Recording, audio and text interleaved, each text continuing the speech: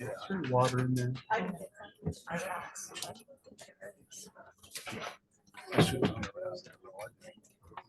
don't think there is other than in the sauce.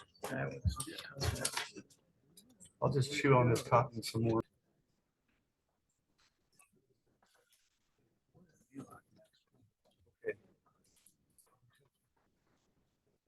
I'm doing this properly. Ready? Okay, we're reconvening the first reading today of the Johnson County Council on the 2024 budget hearings agenda. This is the second day of the first reading on Thursday, September 7th. There's a couple of items I wanted to talk about first going forward, and just very quickly, but there was a lot of consternation yesterday caused by the 5% letter that we had sent out to everyone in the county. A lot of that's the two letters were sent out, one with a 3%, and then we had an evaluation of the 3, 4, 5, and 6%. And I think the council decided that we were going to go and ask for the 5%, but there were some qualifications on the bottom of the first letter that I did not include with the second letter. So that created some confusion and consternation. And I think moving forward, I just want to reassure everyone that we're going to try to be fair and equitable with that consideration, especially with the, commissioner's regard. So going forward, I wanted to say that one of those qualifications was that we were sending that 5% out with the knowledge that we had a lot of data that was still to come in. One was by the financial advisor, which we got at 10 o'clock yesterday morning. The other is some data that we had been waiting on, and it was a recently published book by the county's AIC. It's our county conglomerate of counties that provide this information. And our auditor's department, with the grace of our auditor, has allowed us to utilize one of her members, and that's Kirsten and Amy, to produce this data, and you have it here in front of you. So what we've done, what they have done, is they've taken the county fact book and they've entered all those numbers, and what you'll see in front of you is a ranking of Johnson County in the top 20 of population counties. So there's 10 counties above us, 10 counties below us. And you'll see for every position how we rank. And so there is a ranking at the bottom of the page, on each page for each position. This is not to be meant to adhere to. It is just another frame of reference for everyone to determine if we're out of line or if we're way out of line in either direction. And it will allow us to give some consideration as to our final decisions. So a lot of data in front of you here. I don't expect everyone to absorb that in a matter of 1 minute, but I wanted to lay it in front of you. And Kirsten, if you would kind of explain that number on the bottom a little bit, she does it so much better than I do. Yeah, please. And then if you have any questions because this data is, it's pretty raw. I would begin with, right? Let me lower this down. I'm really short. Kirsten Larson, Deputy Auditor. So good morning. What you have in front of you, like John T. said, is the strict data that came straight from the fact book. So that's the information that was received by all the counties in the state that participated. As you can see on there, there are 4 counties in the 10 above us and the 10 below us that did not participate. I was unable to find their 2023 data.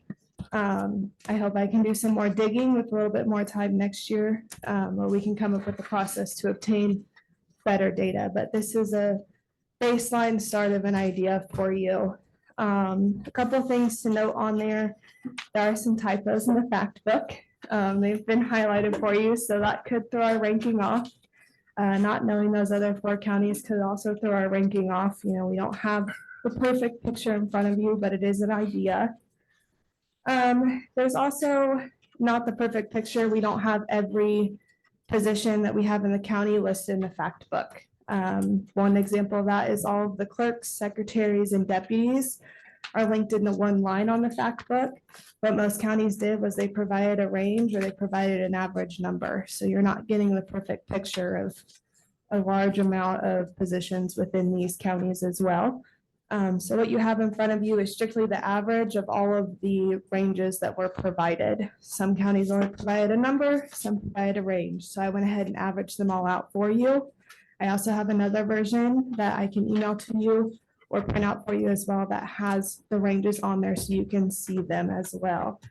So like I said, it's a baseline. In the future, there's definitely some things that I think could be done differently to give you a better idea of where we stand, but at least you've got this information in front of you. And the fact that comes out every year. So we're looking at the 24 budget, but we're looking at the 23 numbers. So it's a little bit of a gap there, but at least it gives you an idea to get started. About 2 years behind in A little bit. in essence, but it does give us a ranking here. And can you explain the bottom number for them a little better than I did? So Yes, like and- for example, commissioners number is 13, the bottom on the ranking, and that is the ranking of that 20. So Correct, yeah. so there, how many would be above commissioners in pay and how many would be below? So we're at a 17, so for 13, there's gonna be 4 below us, and there's everybody else is gonna be above us. Right, so that's how you read those rankings and you'll understand that, you know, where they fall. Yeah, for sure. But it, boy, I tell you what, this is great. And it needs to be, and she has done great for what she's had to work with and the amount of time she's had to work with. So my hope is that this committee, going forward, we can improve this process that we're going through right now by providing data to the council well before the time we're in the process. So I would suggest for this committee that they somehow come up with a recommendation or a mandate for these things to be done prior to those dates. Of course, this is an ad hoc committee that only lasts for 6 months, so you've got a limited amount of time. But this is one of those things, this with charts and graphs, as has been presented in the auditors, would be great. And of course, there's more. This is just the tip of the iceberg, right? Yes, yes, it is definitely the tip of the iceberg. Now, what do you have coming? I mean, what else? What can we provide before second reading to the council? Want to talk a little bit? What do you want? Well, as much as we can get. But I'm going to ask the council this question. So we have a lot of data here still to absorb. And my thought is that we have budget workshops beforehand, before the second reading, you know, with two counselors or 3 counselors. So we're not having a forum, but going forward to just kind of compile that data, understand it, and maybe give it some consideration. The other thing I wanted to say, and stay there, don't go yet, is that this first reading has become an introductory reading because of that. So the numbers that we are getting and are receiving will be compiled, we'll look at it, and we'll determine then at that point in time where we are overall. And that's going to have some bearing on how we go forward in the second reading. So given that, I want to open it up for everyone. And have I said too much? And is there anything anybody else wants to say about that?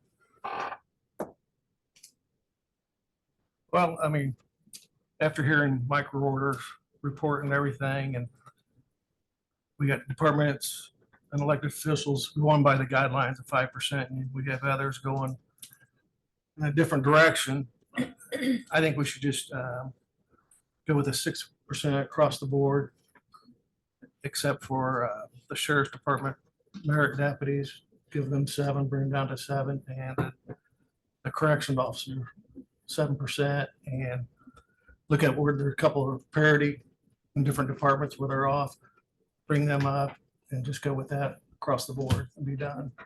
Because I think the next second reading is going to be a mess. And we're only scheduled until 1 o'clock till we have binding and binding and non-binding reviews. That's just my thought. Okay. I mean, I think there's money there. If there is going to be a shortfall, county's in good shape. We could take it from the rainy day fund to make up the difference if there is one. It's a good point. It's a good suggestion and That's just my thought. good consideration for the council. So- Because I mean, the first reading, you know, you got the elected officials, department heads, went past the first reading. Right. And usually that's when we do the nitpicking and start, you know, whittling it down. And the second reading usually is the fine tuning. So that's just my thoughts. Yeah, and going forward, maybe there's a different way to do this, is to have an introductory reading and then a first reading and a second reading. And I don't know if that's a statute that we have to abide by a first reading and a second reading, or if it could be a local rule. Just a suggestion. For statute, I think the other thing is to consider, you know, the elected officials department's times to not do redundant efforts on, these budget hearings are long, they're exhausting for this body, but also, you know, so. Perhaps the introductory is just council only. We could review that, I suppose. I know we had talked about maybe having Mike come, not the hour before this body considers the budget, would probably be helpful in the future, just so the body has time to absorb what he's telling you guys and then make decisions moving forward. It doesn't make much sense to me to have him come present and then you guys launch right into it. There's no time for y'all to process that. So I think that would make sense to have maybe a meeting with him ahead of time. If that's your introductory.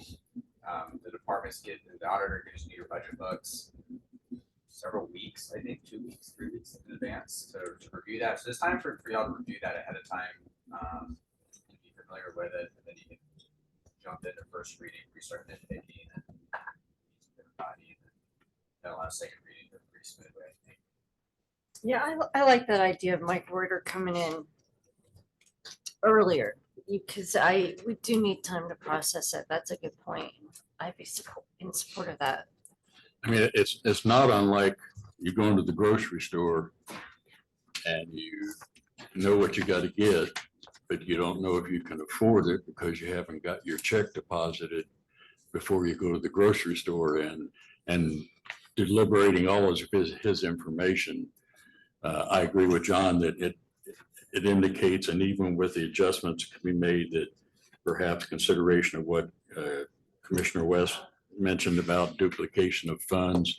I mean, financially, it appears to me that we have the ability to make some, whatever is considered by the council, reasonable adjustments in salaries and still be within budget and still be, for what we all like to say, a balanced budget. The question that I have from, you know, there's two questions. One is the appropriate time to do it and how to do it. And with what John is suggesting, John Eddy, if we make adjustments, if we accept the budgets as proposed, and we make a suggestion or take an action by the council to consider whatever proposals are put forward, does that give everybody the time to do what they have to do to adjust the budgets to the new resolution or whatever action would need to be taken by the council? I think currently it's kind of cumbersome. And that's what I'd like for the committees to do in the future, is to have a standardized presentation of the budget where a number, a proposed number, whether it be based on COLA or whatever, to just as a guideline going out, that number be a plug number that can be changed and that would change the overall spreadsheet quickly. I would suggest that the committee suggest that and come up with a standard form for all departments to utilize. Well, as you know, I'm chairman of that committee, and I know that's something we're going to be considered, but I'm speaking about action on the 2024 budget. What would we be able to do? Well, I think it's maybe a question for the auditor's office. I know last year this body did that. Don't ask me to repeat the formula, it's very weird. But yeah, after first reading, y'all made that recommendation to do that formula, and that's way more complicated, I think, than just a 6 across the board raise. So from that standpoint, if they were able to do it last year, I think something like that would presumably be feasible. It seems easier than what we did last year, but that's, So of course you weren't here last year, but. So then our conversation and opportunity for debate is whether or not it's 6 or 7. And John suggested the 6, as I understand it. 6 for the employees. And where the parity or disparity or departments, I know there's a couple, bring them up. The sheriff's deputy, 7%, the correction officers, 7%, elected officials at 5%. And of course, we had a few others in there, like the surveyor and some others that may be presented today. Right, it's like, those are my recommendations. I mean, if you guys want to change I it. think, and the surveyor, and his was based off a statute where he's entitled to, assuming he certifies it to the commissioners. That one may be one where you might want to carve out potentially on for him, but I mean, like the prosecutor, his is by statute, I believe, and the sheriff is by statute, I believe. I'm just throwing it out there. Yeah, Because I mean, it's just That's good. something to think about. And I think if we do that and with the corrections officer, because it's like they were like at 10 or something, bring that down. There's more room to bring in items into the lit to free up general fund money. John, yeah. I think that sounds reasonable. I'd like to see what it looks like when they put it in the. Yeah. and I see think that's what the we're- budget then looks like in that regard. I mean, if nothing else, we could review what it looks like when it's been put in the budget and then make a decision from there. Like he said, it might free up some things. Councilor Burton. Not a word, Okay. Not a word, not a word, yay, nay, or in Not a between, word. undecided. not a word. Well, And then I thought last year's formula was very convoluted, very confusing. I think, I mean, it was just a hodgepodge of craziness. So I'm for a more of a flat 6%, and I do believe elected officials should remain at 5%. John? I don't have much. I think it brings a level of consistency that I felt like was missing on Tuesday. We were kind of all over the road and I walked out here a little bit confused because of that. But I think what this does is level sets that concern. So I agree. I don't know what the numbers are, but I agree with the approach. I think what it exposes to everyone and what I hope is understood that this is a difficult process. There are so many considerations with so many people in so many positions. And we trust the judgment of the elected officials and the department heads to give us the best look at where they're going. I think that's where we need to rely heaviest on. But staying within our means is the most important thing, and representing the taxpayers' interest is what this body is about. So just one more thing I had for Kirsten. Kirsten and Amy, you did some analysis of the COMO and some other positions. And could you just touch on that just a little bit as to what it is that you're going to be able to look at? So we began the process of, we started with the COMA positions and we analyzed them by the descriptions, the salaries, years of service, and the classifications just within the county, and it is all over the board. So I think that's one thing that the personnel committee is going to address. But again, we didn't want to rush and do that for the 24 budget. Right. So it's kind of along the matrix that Andy was talking about, but that we wanted to use going forward. Right. So just trying to standardize it within Johnson County before we start comparing it to other counties. Yeah, that's wonderful. Because I think, you know, when you got somebody in a position and they work there for 35 years and somebody that's worked 2 years, if we don't have a recognition of that by some means, then we're flawed.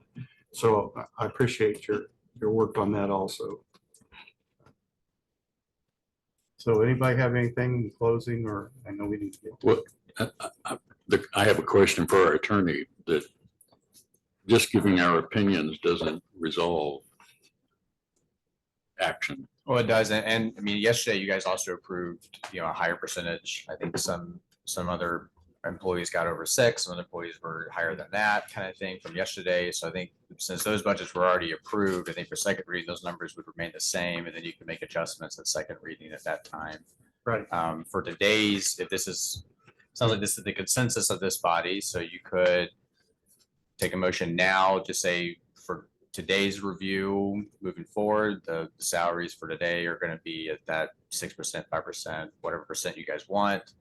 And then make adjustments when you go to approve the individual departments. Say, okay, well, we're going to approve it as presented with these changes.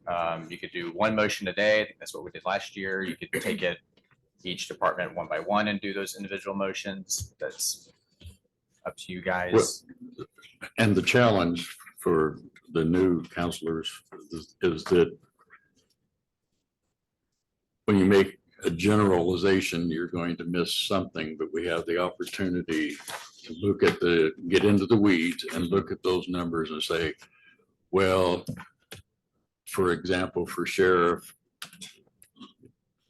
it isn't necessarily for the different positions. Maybe there's where it was 13% or 12% or whatever, that those are ones that we would look at line by line at the second reading, potentially. But today it would be a general consensus. I don't think it should be a consensus. I think it should be a motion. So we know, so it's clear to all those people out there. No, yeah, for sure. It should definitely be a motion. I think I would prefer if you did it department by department instead of doing Right. one Let's not overbroad change one, because you're horses gonna midstream. end up missing something if you just do one motion for, you know, all salaries kind of I think we thing. need to get So into the weeds and. Yeah. Line item by line item, because I mean, you're looking at utilities or whatever, if they're just putting a 5%, just because 5% was. Well, that's recommended. separate from the personnel issue. Right, but I'm saying, you know, go ahead and go through everyone today instead of just doing a blanket policy or. Well, it's never Resolution. intended to be blanket. At every budget and every fund it's always been open to line item. It has never been suggested that we not do that. Everybody has had the opportunity to look at that. If I'm wrong, please correct me. But if we don't make the motion, then it's not clarified as exactly what needs to be done by the second reading for consideration. right. No, I don't think we do. Excuse me, but I'm going to offer an opinion here. We're already in the process of the first reading, and I've said a couple of times, if not 10. I look at the first reading in this case because we did not have the information as being a compilation of the information, kind of an introductory portion of this budget. And however, you know, it is legally or whatever, that's what we're doing. I mean, we're just assembling the information. And we're going to be looking at the overall part of it at that point in time when we get it all assembled and know where we are, know how far out of balance we are, or if we're in balance, all the better. But right now we don't know. We're in the middle of the first process, and I would prefer that we go forward just with everyone's knowledge that the pressure cooker lid is still on, but we've got that little thing that jiggles on the top. It's been taking off and the pressure's going down. So you've got a little bit of work room here. I just want you to know that. So your response, Adam? I think for today, moving forward to second reading, I think what would be appropriate would be when this body approves X department's budget, if this body is in fact going to be trending or deciding to give just a flat 6% raise specifically for salaries, then today's the time to make that part of your motion in anticipation for second reading. That would be my advice to you. I don't agree. So can I ask a question? It gives us two different approaches for the two different groups we're considering, right? So back to my point a minute ago on consistency, what we heard on Tuesday is going to be very different for that group than what today would be if we go down this route of changing our philosophy, if you will. The change of the philosophy seems to me would be appropriate at the final reading because nothing's been approved yet, right? It's been recommended. Adopted. Right, correct. So it's still subject to change, is it not? Right. Or will be, obviously, by. So So, we're work in progress. It should Correct. be that. but two different approaches for two different groups on kind of, and we just heard that. That was I stuck my hand up. That was my only concern Yeah. is that at some point, if we're gonna do this, and from what I hear you say, John, I think you have a plan to do that, is we will come back and revisit what happened on Tuesday in order to fairly line it up with what's going on today. Is that what I'm hearing you say? Yes, yes. I mean, everybody is given due consideration today. And And- as far as the individual line items, we didn't go in, as Mr. West suggested, in the things that we talked about, we didn't go into them publicly. But I guess that makes it kind of difficult because I know that we have, prior to coming in here, we've looked at them. So sometimes I forget, people sitting out there don't know, that we did scrutinize each line item. And I can see where there might need to be a little more clarity there. And going back and looking at Tuesday, there are some additional questions that probably should have been asked when I went back and looked at the budgets. Not that it would be right, wrong, or indifferent in any way.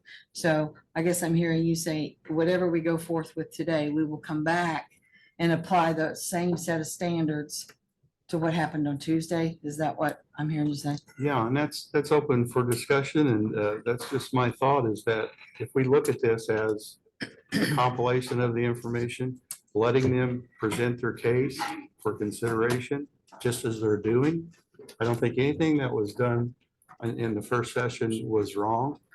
And I think we go forward knowing more and given equal consideration to what was done before as far as process. But what I'd like to do is get to the budget here, and I need to end. So go ahead. Well, I think your point is well taken, but the direction of recomputation of the numbers, nobody knows exactly what they're supposed to do by second reading if we don't give a motion today that is general in its nature. Well, then let's wait till the end of this session to make that consideration. And you can also do that too. I mean, if you want to go through the budget and then just say, okay, well, we approve these budgets, but And then have the debate at the end. Yes, because Okay. nobody has time to go back and make changes prior to their presentation today. Correct. Right. Yeah. But we can instruct them for second reading Then let's, to have it updated. and what you're saying, John, is let's just go ahead with the hearings as presented, let them make the case. And at the end of the meeting, debate what we're talking about right now. Yes, sir. Okay. So is everybody ready to move forward? Like a consensus? Yeah. Yep. No, I'm ready to go home. So, Yeah, I've been over there, I'm ready to go home. so now comes the task at hand. So here we are. First one is, and I want to thank No, I was thinking Auditor's about- Office for your help today. Thank you. So 1001116 Cooperative Extension. Sorry, Sarah. If it helps at all, the extension office actually tests the canner lids and the gauges. So you were talking about the pressure cooker, that's a free service that we offer. If you have a Presto canner, we can check I'm that for sorry, you. this is page 59, if I can help in any way in that regard. Okay, so Sarah Hanson, Purdue Extension, and Heather Doherty, Young 4-H educator. Hi, Sarah. Hi, so you can see what you have there presented. I don't know if you have any questions specifically on salaries or other things that we requested for 2024, but we're here to help clarify if we can. Okay, any questions for Sarah? All I know is I have a great big thank you written at the bottom of your budget. Yeah. Yeah, I like the notes you put at the side explaining it, so we don't have to ask. Yeah, and I think Great point. on my copy here, it does say under the intern item, it says it's new. I think it was created the previous, so it's not technically new anymore. So we separated it last year out of the part-time. Other than that, the comments should be correct.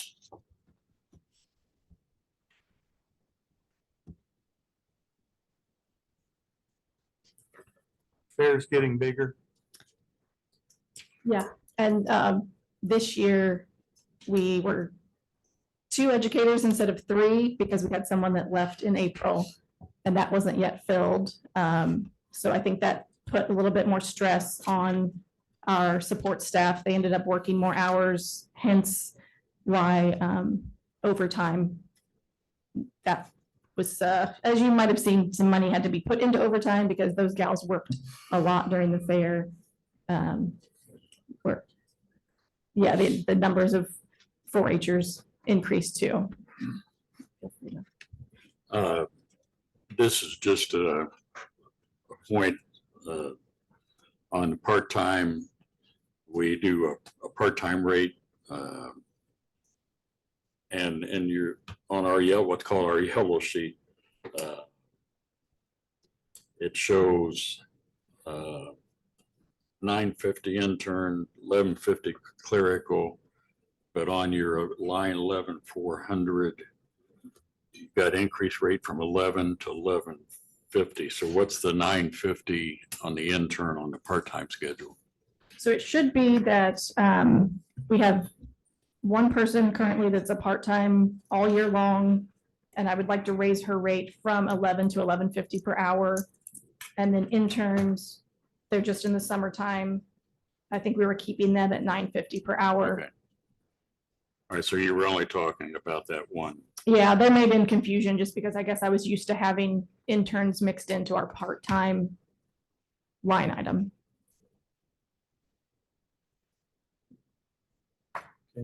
Any other questions? I think it's pretty straightforward. I move, we approve and move forward to next week. Motion by John Dittmers, I'll second that. second by Melinda Griesmer.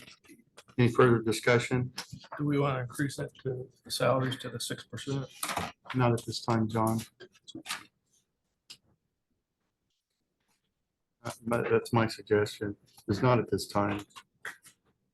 Let's wait and do it, at the end of the hearing. Something that can be anticipated, right? Yeah, always good to have something to look forward to.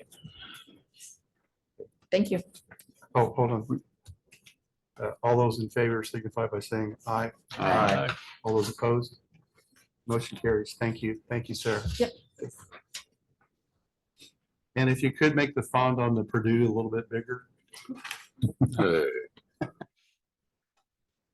Okay.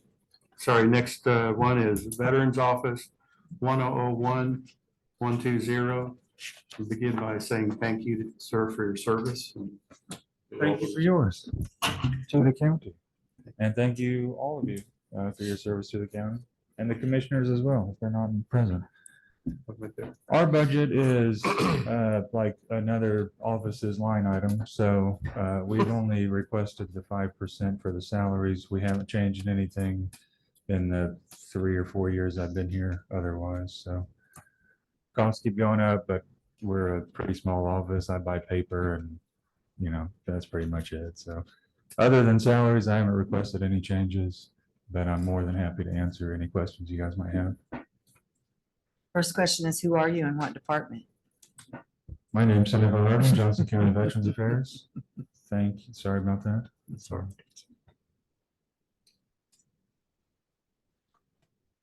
I just have one spending item. Although there's no increase in your budget, the balance as of the time we received the report, which was June, you still had $1,000 that hadn't been spent in office supplies. That's usually, we just wait until the very end of the year we have a little closet and I just go in there and inventory it at the end of the year. And we just ordered several reams of paper and stuff like that. It's mainly just our paper and our notepads and stuff like that. But I just do it annually. At the end of the year, I make hey, what do we actually need? And then I just try not to spend anything else so it can go back to the general. Thank you. Anybody else? All right, entertain a motion. Make a motion to approve 1001-120 Veterans Office as presented. Motion by Ron Deere, Second. second by John Mollers. Any further discussion?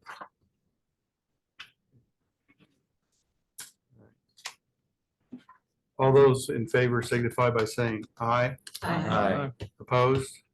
Motion carries. Thank you. Mr. I Commissioner. just wanted to make a comment on Veterans Affairs here, and you can think about this, it's the second reading, but this is, the Director of Veterans Affairs is an area that's been sorely underfunded for a number of years. The service that he provides and the people that he's servicing in our community is, I'm not sure we could ever attach an appropriate monetary value to it. But I would hope that by second reading, you would consider the director's position and what his salary is in conjunction with the service he's providing. Thank you, Ron. Well, thank you, sir. I'll take a compliment anywhere I can get it. So I thank you. That's the nicest thing anybody will say to me all day. You guys have a good day. Take care.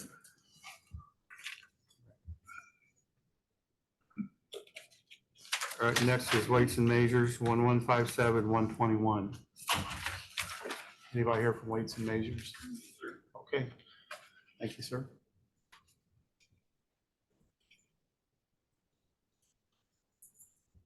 Greg Nelson, Johnson County Weights and Measures. Great. Sir. There's no changes. I followed the salary as suggested at the 5 and didn't add or change anything else.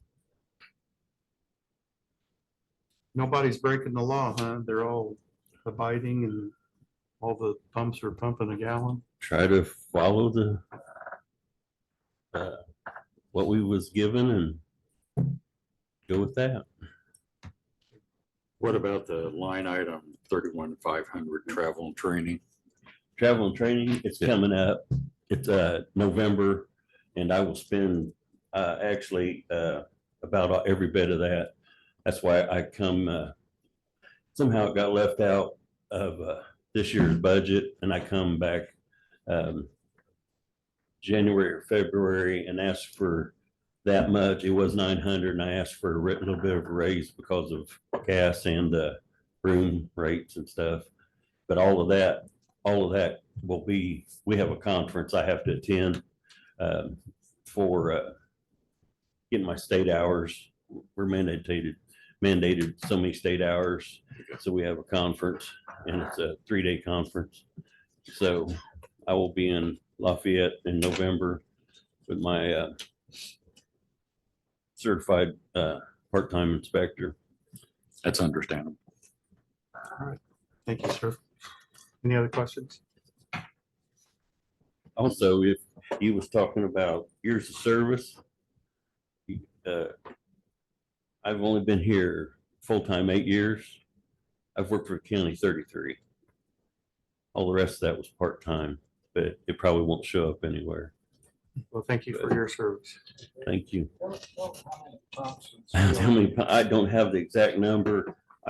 We check, right now, we're right almost at 2,000 pumps, probably by the end of the year. If they get 2 or 3 of these other gas stations, there's one in Nineveh that's gonna be open before the end of the year. That'll add more pumps. And right now there is 2 on the board in Greenwood, what I understand. One got turned down, but there's still 2 more. And then I check all the supermarket scales. Even when you go into Walmart, there's only 2 scales or 2 lines open.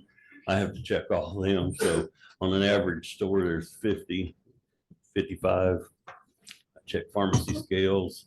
I check nuts and bolt scales at the hardware stores, anything that ice cream scales.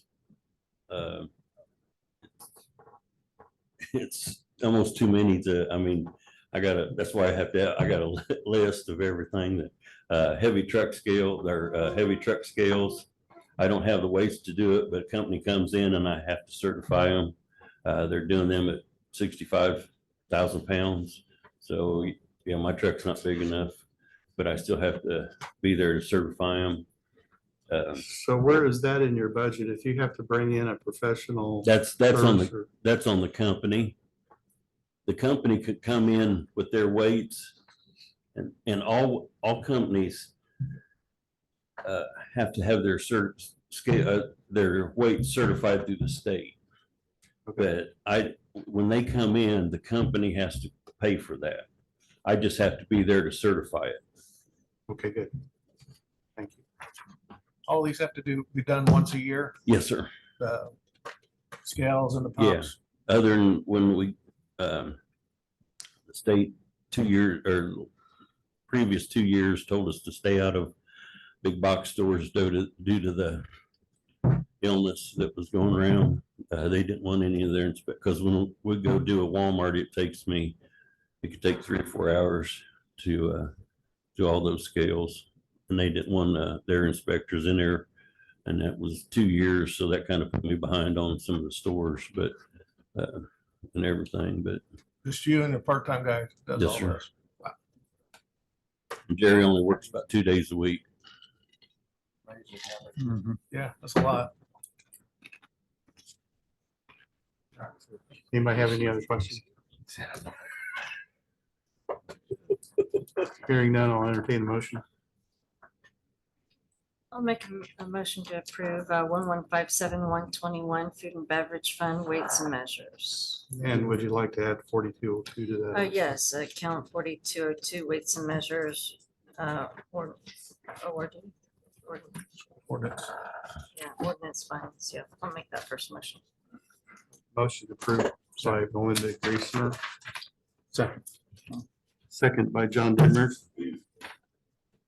Any further discussion? Hearing none. All those in favor signify by saying aye. Aye. Opposed? Hearing none. Motion carries. Thank you, Craig. Thank you, Thank Hal. you very much. Thank you.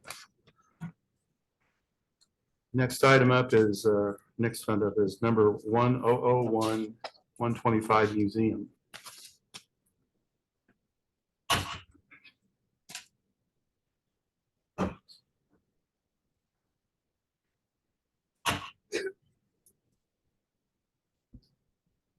Good morning, everyone. David Pfeiffer, Johnson County Museum. Mr. Pfeiffer. It's been an exciting year with the County Bicentennial and Franklin Bicentennial, so we've been on our toes. We've got the Johnson County Bicentennial exhibit opening actually next Thursday, so we hope everyone can join us on the 14th. And then the big Bicentennial celebration will be on September 30th. So it'll be kind of all-day festival going on in Franklin here. I stuck with the guidelines that were given. Let me know if you have any questions.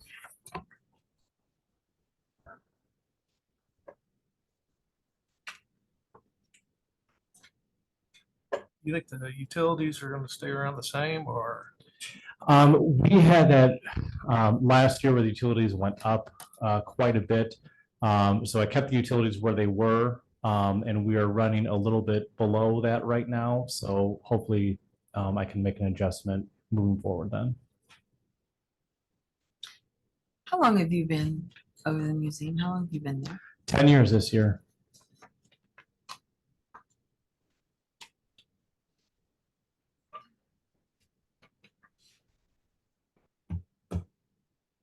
Okay, any other questions? Hearing none, I'll entertain a motion. I'll make the first motion to approve account 1001125 general fund museum. Motion by Belinda Griesmer,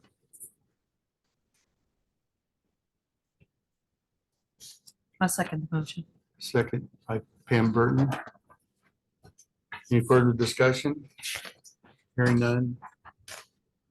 All those in favor, say aye. Aye. Opposed? Hearing none, motion carries. Thank you, sir. Thank you. Have a good day.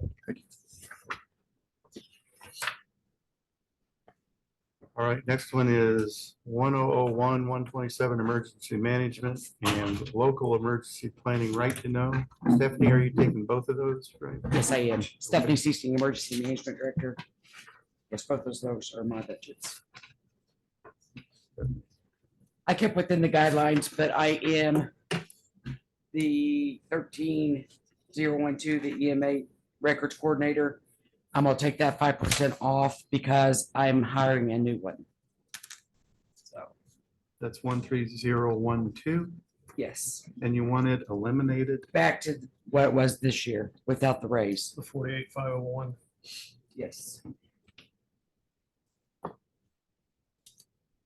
That'll be another consideration for the personnel committee is ranges for low to high. So that when somebody new comes in, they're just not automatically put in at that Right. existing rate. And Yeah. that's very wise of you, and thank you. You're welcome. Line 3911, 13012. Under, is The on three- 3911, that's a reduction. Just for an understanding of emergency disaster spending, why that's We reduced. always keep $1 in there. Just so- Keeps that fund active, so like this year, I came to you to get money to put in there to pay for both tornadoes. That's so we don't have to do a new line item. This started after the 2008 flood. Yep. It was just easier to have it in my budget, so I have control of spending for everything, so I keep track for FEMA and the state. And if there's no need, then it stays the same. It If just there stays is $1. There is one, then you come in, tell a story and Correct. way to go. Yep, thanks. Yes.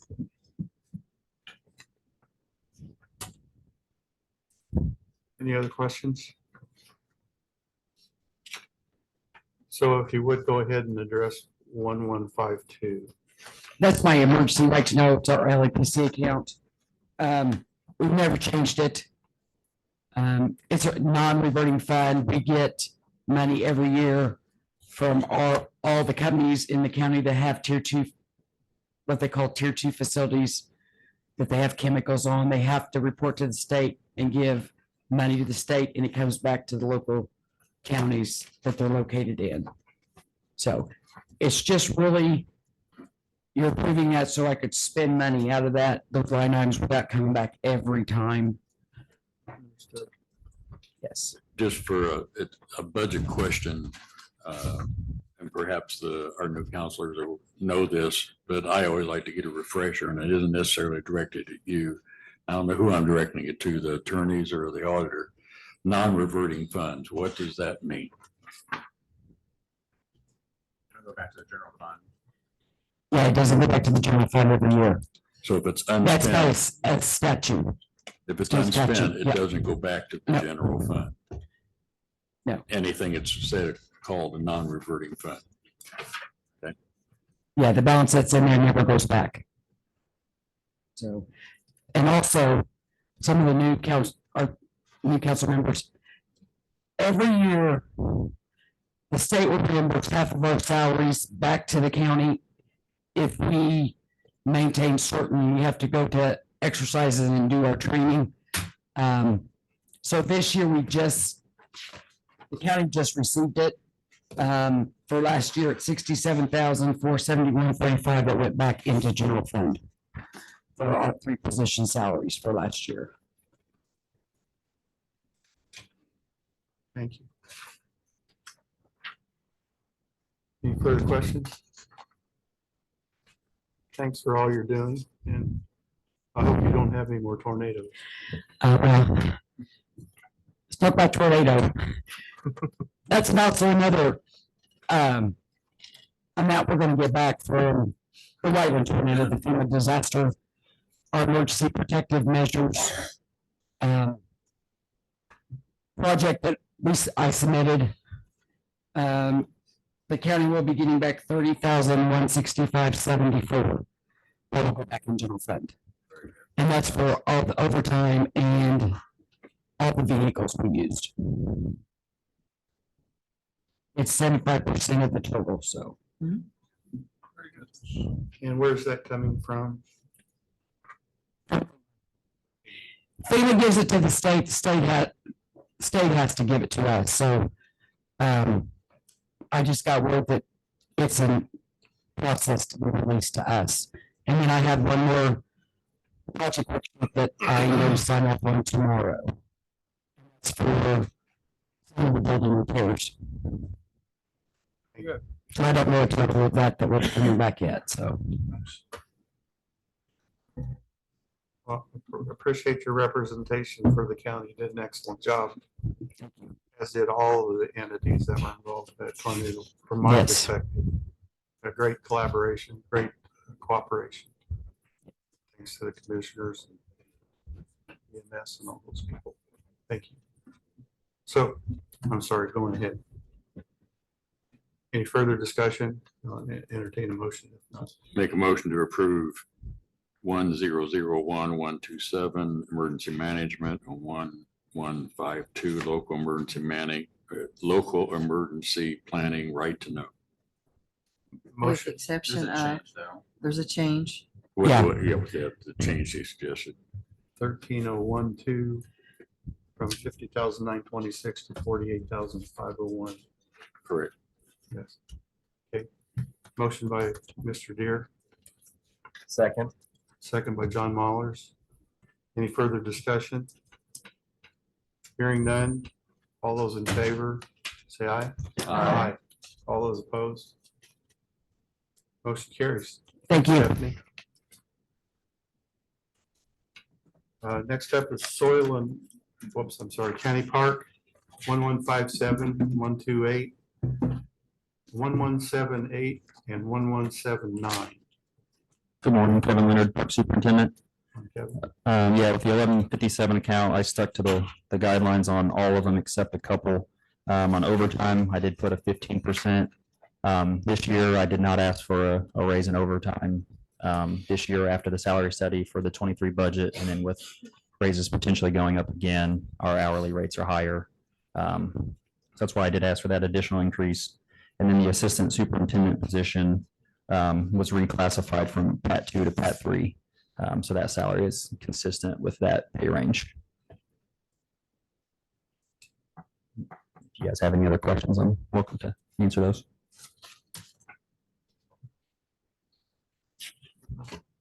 I was just recently down at the park and I saw how busy you were with the horse, and then you had an auto show, you had a train event with a steam train engine. If anybody hasn't been down to Johnson County Park, you need to go, because it is extraordinary and doing good things. Thank you. Now back to budget. Anybody have any other questions?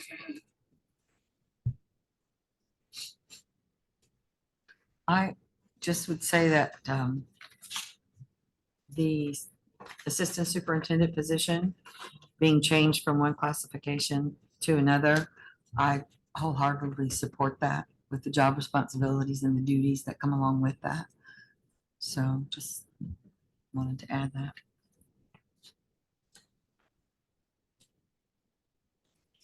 Like to also point out, I am their liaison and have discussions with them about their part-time rate. And that is being recommended as changing for 2024. And it's reflected in the budget.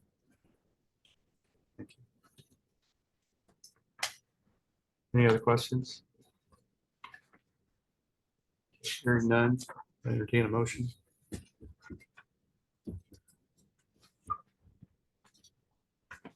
And this is 1157, 128, 1178, and 1179.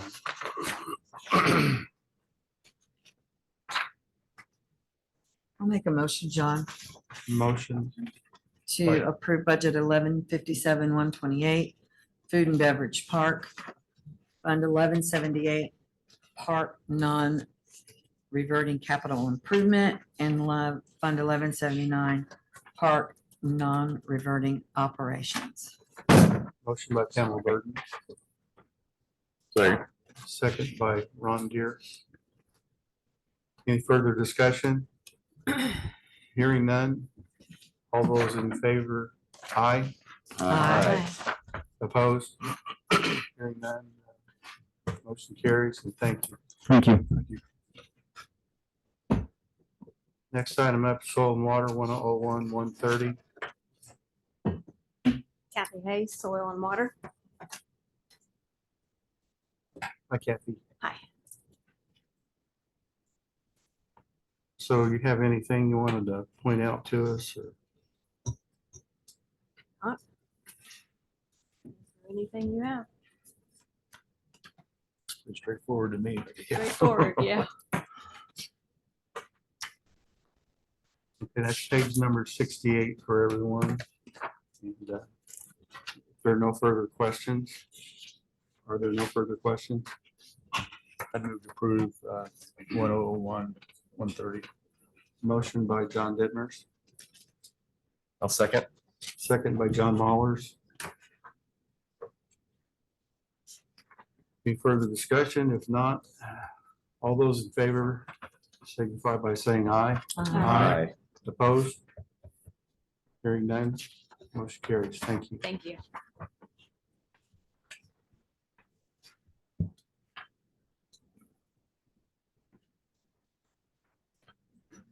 Been waiting for this one all day. 1001, 144 Fleet. Hello, fine sir. Hello, Bob Galinsky, Johnson County Fleet Director.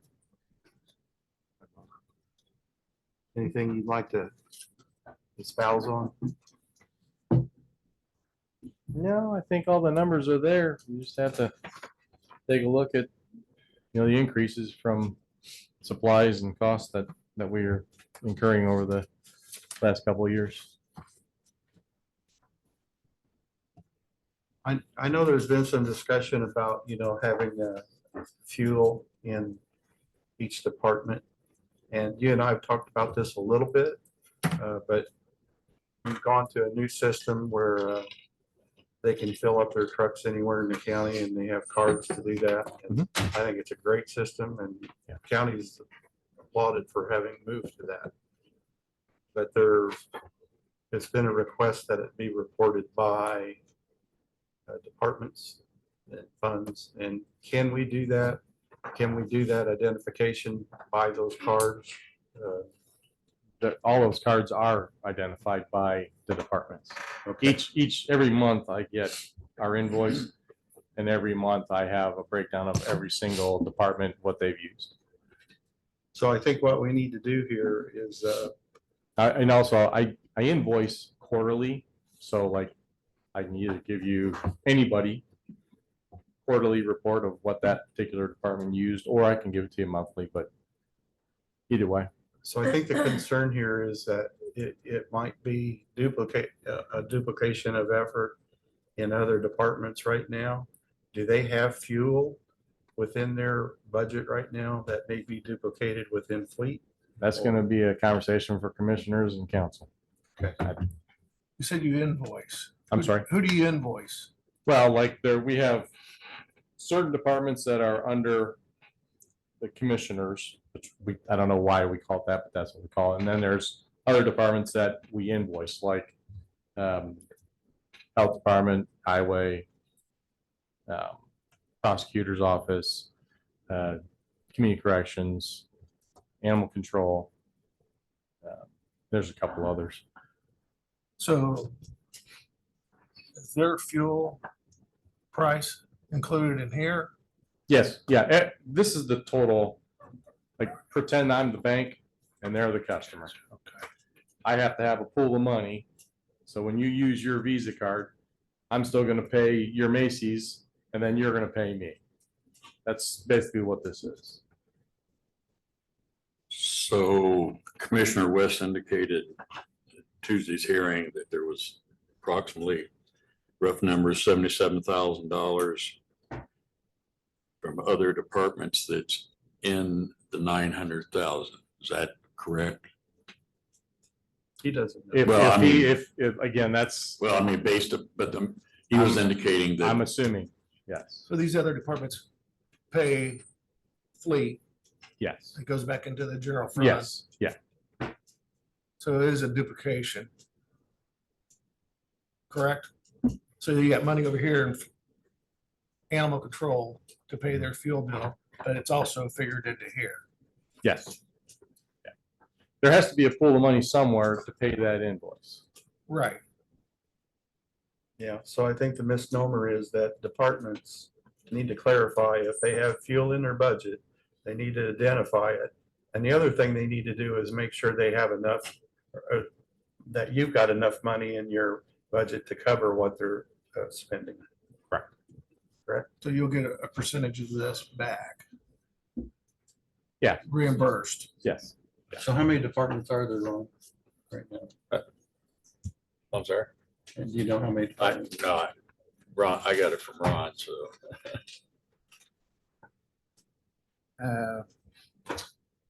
But for all the departments total and what you spend, it's not over 900,000. I can't say what it's gonna be next year, but that's what our hope is, yeah. Our hope is that we don't go over that. If not, then I'll be in front of you guys asking for Yeah. appropriations. And there's a crystal ball. So I there. think Ron's point is that we don't have a true and accurate budget for some of these departments because it's not line item in their budget. What's everybody's getting confused about is what I'm suggesting is a fuel line item just for budgetary purposes, so you can see how much each individual department that's using fuel is spending. They would simply get with fleet. Bob's got all the numbers, does a great job. He would simply say, okay, and last year you spent that, we billed you this much for fuel. For 6 months, you've used this much. And so that elected official or department head would calculate what they want to put in fuel line item. As when it comes to paying, that's a different subject altogether. And he mentions he's got 900,000 in a fund. Well, that we could have a separate fuel fund that's paid out, just like we do with health insurance. Right now, we've got various departments that reimburse for health insurance. It's the same principle, but in the absence, I figured 17 departments that use fuel. And out of that 17, there's only about 8 that have a vehicle repair and maintenance line item in which there's fuel. So, and again, I go back to the sheriff's department. Outside of the highway department, and maybe even beyond the highway department, they're the biggest consumer of fuel in our process. Almost $300,000 a year in fuel. You're telling me that shouldn't be in their budget? I mean, for Right. budgetary purposes and accounting, that should be in there. So it's just a simple matter of having a line item that says fuel. Then you have your vehicle repair and maintenance, which would cover the parts. They would give it Bob, he gives them the numbers, they plug them in, and next year when you get your budget book, there it is, fuel. And this is how much they anticipate to But he can spend, do how that. much they use. He can do that by plug and chug report that he can just give to the council. I'm concerned with a duplication of a budget number.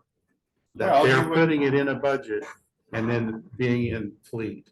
That's my concern. There should be no fuel outside of fleet in a perfect world, correct?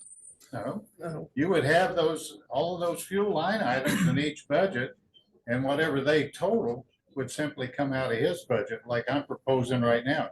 In his budget, he's got highway. Now, highway, when you look at their budget, they're showing $210,000 for fuel.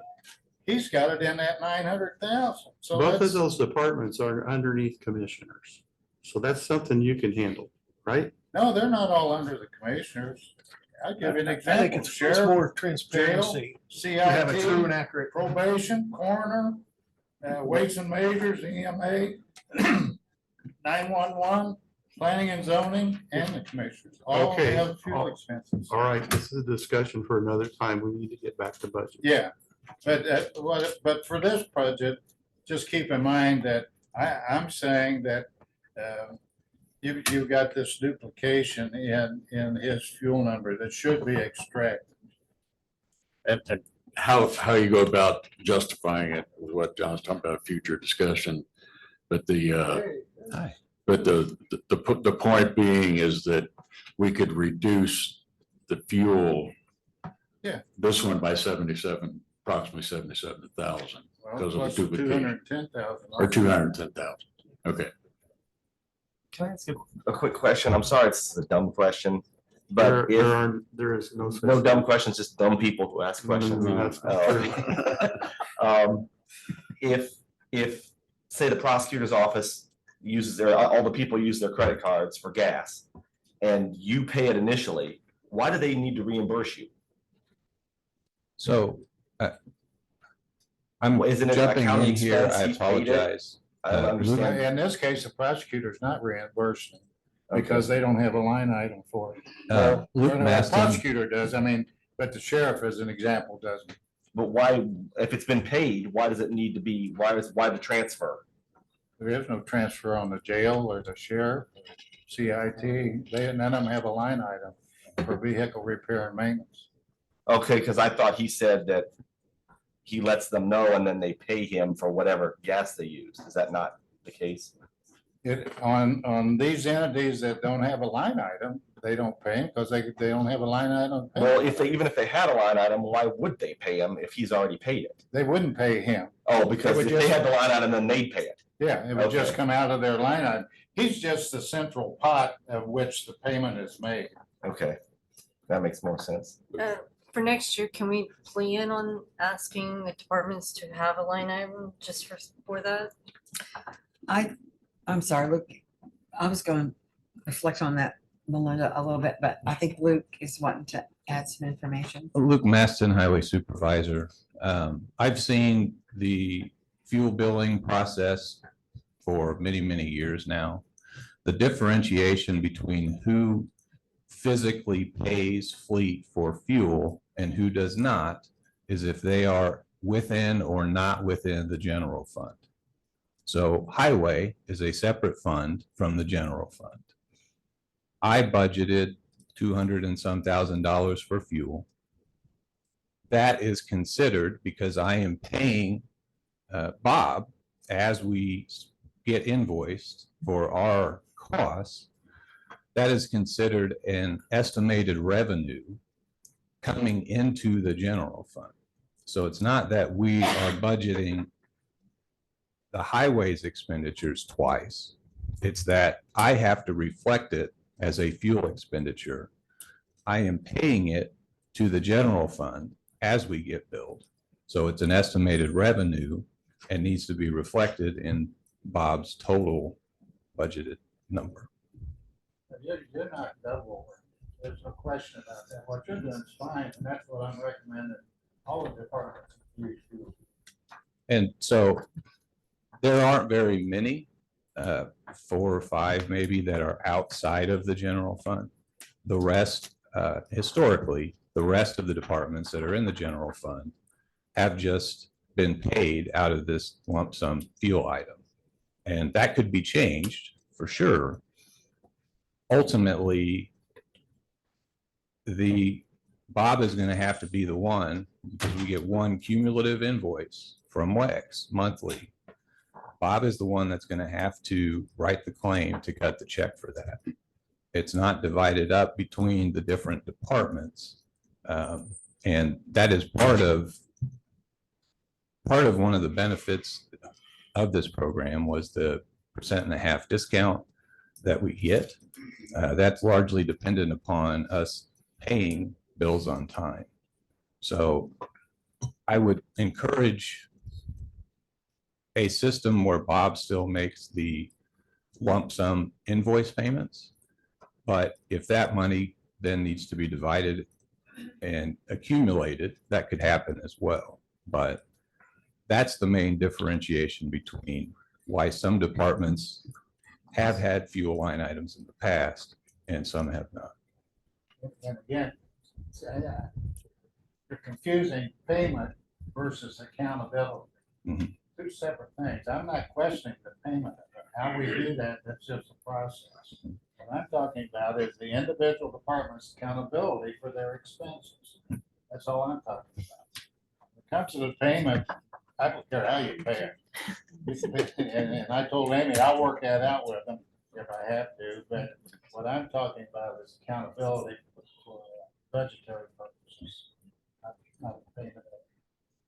Can I just add, council, I mean, the general fund is one fund. The total amount is budgeted, advertised. It's not per department.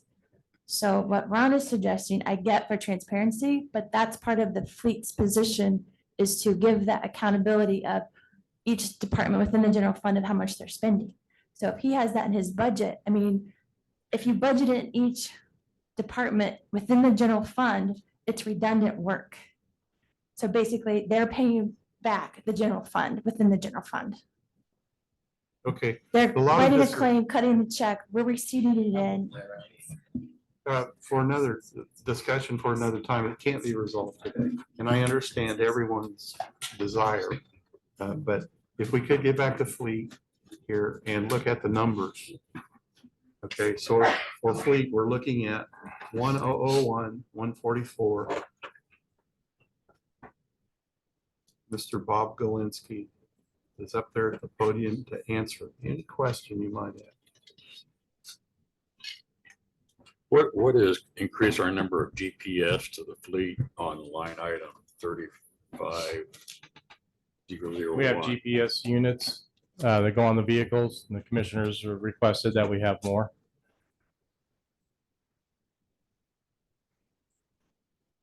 That's a minimal cost for what the Yeah. service is for that. Yeah. I support that wholeheartedly. All right, any other questions? All right, hearing none, we're entertaining the motion for 1001-144 fleet. I'll move that we accept the budget as is for County General 144 fleet.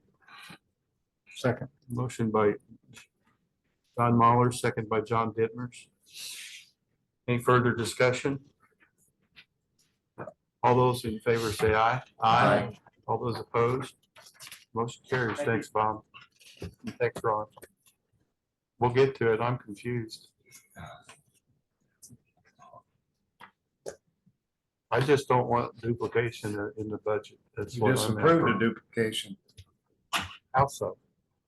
Well, because again, in these entities that have a vehicle repair and maintenance number in their budgets, you approve those, and within those budgets, there's fuel and parts, which is also included in fleet's number. Okay, so we just heard this argument. I just heard it. And we just approved fleet. So going forward, if everyone could please bring that to our attention. And then we will not approve that. Yeah, I can work with them to try to help clarify this. I mean, it's really pretty simple. John, I see the point. I think it's a matter of just cleaning up the lines in each budget. And this is, I shouldn't say this, but a relatively easy fix to get to a net number of what. Yeah. And allocation as far as what the departments are, I think is what you're saying, Ron. Yeah. That's appropriate. Yep. Well, as Melinda stated earlier, you know, it might be something we want to visit and continue to discuss. But as Amy pointed out, and I understand what Mr. West is saying and agree on the transparency. but it is kind of bookkeeping wise, extremely redundant and a lot more work. I feel like we're going backwards instead of forwards, but that's for another conversation at some time. I agree. Don't disagree with that comment. Yeah, either. yeah. All right. Are we finished with that one? Hope so. I need further education there. 1001-911, Public Safety Communications.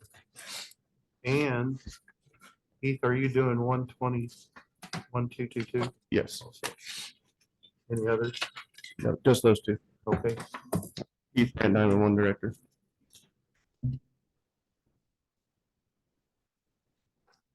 Stuck with the 5%.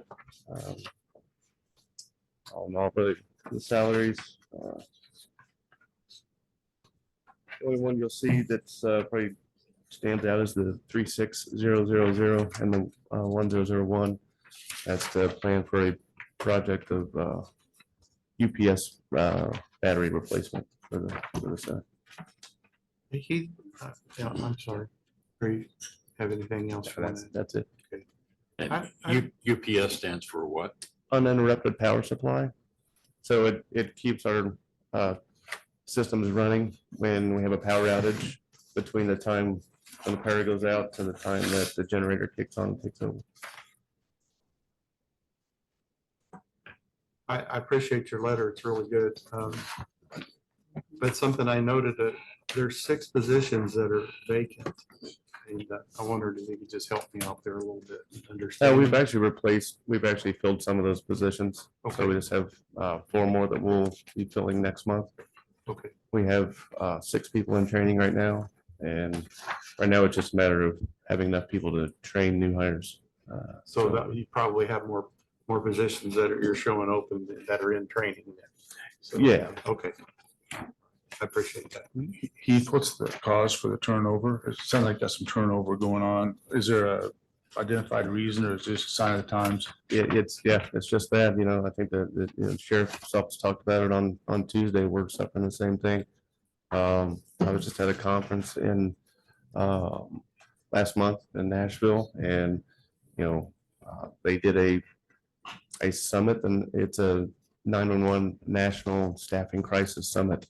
So these organizations are trying to find ways to bring people to the profession because our turnover rate's actually 10% lower than the national average.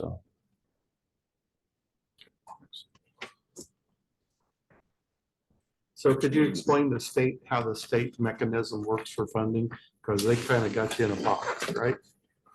Yeah, so we were hopeful that this year the state would actually request an increase in the 911 fee. So when you get your phone bill, there's that 911 fee of $1. That's where all of our funding comes from the state. The state made it clear that they were not going to request an increase in that. I actually anticipate, we're guaranteed the 1.6 million every year. We do get that additional distribution toward the end of every year when the state has funds that they do not spend. The state made some announcements earlier this year that they are going to be taking on some more financial responsibilities for some services. So I imagine that money that's going to be left over at the end of the year is going to decrease, which would decrease our additional distribution toward the end of every year. So I'd imagine that overall number, which has been around that 1.9 million, will probably end up decreasing. And I think that was pointed out by Mr. Reuter in his fiscal or his budget analysis. And he would suggested that council look for funding for this. And I think it's something that we need to look at in the future. Down the road, years down the road. So it's getting awfully tight over there. It is. Anybody have any further questions for? I have one. Heath, what was the initial consolidation or shortly after? What was that number guaranteed from the state? Was it 1 point?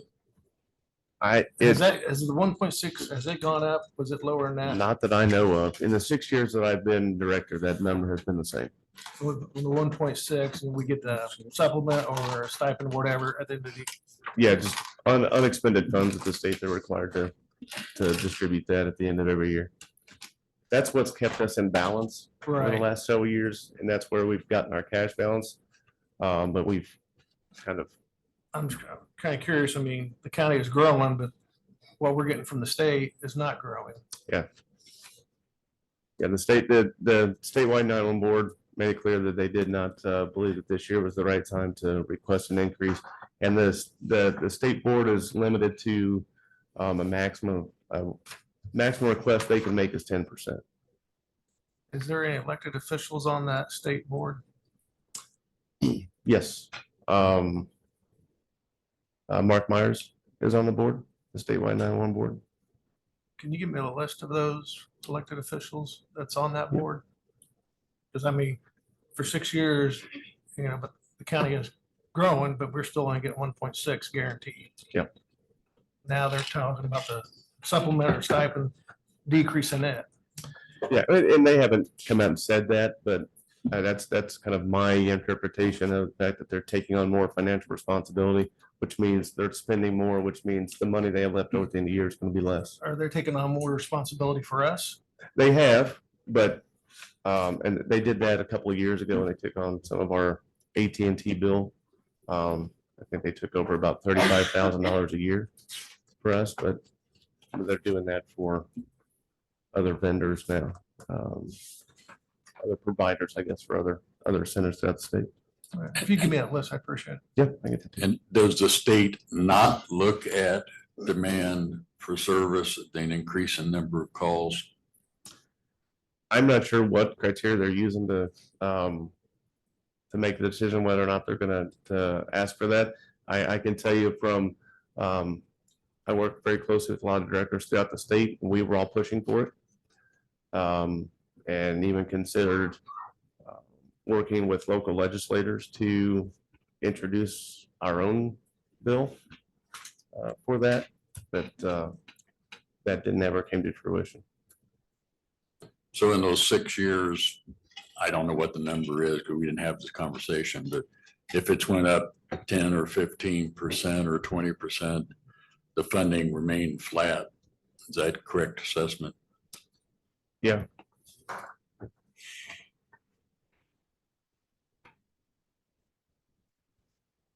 Any other questions? I have a lot of questions, but it's for another time. It's about 988. And I know we've talked about that a little bit, but I'm very interested in how that comes back to us and how we administer that, because I think it's kind of outside our realm right now, correct? Yeah, and they're still working on that. There's a committee that's working on how all that will be integrated. Will that be an increased cost, do you think, in the future? Depends on how they do it. I mean, as far as technology goes, I don't foresee that, but. Okay. All right, thank you. Any other questions? All right, if none, entertain a motion for 1001911 and 1222. Make a motion to approve 1001911 Public Safety Communications and 1222 Johnson County 911. Motion approved by Ron Deere. I'll second it. Second by Jonathan Myers. Any further discussion? All those in favor signify by saying aye. Aye. All those opposed? Motion carries. Thank you, sir. Thank you.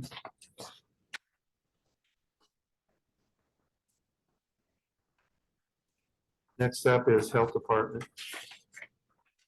And Betsy, are you going down to 1206?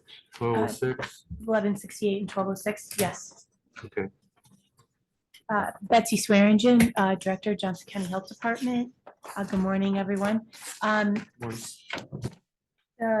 Really, the only change to the 1159 would be we are hoping to move the records clerk position from the 1206 Tobacco Trust grant into the 1159. We have had that position in the past. I was promised that if I kept that position in the 1206 for 5 years, they would consider moving it into the 1159. So we're past the fifth year, and this will be year number 6. And I was hoping that we could, it's a full-time position. It's the only full-time position that's in a grant. So if we could move it to that 1159 fund, I would appreciate it. It's currently in both funds right now in hopes that it'll move to 1159 and then we can take it out of 1206. Also asked for a part-time position in the 1159. We're just needing that with our nursing department.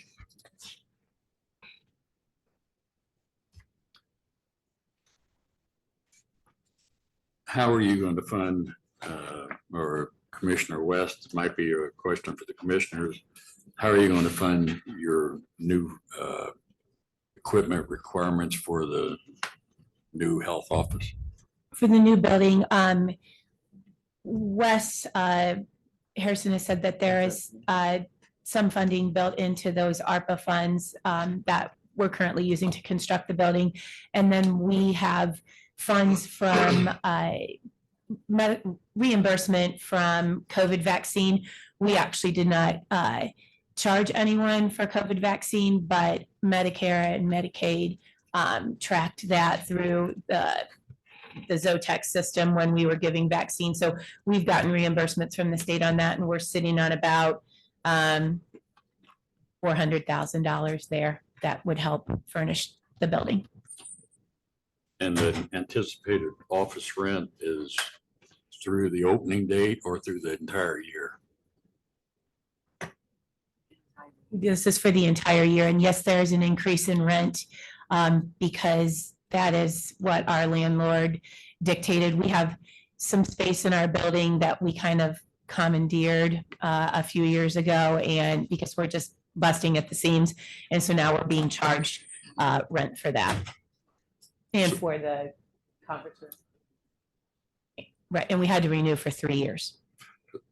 So would there be any savings if we get in there in June, July of next year? Hopefully, we will sublet the space that we're in right now at 460 North Morton and when we move into our new building. Because we have a contract for 3 Because we have a years contract, but no one would entertain a shorter contract than that. and no buyout privilege. I believe we have a sublet, or we can sublet that.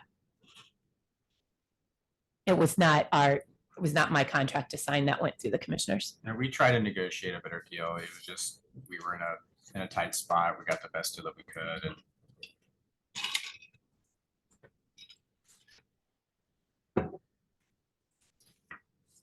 So for 1206 tobacco settlement, where does opioid settlement come in? It's not in any of my grants. That's actually something that was given to the county and the municipalities.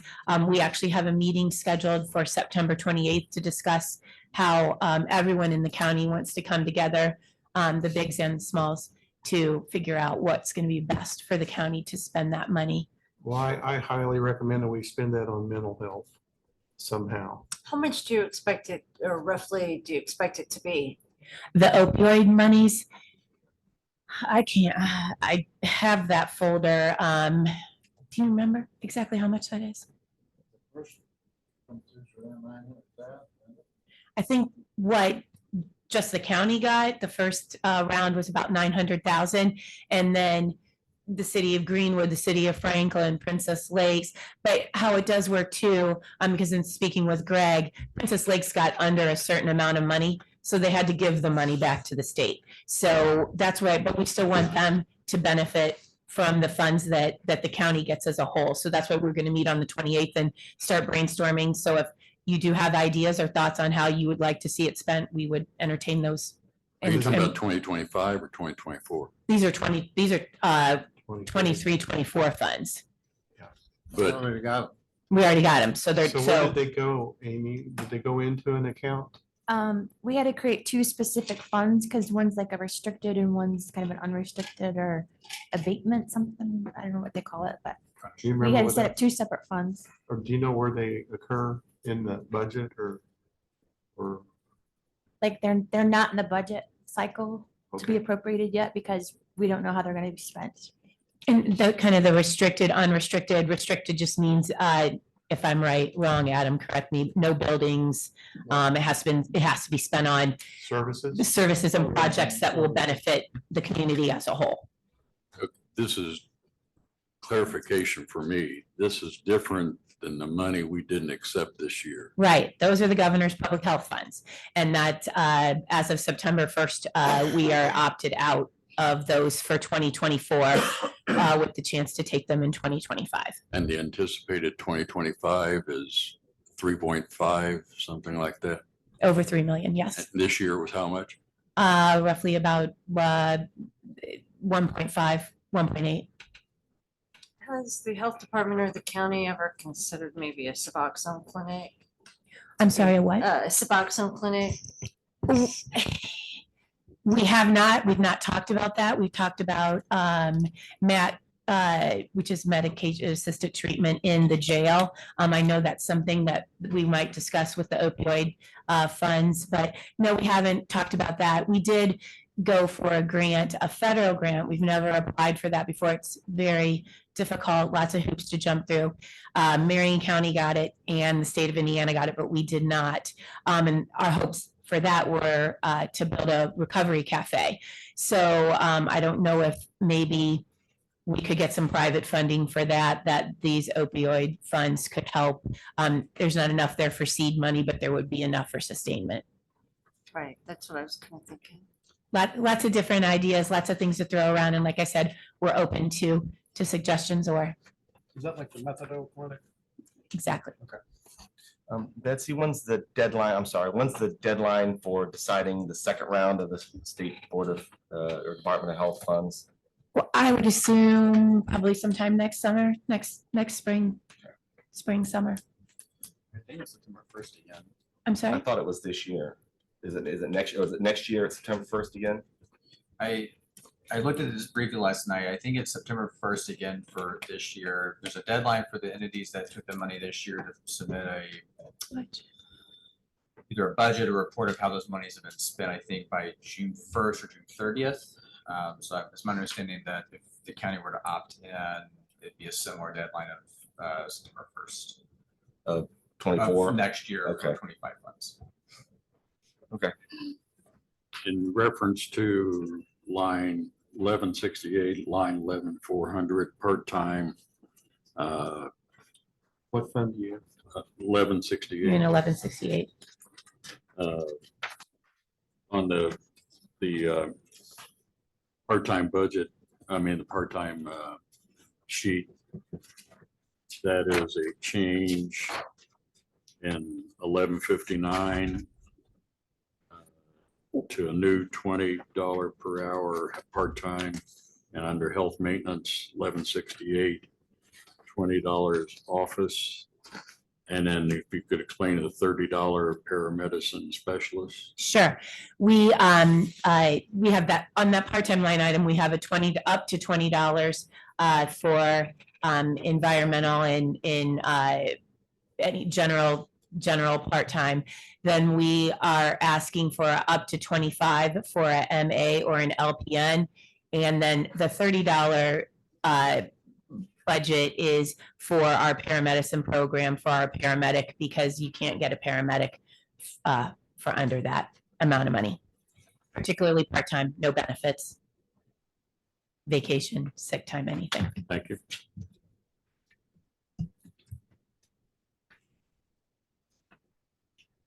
Okay, further questions? Health Department. Further discussion? Hearing none.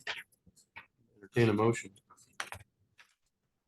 1159, 1168, 1206. I'll make the first motion to approve account 1159 for the health department and account 1168 also for the health maintenance.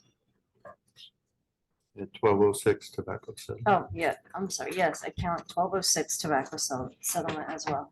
Question, she has one position in two budgets. Which budget do you want to leave it in?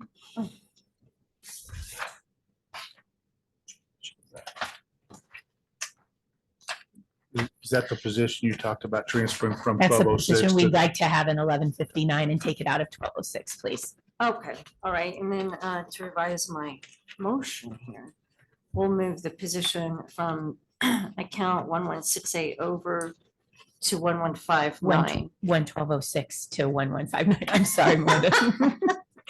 All right, yeah. It's very confusing. I understand Let me do this completely. again. Approving accounts, I'll start my motion all over. So approving accounts 1159 for the health department, 1168 for the health maintenance, account 1206 tobacco settlement, moving the one position account from account 1206 over to the account 1159. Thank you. Like, first moved over. I'm sorry, what? Did I not do it again? Did you already calculate that in the 1206? I mean, 1159, the FICA and Yeah, FERC right with here. the, yes, yeah, it's fine. It's fine. You don't need to move it out here. It's already, it was advertised in both. They were Oh. prepared. We're pulling out 1206 is what we're doing. Okay, I have a motion by Melinda Griesmer, Second. second by John Dittmers. So Any further just to discussion? clarify, so 1168, 1159 as presented, 1168 as presented, 1206 as presented with the exception of accounts 11597 reduced to 0, 14200 reduced to 0, and 14300 reduced to 0, and the health insurance 14400 reduced to 0. Correct. And but then also put over to account 1159. It's already in there. Okay, right, right. Clear as mud. Right. So I had a motion and a second. Now we're waiting to vote, correct? Yeah. Okay, all Can those in we, can we favor? have the actual motion by council state that specifically on the account numbers being zeroed out, just to cross our T's and dot our I's correctly? Could you just redo your motion one more time? I think the only change is just the 1206, so just reference the 11597, 14200, 14300, And As- 14400 and 14400 as being reduced to 0. reduced to 0. 14,400. 14400, that's the approved insurance. Well, that's the insurance if there's a position in there. If there's not a position in there, why would they pay the insurance? Yeah, it needs to be 0. Is it also 0? Anything related to that position would be zeroed out in 1206 is where we're going with this, right? Right.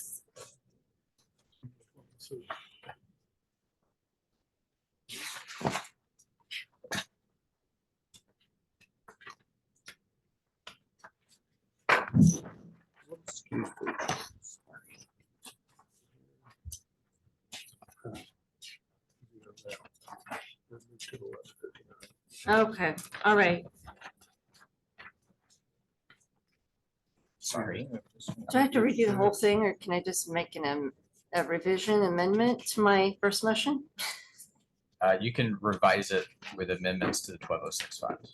All right, so I'm gonna revise my first motion. The 1206 tobacco settlement fund, moving that over to, in that account, the sub-account 14400, employee group health insurance. Is that right?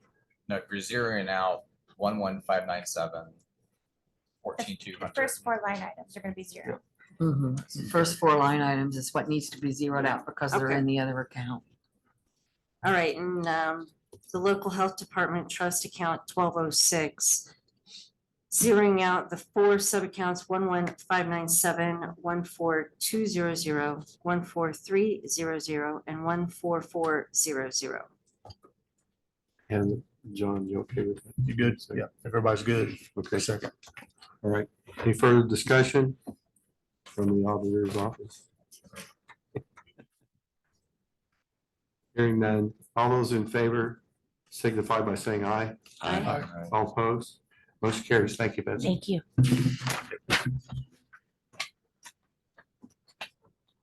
Please, Luke, go ahead and sit down for a little bit. We're going to take a 10-minute break has been requested, so please, Luke, sit down. And then you have to have Bob come back up with you when you come. Thank you, everyone, for your patience. And now we have up to the podium, Mr. Luke Maston. Thank you. Luke Maston, Highway Supervisor. Usually you take a break for lunch right before I go, so this wasn't so bad. First budget for highway is 1176, which includes 1173, the MVH restricted fund. Generally, not much in the way of changes. Hopefully the notes that I provided in the budget helped explain. I'll touch on some of the high points. At the May meeting, you'll remember Daniel had presented potential change to one of his technician positions. So that is reflected in here. For the most part, line items stayed the same, but if there were some minor increases, wearing apparel, hardware and tools, just places that we're on pace to potentially run a little bit short this year. Vehicle repair and maintenance is probably one of the larger increases. You remember just a couple of weeks ago, I came and asked for some additional money in the 2023 budget as we're running short. So I did increase that a bit. Hopefully what's in there will be enough to get us through 2024. And then probably the most major change, this would be the first time that I have ever submitted a budget that's not within estimated revenue. And that's due to the proposed $600,000 appropriation in miscellaneous equipment in 1176. Essentially, that would be money that's in savings. I figured it would be easier to just go ahead and appropriate it in the budget now. What rather line than item is that? That is 44100, page 79. The alternative would be come in next year and ask for that additional appropriation. But I'm pretty confident that that's the dollar amount that we'd be looking at some truck purchases. So I went ahead and appropriated that money now rather than next year. The 600,000, yes. And that is not under Kim Cap money? No, MVH is its separate fund. So you're asking for us to approve that for the budget or Correct. be able to have that appropriated next year? Yes. Is this additional equipment, trucks, or replacement? Replacements. Is it all rolling stock or is there something else in there? Within this dollar amount, in addition to some preliminary numbers that Commissioner Baird is looking at for next year's bond, that would almost cover the purchase of about 5 dump trucks. We actually will be a little short based on our estimates, but I do have some equipment money in 1169 as well that I can cover that shortfall. So I know I'm getting on my highway lane here, Oh, bada bing. but has it been discussed about going to Indiana Bond Bank? For the equipment purchases? For equipment purchases? We've looked at the Indiana Bond Bank in the past and it really hasn't been beneficial to work with them. We did have in 17, we did a 2-year bond with the bond bank for equipment purchases. We're in a position this year where I have that money available in savings. So rather than bond that and potentially pay whatever the interest would be on the bond, well, we will have enough cash to make that purchase next year out of next year's budget. Yeah, and Ron, I know I'm out of my lane here, but I'm just thinking, rather than us, if we're looking down the road at some major expenditures or whatever, I don't know, is this enough? You know, $600,000 when you go buy dump trucks. Yeah. Doesn't go very far. Our estimates at the moment for 5 trucks is about $1.35 million. And this does not even touch that. Well, it doesn't, but this would be in addition to Commissioner Baird potentially having some money available in the next bond, the next equipment bond to In the help GO us make bond? those purchases. In the general obligation bond? Yes. Okay. Yeah. All right, I'm sorry. So it would be a combination. Well, I had to ask the question, so I know why.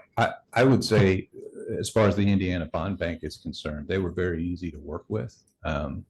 What I liked is that we could set the terms of how we wanted the bond structured, which is not something you can typically do if you just go directly to a bank. And then the rates are shopped to any banks that want to submit. So I could definitely see potentially using them in the future. I don't know that we need to use them for this, the way the numbers work.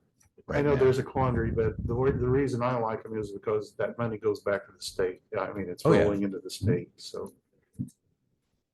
I just think that's a plus. And I know If we reach a point, and I'm sure we will at some point in the future, where it makes sense to look at a bond for equipment purchases, that would be the first place that I would go, is back to the bond bank. It's Okay, a I'm pretty sorry. great program. I'll get back. Okay. I'd like Yeah, to, back when Richard Murdoch was Secretary of State or Treasurer, I forget which position right now, he's running for Senate, but I spent some time with him because he was really promoting Indiana Bond Bank, and I forget what our expenditure was for at the time, but for whatever reason, it wasn't attractive to us to use them. That's not to say that, as Luke said, that it's not something we couldn't consider going forward. okay, I would like to refer to 1176, 11,400 part-time. It is a decrease, but as I'm making a point on all these part-time positions, so while you're here, you did propose an increase from the mechanic from 18 to 20. This part-time snow driver from 18 to 20. And summer staff remaining the same, is that correct? That is correct. We typically have not utilized part-time, which was part of the reason I'm comfortable in lowering that. The most likely scenario would be assistance in snow plowing. And we have had some employees that have been available specifically for that. That's mainly what we use that part-time money for. I wouldn't rule out summer part-time to help with mowing. We talked about that a lot. The pool for people for that seems to be smaller than it used to be. So I like to go ahead and set those other rates in case that need comes up. But generally, it's emergency help for snow plowing.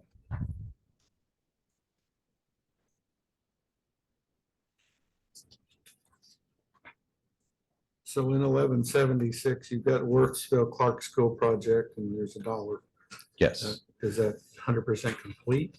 That is a placeholder. So that means we have money budgeted currently for the design contract for that project, or some phase of that project. In this case, it's design.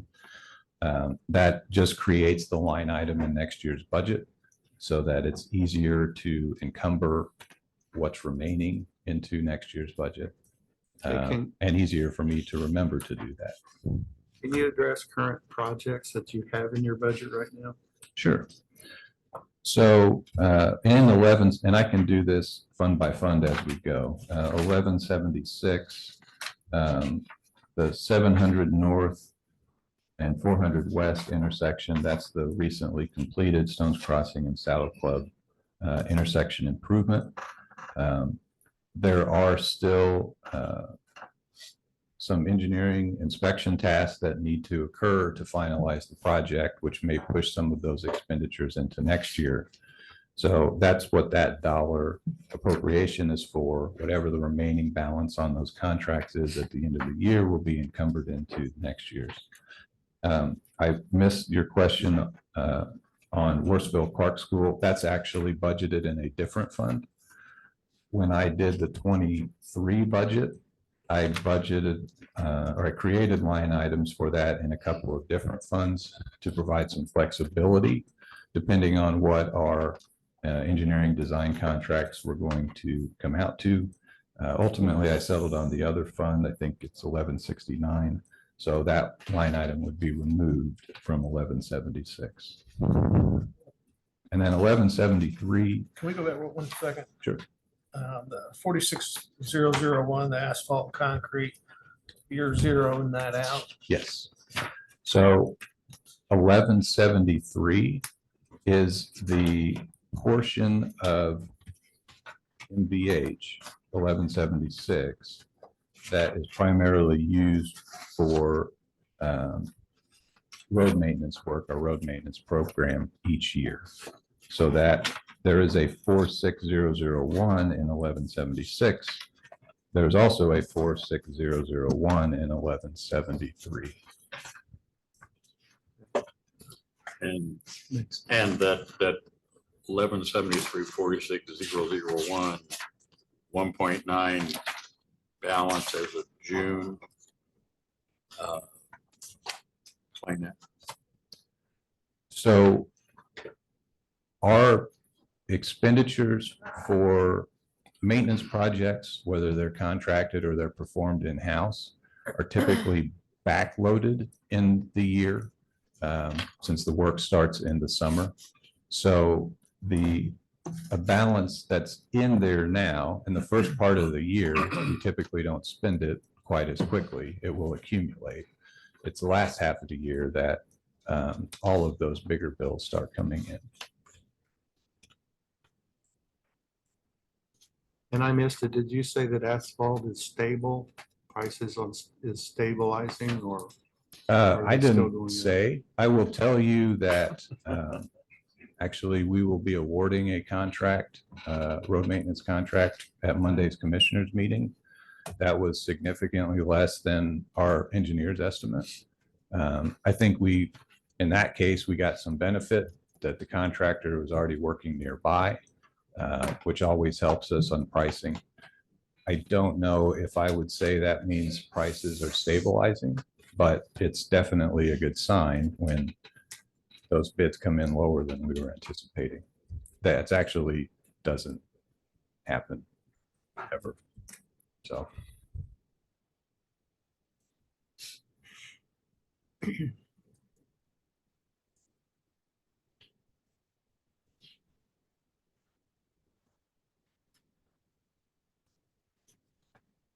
So any other questions for Luke? Anything you want to add, Luke? I can talk as long as you'll let me. So you could go as long as you need to. Yeah. I think Commissioner West doesn't approve though. You're also doing 10001, 201, 206, 206, and 1169. Yes. Correct. And 1112. So if you want to do them separately, we can, or I can walk through them all. That's certainly up to you. I prefer you do them separately because they're so in depth. Well, Okay. I'd like to talk about 1112. I didn't realize that was in yours. So if we go down each one, 1001 would be the next. So where are you requesting we are? He just did 1176. Correct. Yes. And the next one is 1001, 201. Yes. I mean, his is so, if we go by each one of these instead of taking. Go ahead. There are some items that are related between the funds. If that impacts whether you'd like to vote one-on-one or just continue through all of them. Yeah, if you would, Okay. address them all, and then Ron, we can go back and do it, vote on each one of them if you like. No, I'm not talking about voting. I'm talking about explanation. Oh, okay. Sorry. Not a vote. I'm just And there may be 1 second on 1001. I mean, it's the same thing that you're spending at the rear of the year on, well, at Smith Valley, where is that at on that spending? So there's two portions of 1001. The first one is the 201 portion, which is road related, and that's our Smith Valley Road line item. If you remember, the funding program that was conceptualized to see that project through completion included the 1112 edit new income tax increase. And with that, an estimated $4 million per year in the general fund as well. So for 2023, the combination of those two line items is about $8.4 million. Now, those dollars will accumulate until we get to construction and start. That's when we'll actually start to see the big bills come in. For that particular project, it is under design. The council approved an appropriation of rainy day funds to help start the design process. So that's the line item in rainy day that we are currently paying our design invoices from. Once that is exhausted, then we'll switch and start paying those invoices out of either the 10001 or the 1112. Yeah, and I'd ask for the funds. appropriation when we appropriated that money. If we, did we ever find out about that, Amy, when that money was appropriated out of rainy day? Was it during an account, early year in the council? I can look it up. Well, and that, I just was interested in that in the long run. I'm sorry to interrupt. I think it was at a regular council meeting, maybe in the fall. That's what I was thinking. Yeah. In the fall. Yeah. And that funding amount for covers a good chunk of the engineering design costs, but once that's expended, then the remainder of those contracts, plus then right-of-way acquisition, utility relocation costs, railroad costs, we will start paying out of 1001, 201, and or 1112. And then once we actually get to construction is when the big bills will start coming. Well, I don't want to steal your fire, but I want to interject here a little bit about how we use the edit. And, you know, we're getting those funds in yearly, and approximately 40% of it is kept by the county. The rest of it goes to other municipalities and whatever. So if we're, and I'm going to throw some ballpark numbers out here, for the revenue is $12 million and we're getting $5 million in the county portion of that, rather than us wait to accumulate those funds, you know, 5 million here, 5 million there, 5 million here, is to apply that revenue towards a bond payment and enable us to do the work that we need to do. And I know you're way ahead of me on this, but I just need to blurt it out there. I would really like to see us utilize that bond pay or those revenues from the edit in a different manner than just waiting and waiting and waiting. So a couple of things to consider there. One is we can't go out tomorrow and start building Smith Valley Road or any of the other road projects that were identified in our needs report. There's several years of design, right-of-way acquisition, utility coordination before we can even start turning a shovel of dirt. With that in mind, that if we accumulate as we go, there should be and will be enough money saved up to start whatever the first phase or phases that on Smith Valley Road that we're ready to go. We have broken that project generally up into 2 phases. In reality, we may break it up further to try, just depending on if certain phases or portions are ready to construct before others, so that we can start turning dirt sooner. But doing a bond now does not put us in a position to where we can actually start construction now.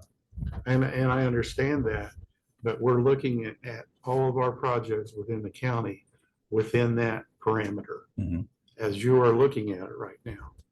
If you had a greater amount of money that comes from a bond, and we're able to make that bond payment using that revenue, then you're able to look at a greater scope of work quicker and more needed. Am I shooting in No, the wrong direction here? you are 100% spot on. So a lot of our discussion last year and since has revolved around Smith Valley Road widening, because that is the largest need. In reality, there are quite a few projects that were on high priority projects on that needs list that we really should be starting design on now. The problem is, at the funding levels of the current edit rate and the amount that the council has set aside annually in the general fund, we could get those projects designed, but actually being able to construct them is still many, many years down the road. Now, I would love to start the process and design and right-of-way acquisition so that when there are other funding opportunities as well, not just for Smith Valley, like federal or state, that we might have those projects ready to go with the potential for supplementing our local funding.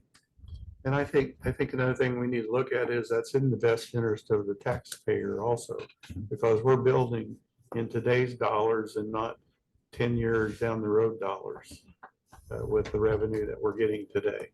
So I think it just makes better sense in that regard also. But I'm sorry for interrupting. No, that's a great point, and I'm glad you brought that up.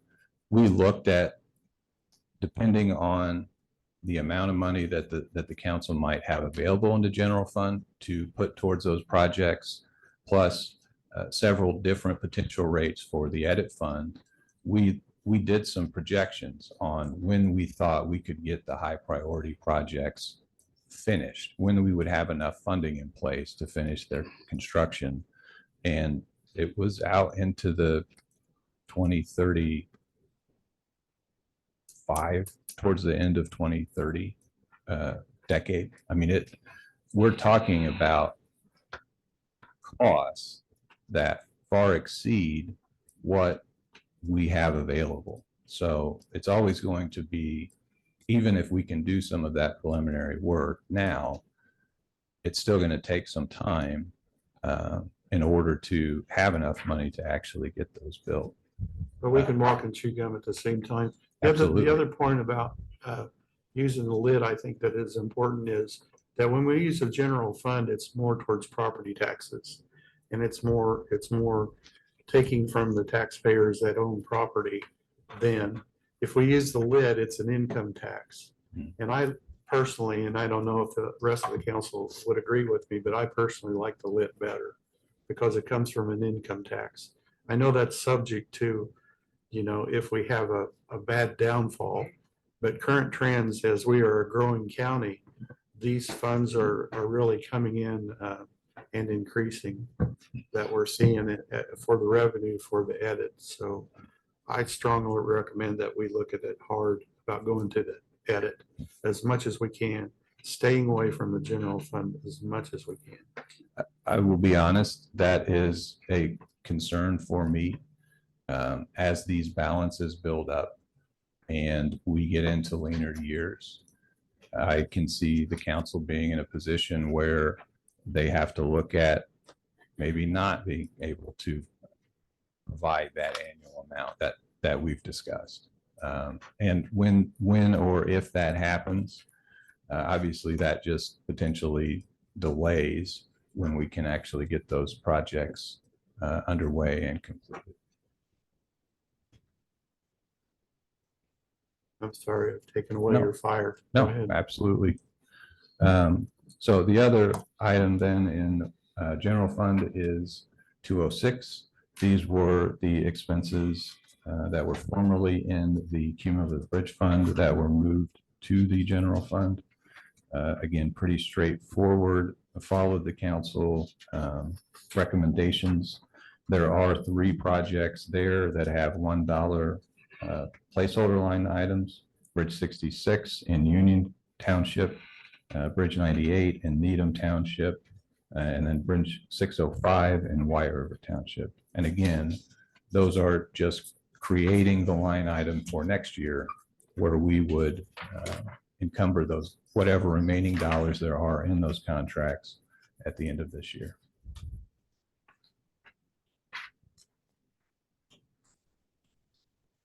Uh, 1138-206 would be more of the contract and construction part of bridge funding. No changes here really in terms of the total appropriation amount. As is typical, we adjust our bridge inspection budget line item based on estimated costs for next year. I will tell you that the 135 that is in there currently was an estimate and actually probably will be a little low in the final contract. But for the moment, I'm comfortable leaving it there and may have the ability to move some other funds in the 300 series to cover that. 1169 is our local road and street fund. The budget for this, no new line items for that. Mr. Myers, you mentioned the Clark School Road project. This is where the design costs for that ultimately wound up. So that's why that dollar placeholder is there to encumber our leftover contract from this year. Otherwise, the dollar amounts were submitted within the budget estimate. And the 1169-46-001, is that front loaded again or rear loaded or wherever you said it was as far as the 1.2 balance? For the balance that's in there currently, yes. Yeah, that's typical. 1169 is not, we're not allowed to pay like 100 series expenses out of there. It is strictly for road work, road maintenance work.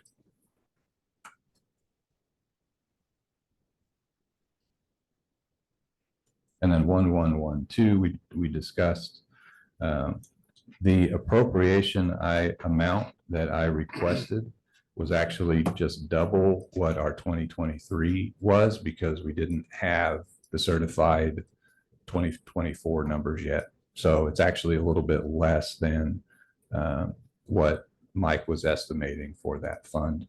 But again, we likely won't be in a position to start spending much of that until we expend the amount that's in rainy day right now. Yeah, and I think this is where that discussion comes in is, I'm going to offer my opinion here. I don't have any problem with this, putting this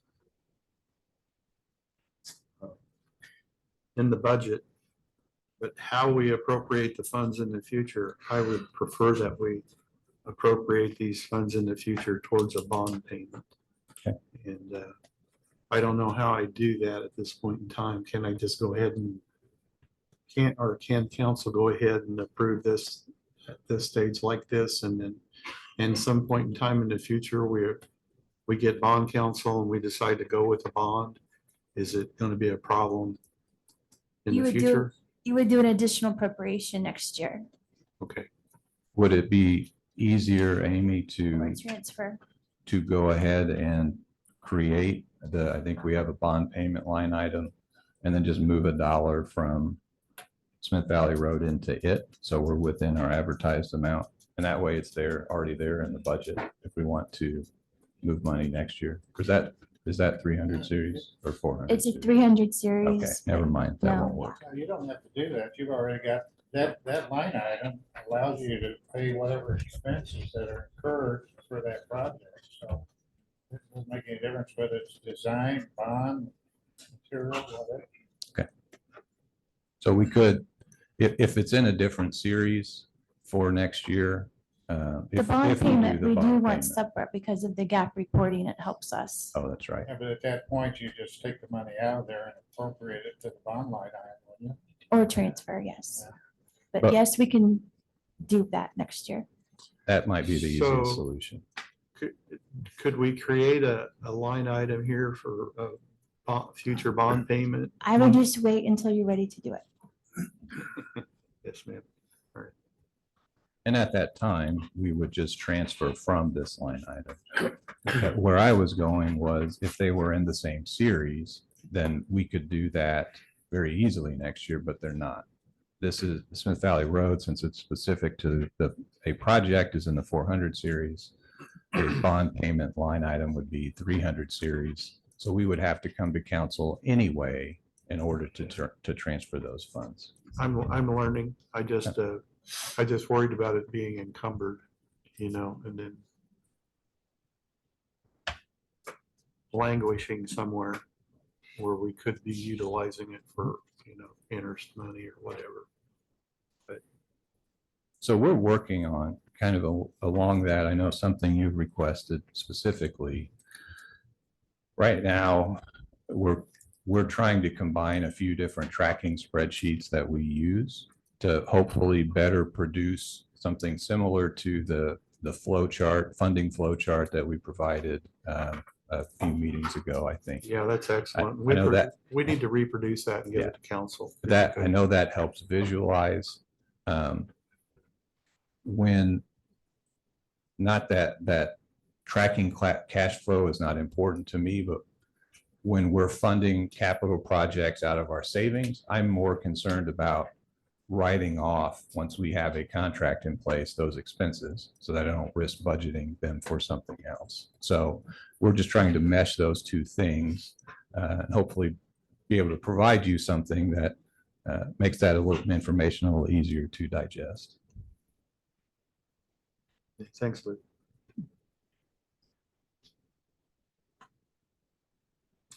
So anything else? Or have we gotten through? Council, do you have any questions for Luke? A lot of information and a lot of work coming our way. It's like a train coming at us through a tunnel with a bright headlight. Some days we're already run over. Wile E. Coyote. Yeah.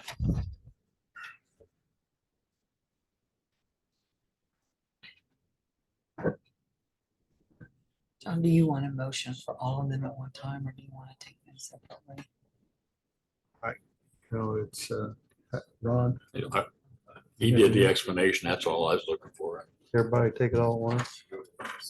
Comfortable? Would you like me to attempt it? You got some qualifications out there to write. What? Excuse me. I'm gonna make a motion that Fund 1176 Highway and Fund 1173 MVH restricted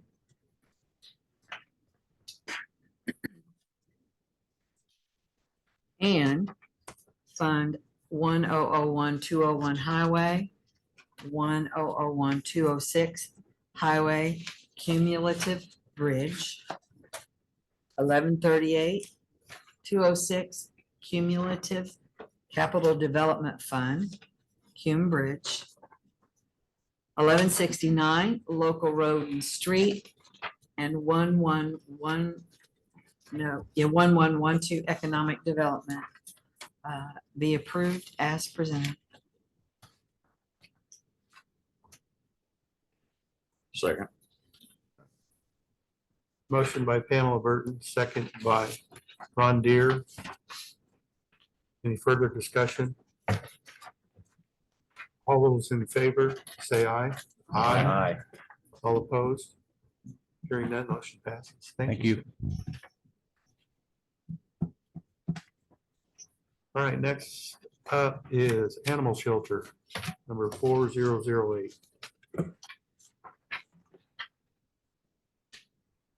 Hello, Terry Clutchy, Animal Shelter and Animal Control. So there were, most of the things I kept the same or did the 5%. There were a couple areas that I asked for a possible increase. One is part-time. Last year I asked to go up to 20, I believe. We kept it at 18, so I'm requesting that again. As you read in my budget information you had asked for, our turnover rate for part-time is at 92%. We've had 4 people come in this year, work for half day, go to lunch and never return. Oh, So it's not just the pay, the work is really hard. It's the work, it's the pay, it's everything. So we're hoping offering a little bit more will help. I know this is a quandary, but you know, how much, are you looking at a huge part-time number?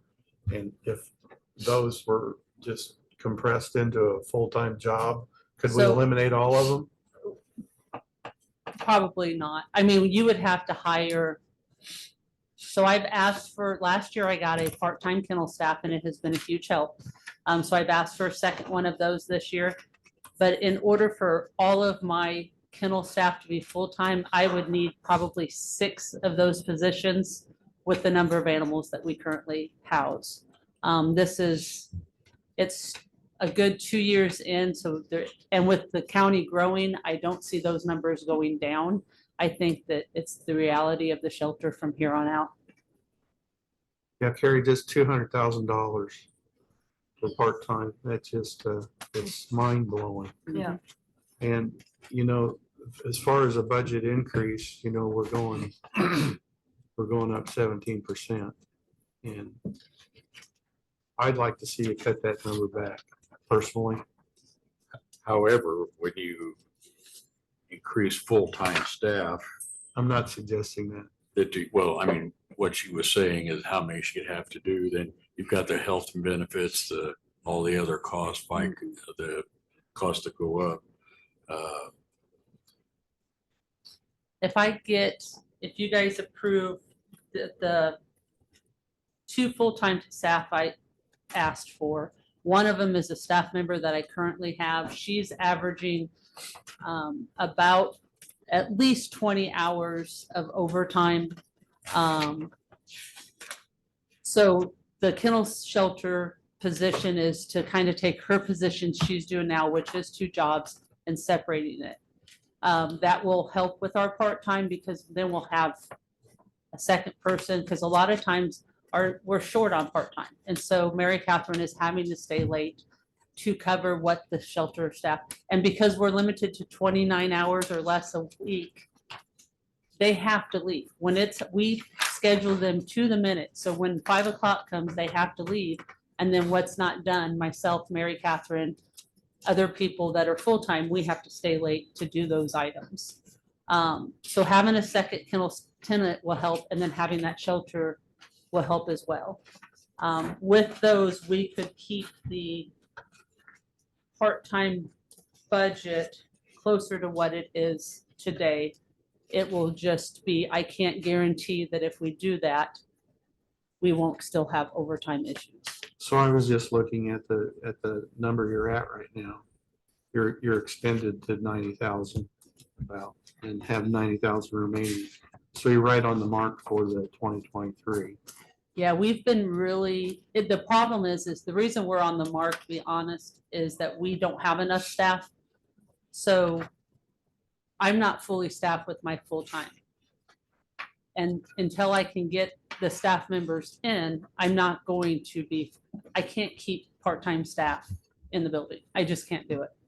I have a question. I see here a kennel manager, and then further down is a shelter manager. Yep. So a kennel manager is someone that's so a shelter manager is in charge of everything. Kind of overseeing the kennel. So there's the kennel side, there's the medical side. So you have the kennels as far as cleanliness, health of animals goes with the medical, and then a shelter manager, which all the shelters I know have all 3 of those. The shelter manager oversees everything, oversees the part-time, the kennel manager, the medical manager, as well as what animals are coming in, what adoptions are going out, what animals get vet treatment, what animals are euthanized. They kind of oversee. And right now, me and Mary Catherine are both kind of doing that, with her really taking the brunt of it. And so explain the animal warden. They're the ones. That's the director, that's me. Okay. Yeah, so don't get me wrong, I understand the need, and I don't want to give the impression that your people don't work hard. I know you do. Hey, it's a wonderful thing you're doing. We have a lot of buckets to fill, as I was once told by someone, and the, A lot of buckets to empty. So we've got- They're filling on their own, but there's a horse park, they're bigger. The No. dogs fill it. Well, yeah, I'm sorry. But anyway, what I'm getting at is, I'm seeing here, and help me, because we're looking at 1.2. And our mental health that we are required by statute to appropriate and give to somebody for human beings is quite a bit less than this. I see I see 1, 2, 3, 5 deputy wardens. those are animal control officers. They work around the clock. So we have someone in the building from 7:30 a.m. until I believe 2:30. And then when they're not, they're on call. So they go out to, like this weekend, they went out, there was a fire in Edinburgh and they removed 6 dogs from that home for the family. And we are caring for those dogs right now. They are busy. They are very busy. And their runs, I don't have their numbers, I apologize, but I know their runs have quadrupled in the last couple of years. And you have a hell of a burden, and I understand that. And John, I know that they're overwhelmed. I mean, they run from But one end of the we're- county to the other end of the county. But how many other entities are helping that you go into? We go into every area of the county, city, towns, you name it, we cover all of that. Yeah, So is that by statute that we have to do that?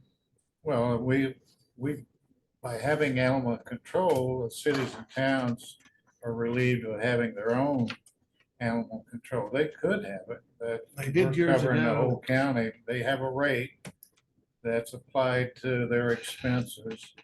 And we provide that for the whole county, but the cities and towns could have their own if they wanted, they opted to do that, but why would they do it as long as the county's doing it? Right. I think years ago, there was an agreement between the counties and the cities and towns. I don't know if we do that under an interlocal or an MOU. I don't think so. I It think never- statutorily, if we form an animal control and set the rate, we're responsible for it.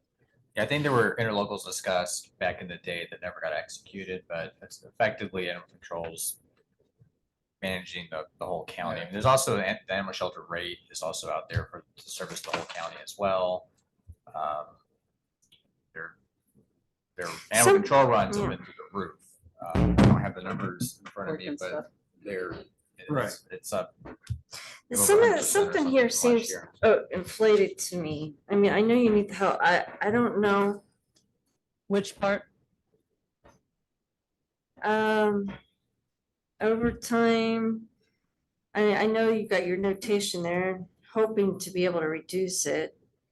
Well, I'm hoping if I can get the full-time positions that I have, that we can eliminate or go back to normal overtime. We're not in normal overtime. Our overtime is outrageous. You said the 20 hours, is that a week or It's a pay cycle? It's a pay cycle on average. It's probably more than that. That was just my quick numbers. But I've had people leave and I think it was averaging in, they weren't there for 6 pay cycles or so. But I know if Mary Catherine turns in her timesheet, I'm usually somewhere around 20 plus hours of overtime. I'm obviously salary, so I don't get that, which is fine. But I know a lot of times she has more than what I do. And it's not a case where I feel like she's sitting around the shelter not doing anything. It is nonstop. Well, we got part-time at 200,000 and then overtime at 15,000. And I've had to move money into the overtime, I think twice this year. Professional services, what is that? Professional services, so maybe a month or two ago, I came to the county. We have our adoption fee fund. I requested $30,000 in addition to what the 30,000, it's for spay, neuter, medical, all of that. This year, I've asked that the animal adoption fund be 50,000 and then 25 from the county. Right now, all of our fees are paying for all medical, everything like that. In years past, the county has never paid any of that. I think our budget before was 1,500. So all medical, and we run an animal shelter, so medical is part of it. Vet care is part of it.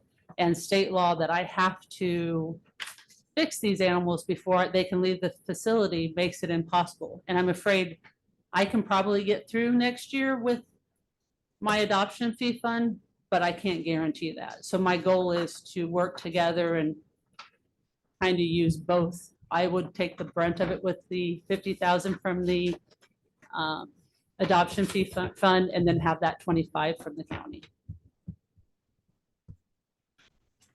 Gary, are you guys still taking any animal whatsoever? We're There's no required to. limitations. What do you mean? Like, are you talking species or are you talking? There's an alligator in the middle of the street. You have to go get it. So that is a touchy one. So if the police department comes out and or calls us, contacts us and says public safety, yes, we will go out and remove that animal. And sadly, Stock, cows, horses. yep. And sadly, the ones that may not make sense to you guys are the ones that are the easiest for me because they come in and I can turn around. I've had alligators this year. I can move them out same day because I have resources. Gotcha. It's the things like dogs and cats that what you would expect me to take that are my hardest because there's so many of them. How many euthanasias did you have last year or so far to date this year? I don't know the exact number. I could get it easily, but I know we are staying right around 9%. And we're on that bubble, and every week I'm like, this might be the week that we have to euthanize from space. And we've been really lucky. So we're still euthanizing for aggression and health. For aggression and what? Health. So like we had a cat come in yesterday and the vet said, you have to put this cat down immediately. So we did.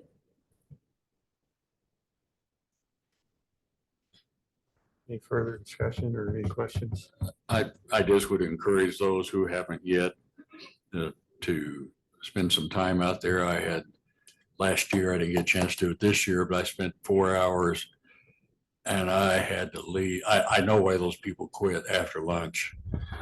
I mean, it was just, maybe it was my age, or I don't know, but I mean, it just, just the sound and the intensity of what was occurring and watching everybody performing, it is unbelievable to me what you get done. And with those part-time people, understanding that we needed to increase the rate, which you have suggested in our part-time rate.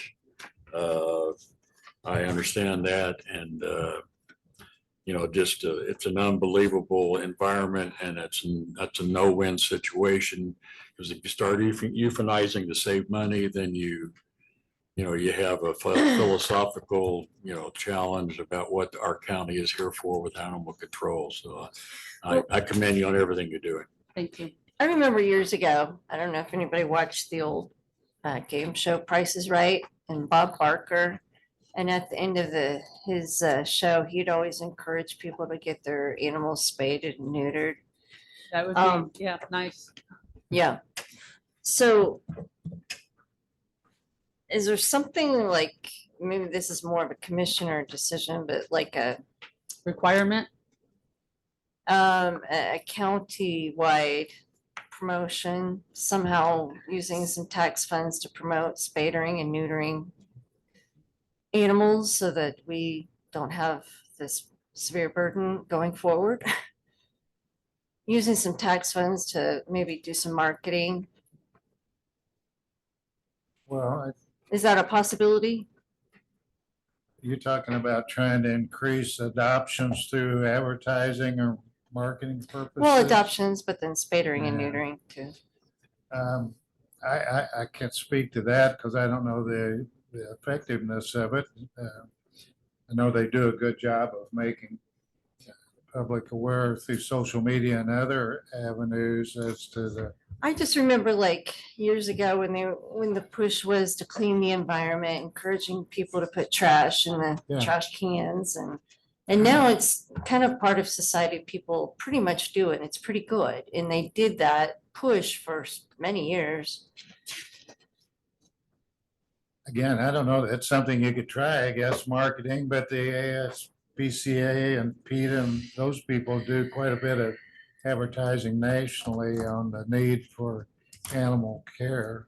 Everyone loves a puppy. Everyone loves a little kitten. And that's the problem is you Yeah. get a dog, and you're like, but my kids want to see it have babies. And they have the babies and the miracle of life. And then what do they do with them? And they give them to people who really don't want them or don't realize the responsibility. And then they end up in the shelter. So it's all that, it all goes down to if puppies and kittens weren't so cute, we probably wouldn't have this problem. Yeah, and I understand you're not in the business of being punitive, but so what I'll do to move this along, I'm just gonna go ahead and make a motion to approve this as presented. And for the reason I'm doing that is, as others, we will take this, we'll put it in the mix. Yep. See where it comes out and go ahead, sir. I was just gonna add, John, that if you'll remember, when Mike Reuters was here, he addressed the levy that the animal control currently has, and that levy was reduced several years ago significantly in order to help the general fund. I think it would be appropriate now to think about maybe increasing that levy to get it up to where it needs to be, and that would support the additional positions or whatever costs you might be looking at in this administration. Good point. Yeah, I had forgotten he said that. Well, so I've made that motion and You can take the rest of it. oh, sorry. Down to 4101. Yeah, that's for fund number 4008, fund number 2510, number 4101, 4122, 4915. Did you get 4103?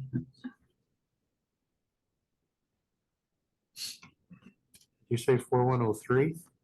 Yes. 4103 is not being budgeted. Okay. Oh, yeah. I need that answer. Okay.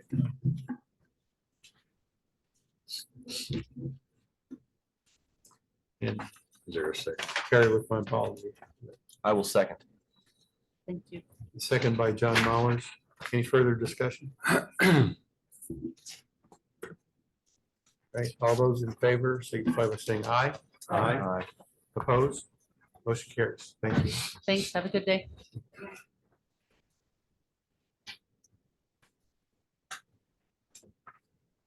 All right, it's 11:30. Keep going on.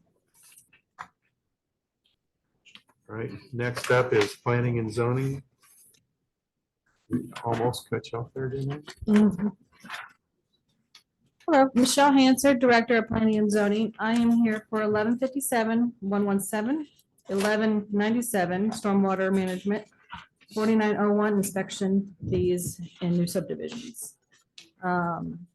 All three budgets have been presented as within the guidelines with the 5% raise, and then only a few of my 200, 300 series had that just 5% increase. I just anticipate some of our items that we purchased might, have the inflation costs. There are some accounts that I remain the same from the 2023 fund. The only significant large increase that you will notice is on my 4901 inspection fee fund, which is account 30300. And that is actually our inspection and testing account. I provided a memo on that explanation, but we have about 4 major subdivisions, 2 being under construction. I'm not actually 3. 3 are under construction. One's going to be on construction next year. That is to pay for inspection and testing of the infrastructure. But that fund is also funded by developers. They reimburse us for that cost. So it's just, we anticipate an increase in that fund because we have 4 subdivisions to oversight. So that's why we increased it, so we can make sure we can pay for all those inspection and testing fees. And they're reimbursed later. We actually are reimbursed upfront from the the developers. They pay us what the contractor, we get a contract from a firm that provides the inspection and testing. Then they pay us 90% of that contract fee. And we put it in the account, and then when we get the bills, we pay out of that. I should know this, but the revenue side, there's a revenue line that accounts for that. It's a Yes. gross number. The net is the revenue number that's in it's a line in the budget, right? It might be an Amy question. I mean, Or you, either. yeah, we take money in and we put it into that account. Sorry.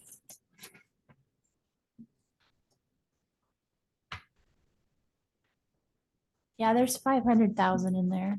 Okay, thank you.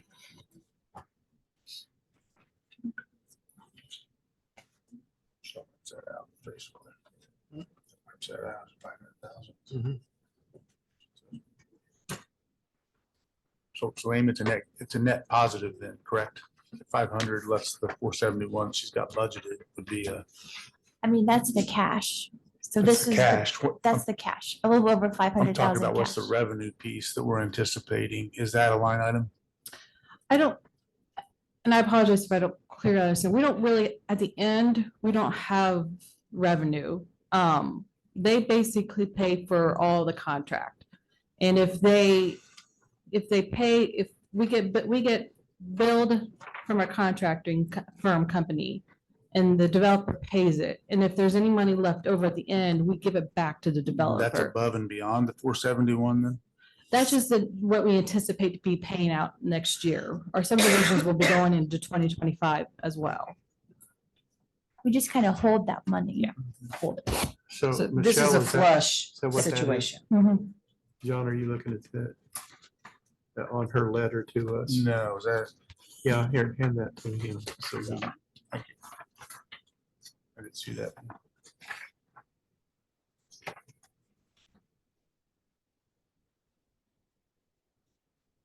So it is a net number. Okay, that's what I'm getting at. Thanks. Yeah. That's been cool. It's somewhat revenue neutral, John, and as much as she said, the contractors pay it. The only thing I've ever questioned on, if the contractor pays it directly. I mean, they give us the money, they pay it directly, then if it's an undercharge, we give them money back. Me, that's a lot of paper shuffling. Mhm. I don't know why we do it that way, but that's basically the way it's done. But it's revenue neutral primarily. It could be 10%, as Michelle said, they reimburse 90%, but typically it doesn't run that much.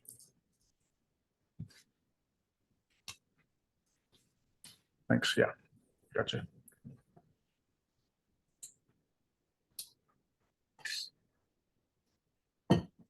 So then the county is getting these reports Mhm. of the inspection that they're performing. Do you ever get a failing report?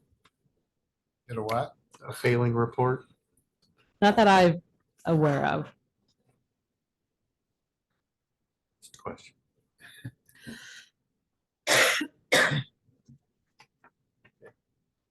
You guys did a great job. Now, any other questions or comments from Michelle?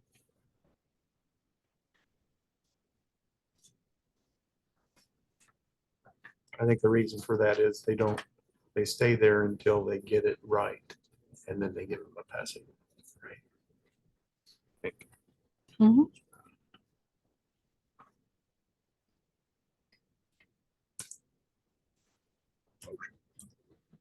John still looks steady. No, I'm so- good. No, I'm You sorry. good? No, okay.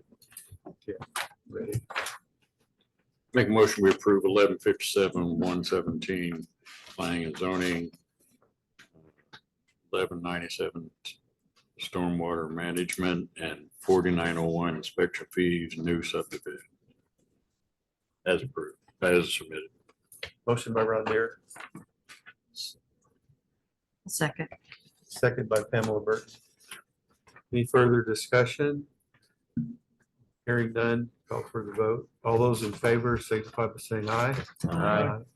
All opposed? Hearing none, motion carries. Thank you. Thank you.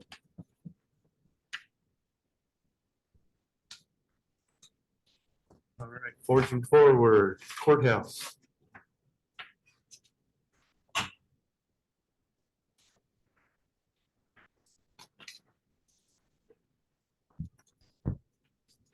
Jason Miller, courthouse maintenance. Hi, Jason. Hi. How are you today? Thanks for fixing the lights. Oh, you're welcome. I try. On mine, I changed my maintenance and my custodial positions. I moved those to match the sheriff's department maintenance and custodial positions.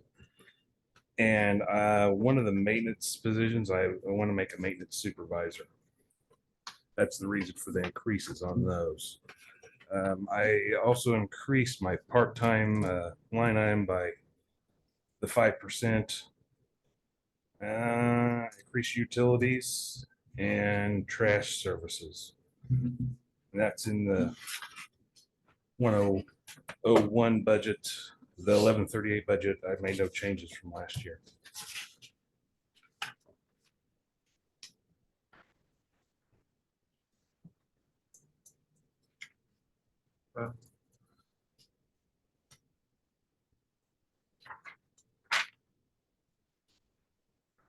I think the people I've talked to support your position, and I do also. I have a question. There's no other logic on those pay increases other than cross-departmental matching. Is that what I just heard? That's what it says here. And that's, I think, what you just said. Well, I mean, my people's been here for the minimum is 4 years. They just had people start this year and making that much more money. And you guys And are we're doing the same job. work, Yeah, Same type of work. same type of work.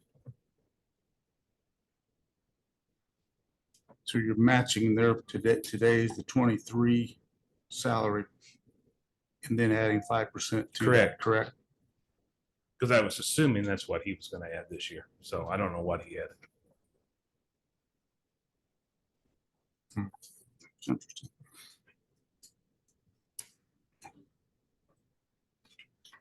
I would like to make a comment if it's appropriate. Yes, President.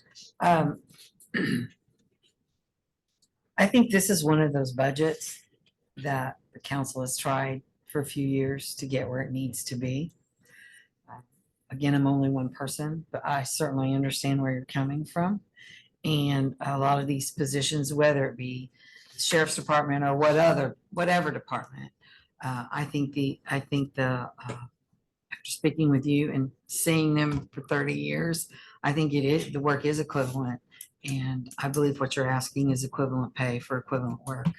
So I don't have a problem with that. And I'm in support of you trying to bring your staff up to where comparable employees are. Thank you. And that's all I'm asking for.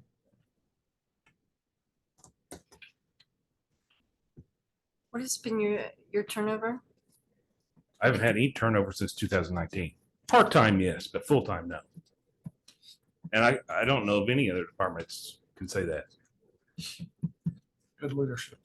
Yeah. I that's try. good. Your charming personality. Thank you. What?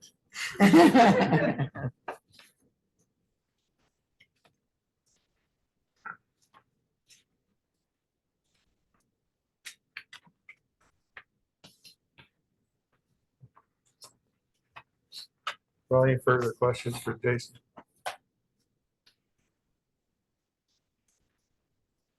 All right, hearing none, I'll call for a motion.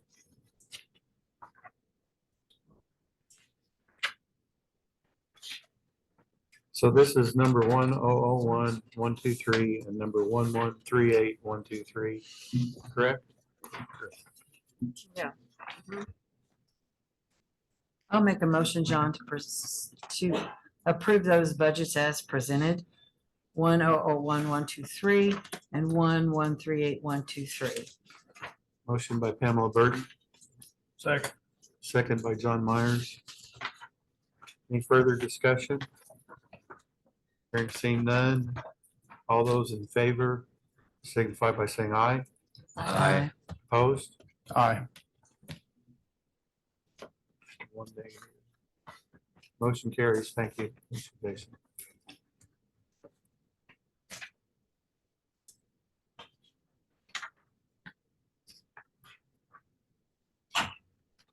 All right, the next one is CUMCAP Development, GIS. Jeff West, ITGIS Administrator.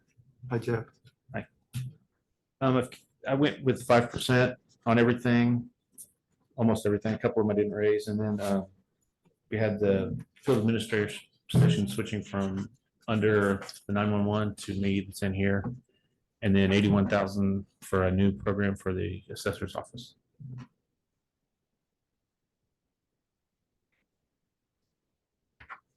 And the assessor's office, 81,000 is multi-year. Yes, 81,000 a year.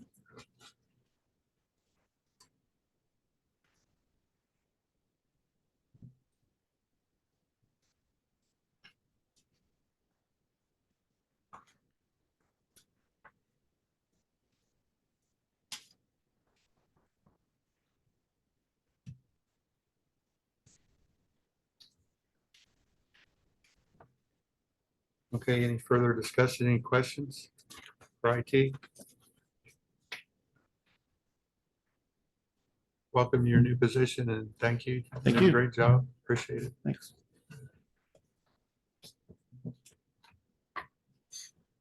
Okay, hearing none, ready for a motion? I'll make a motion to approve Fund 1138-141 CUMCAP Development Fund for IT. Motion by Pamela Burton, Second. second by John Myers. Any further discussion? Hearing none. All those in favor, say aye. Aye. All those opposed? Motion carries. Thank you. Thank you.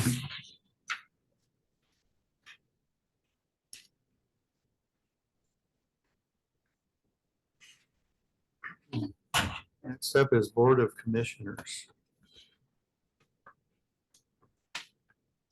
Hi, Commissioner Barrett. How are you? Good morning. Brian Baird, Johnson County Commissioner. Walls. Hi. Commissioner West. Hey. Hello. This is pretty special, all three of you here together. It is Aw, pretty yeah. special. We're special in many ways. We advertise this.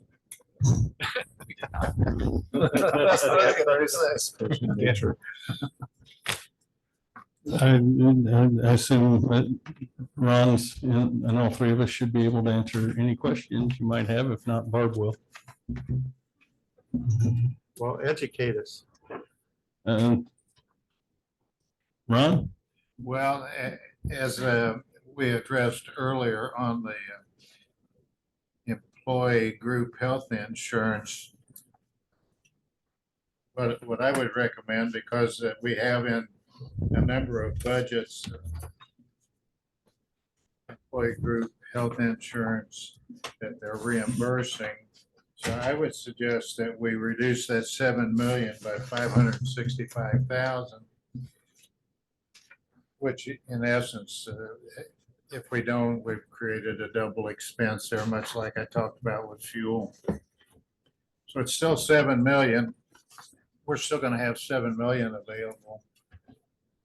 Only 565,000 will come from, if you want, CIT, clerks perpetuation fund, surveyor, highway, planning and zoning, recorder, auditors, plat map, and IT.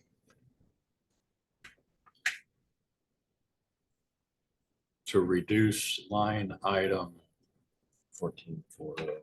yeah, 14,400 by 565. That makes it 7,435,000. I just have. 6 million. 6 Pardon me? million. Oh, I'm sorry, yes. That would have been a mistake.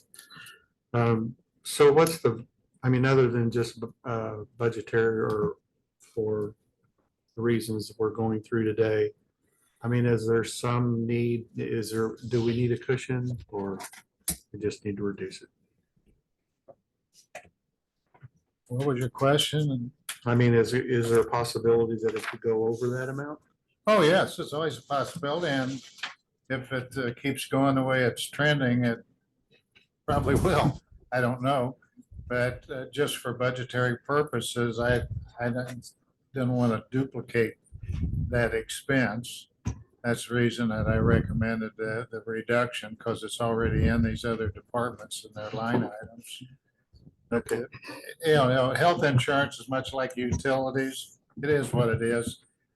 We either have enough to cover it during the year, or if we don't, we come for an additional appropriation. Yeah, my concern is we need to be able to look at the whole somewhere. I mean, Well, you can doing leave both. the 7 million if you want. That's fine. I was just merely pointing out that we've got the 565,000 in these other departments already for employee group health insurance. Barb's sneaking up behind you there. Barb, did you have something you wanted to add?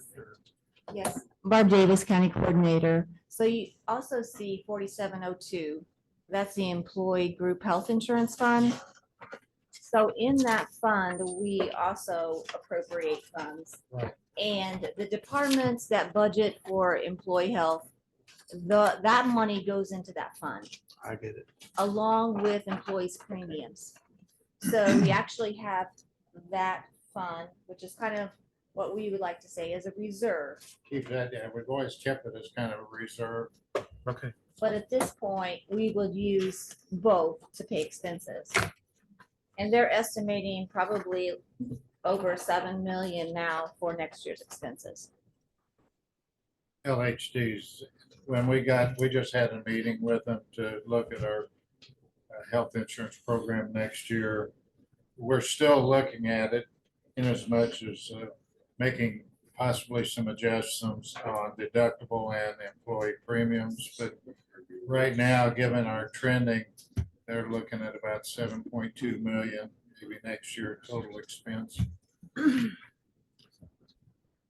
So once again, do we need to leave it?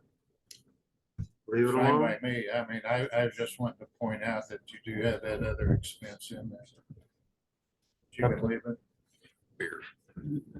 And I guess if I may, most of our budget is a moving target, and I think the council understands that. So we can only go by past history, understanding that we don't know what future is going to bring with employee health or benefits or amount of employees.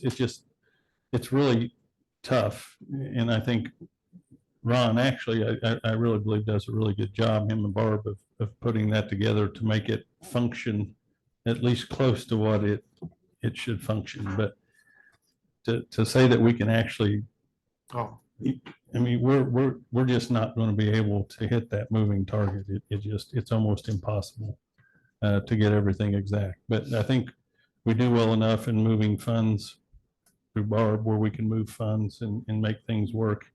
And that's the way we've survived since I've been here. So I just think it works. And no, it doesn't sound like it works sometimes, but it usually in the end result, it works. Well, here'd be my suggestions for the council is that we approach this the same way. And if we get to a point where we're out of balance, and maybe this is one of the places we look. So agreed. Yeah, if it's not spent, it reverts back anyway. Yeah. I have a question if I may. I know in years past, as an employee, there's been several times that the pay increase that I received didn't exceed the insurance increase. And by being on that same committee for years, I know that the Johnson County employees get a huge bang for a buck. I mean, I realize that, so please don't think that I'm saying that's not the case. But I was just wondering if, in comparison, obviously, we're not sure on the 5%. There's gonna be some talks about that later, but let's say that goes to 7.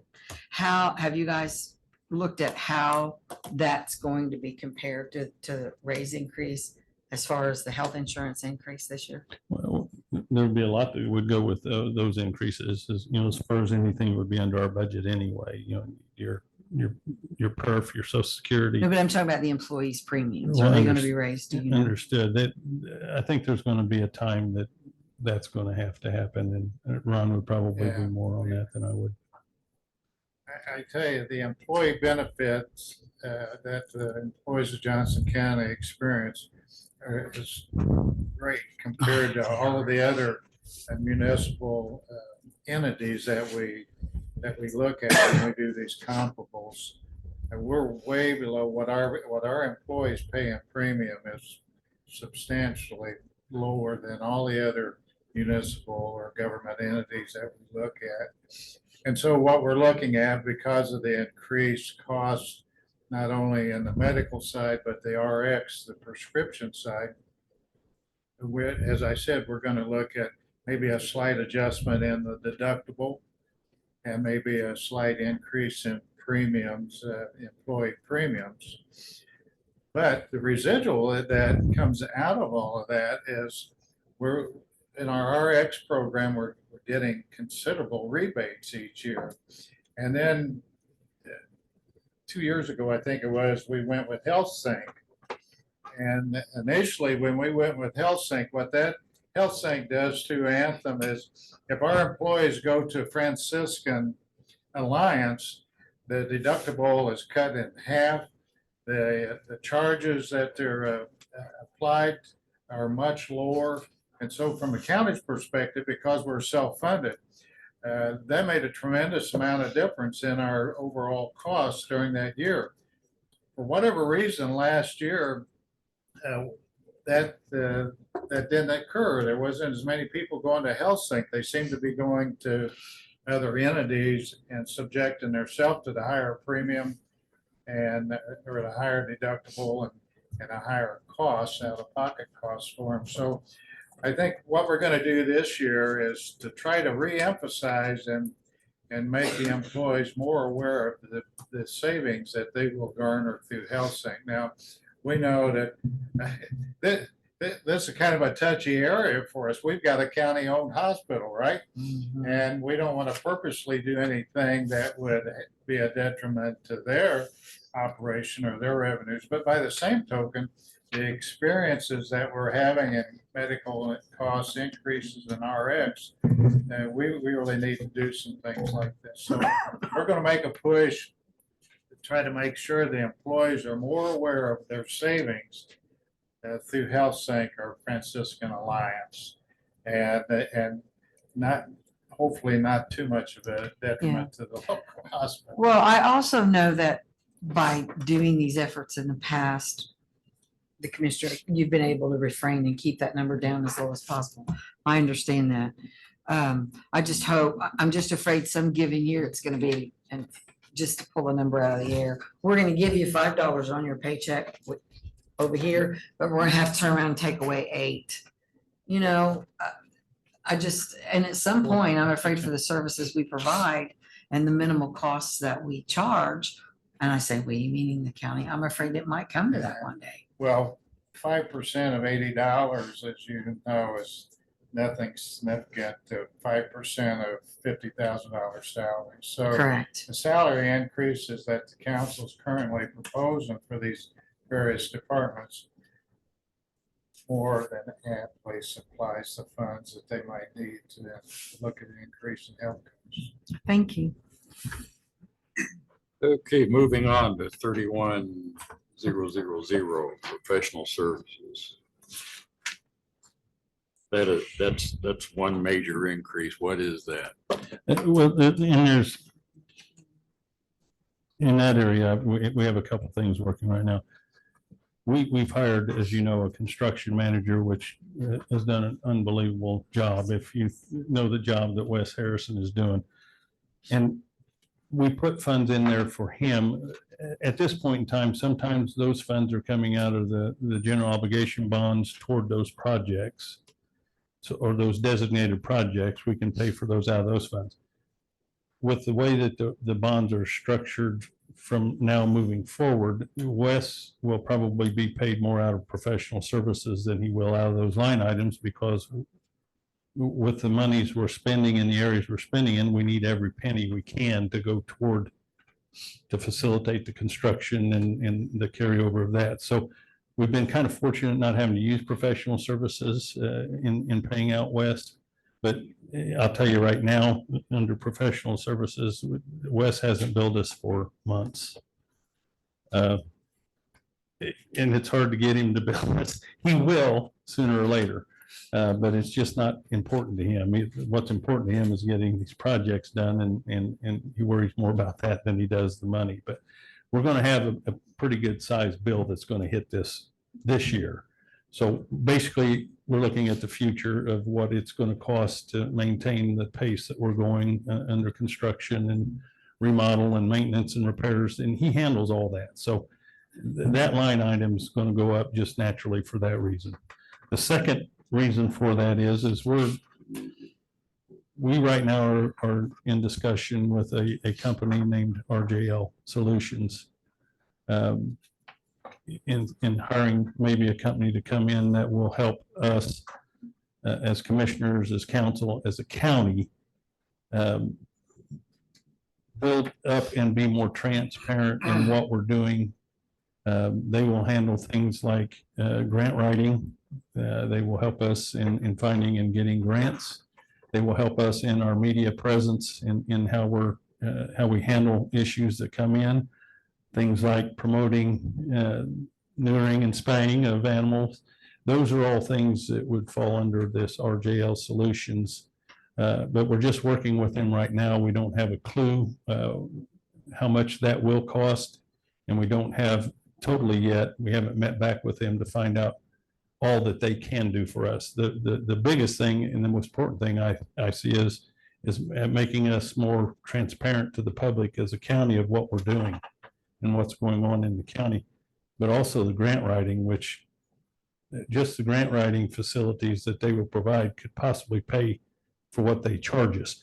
We just don't know any of that yet, but once we get all that put together, we'll be more sound. So basically, we're increasing that to cover those possible charges, along with the increase in what Wes is doing and where we're going there. So, and honestly, and while we're on that, in training, I know that's probably going to come up, travel and training, because we didn't use that money.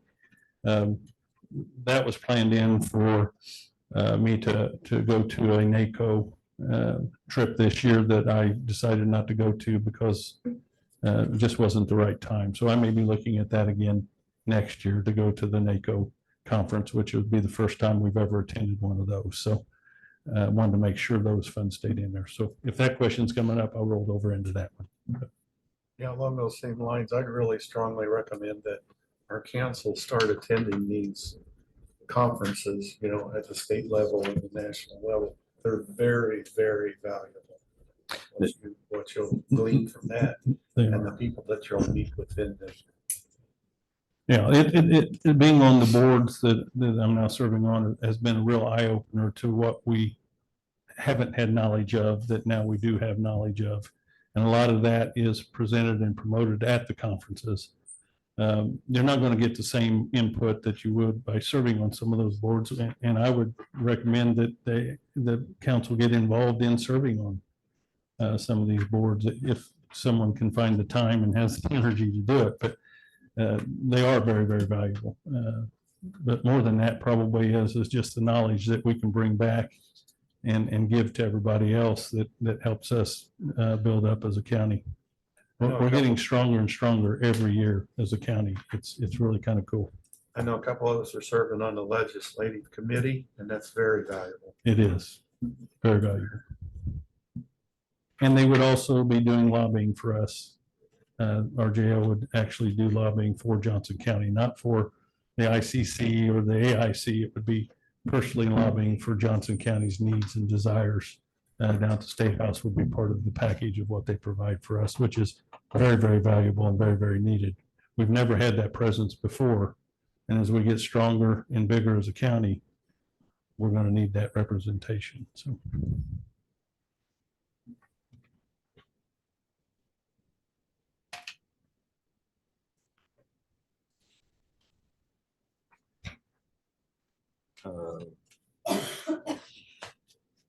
You're also 1138, Yeah. 122 and 4702. If there's no additional questions on that. I think I might have a question on account 1138, the fairground improvement and maintenance. There's 70,000 allotted. You used that as well in 2023 already. What were the projects you anticipate?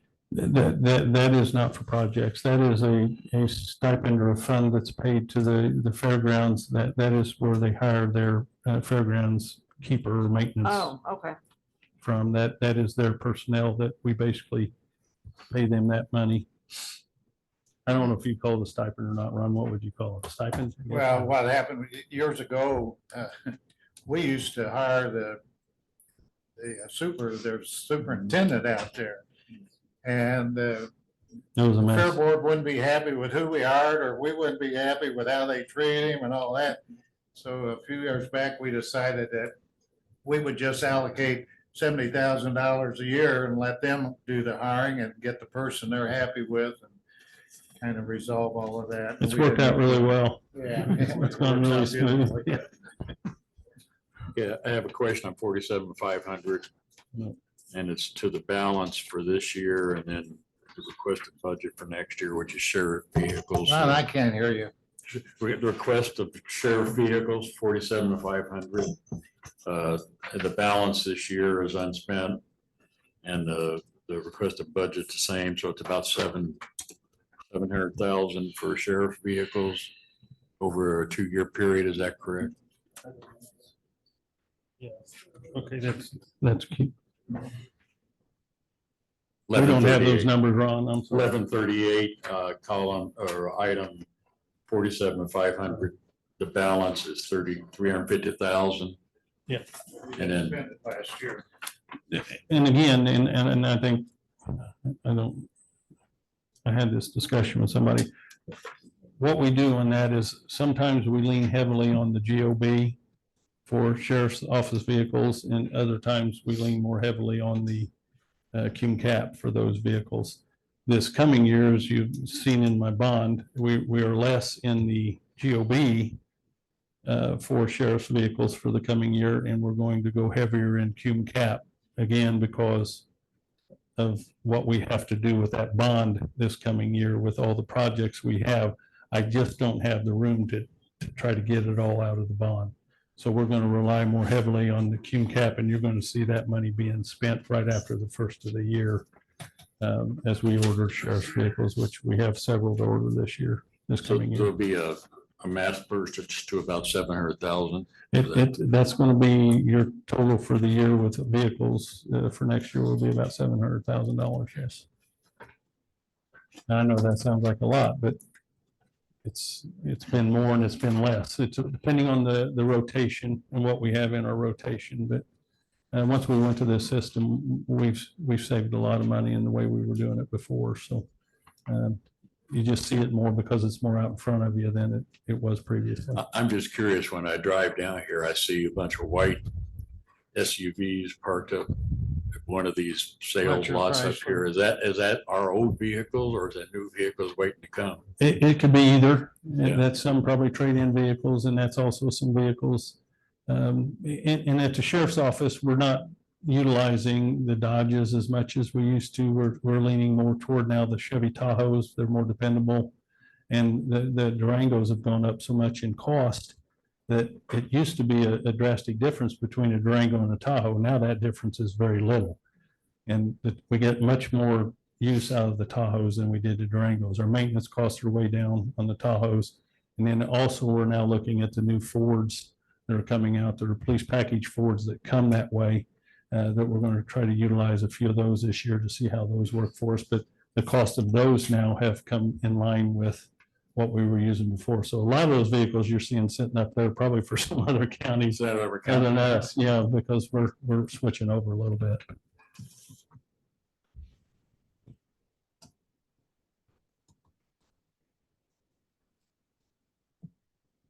Guys have anything else you want to add, want to talk about? We're just moving forward. I don't need a raise. I could get that in right now. So I see ADA improvements, you still have 23,720 left. Is there nothing that needs to be done this year? In the ADA, Mhm. that money is, yeah, that money will all be spent. That has to be spent yearly.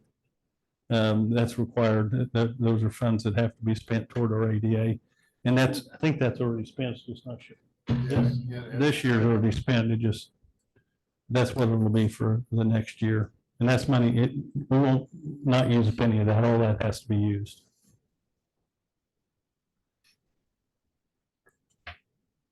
And we've got a whole book of things we need to do that they've given us to do, so. I'm not mistaken, I think that ADA thing's what, 30 years or something like that, Mark? Yeah, that's a 30-year federal commitment we have to make.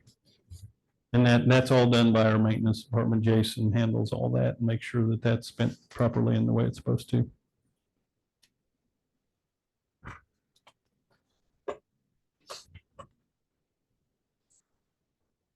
All right, any further questions for the commissioners?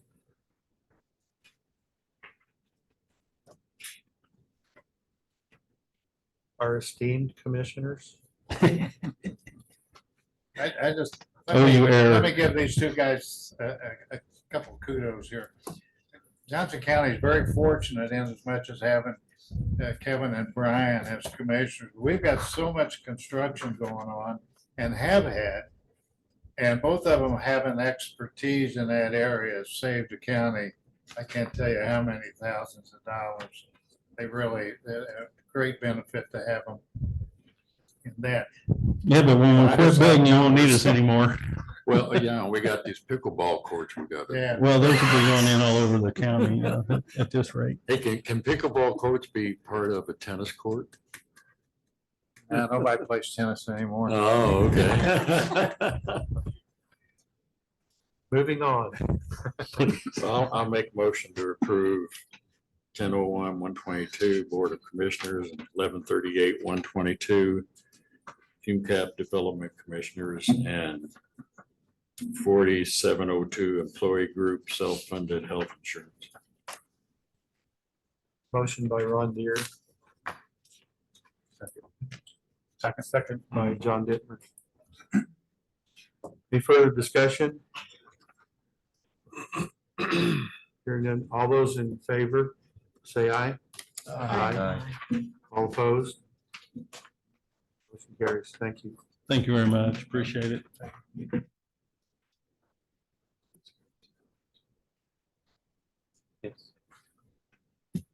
And I want to poll the council for this. Are you ready for, sorry, Teresa, are you ready for a lunch break? Okay. We will reappear at 1 o'clock. Sound all right? 110. 1:15. 115. How about 115? Let's shoot for 1 o'clock. All right, reconvening. Next item on the agenda is JC, Johnson County Redevelopment Commission, number 4112. I'm gonna take care of that for Commissioner Walls. He had to leave. Yes, sir. Now, the only increase in there, the $50,000 increase in professional services is, we use HWC to help us move forward with the TIF districts that we've created. And their contract's going to be expanding in 2024. And that's the need for the increase. And then the balance that's in there now currently will most of that will be absorbed later in the year when we pay for their current contract. But I don't know how many of you are familiar with Chris Ham that works for HWC, but really, he's just really sharp when it comes to these TIF districts and how they develop both commercially and residentially. And we're just happy to have their service available to us. But that's the reason for the increase. Good. When's your next meeting? You had to ask Kevin. I don't know. We just had one that was canceled. I can tell you. Adam will tell you. 25th, September 25th. So does anybody have any questions for Ron? Okay, hearing none, I'll entertain a motion. Move to approve as presented. Motion to approve by, was that John Dittmers or John Myers? John Myers. Second. Second by John Dittmers. Any further discussion? All those in favor say aye. Aye. All opposed? Hearing none. Motion passes. Next on the agenda is the treasurer, number 1157-103. Michelle. Good afternoon, Michelle Ann Graves, Johnson County Treasurer. I would like to start out with, there's been some really exciting updates in the County Treasurer's office. We, as you may or may not know, the County Treasurer is the Chief Investment Officer for the county monies. And we have anticipated interest income this year of nearly $6 million. And I can attribute that to increased interest rates and a healthy cash budget that the county has. Also to go along with that, we've really been working hard on building a bond investment portfolio so that we can lock in these interest rates moving forward and have a more steady income of interest revenue for the county. The County Treasurer's Office is one of the few offices that can collect revenue and contribute to the general fund that is not fee-based or tax-based. So it's a big responsibility, and it's a really exciting time right now with interest rates raising high. We also have a great staff. I couldn't be more excited than to share my days with this group of professionals. I've always believed hire professionals, train them well, and make sure they have the tools they need to do their job. And this group is firing on all pistons. I couldn't be happier with this group.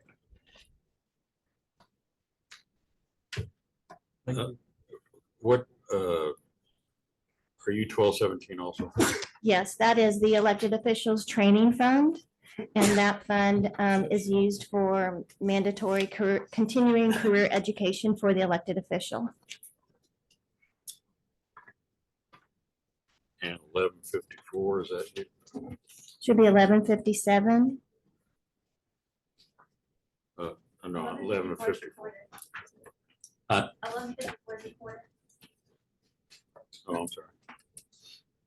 She has 1157 and 1217.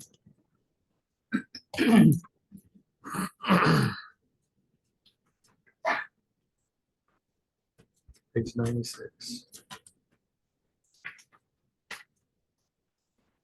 I will say another one of the exciting aspects in the treasurer's office is, as we've heard mentioned here several times today, the county has grown and continues to grow.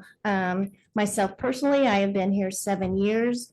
And in that time, we have made great advancements in utilizing all technological software that's out there available. We've increased our online presence for county taxpayers.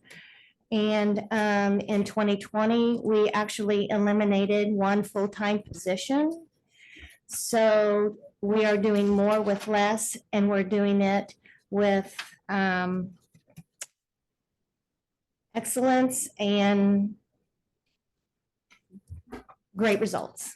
I'll leave it at that. Thank you. Michelle, could you talk about the part-time line item, please? Yes, what would you like to know?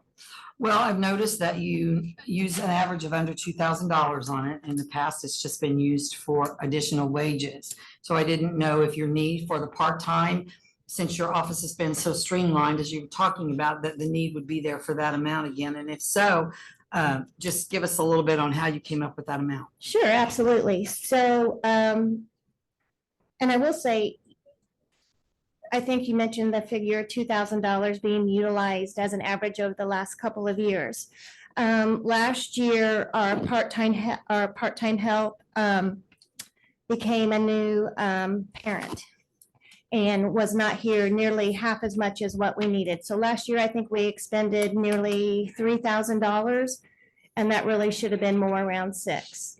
The year prior to that, our part-time help that was scheduled to come in for the fall was not able to do so.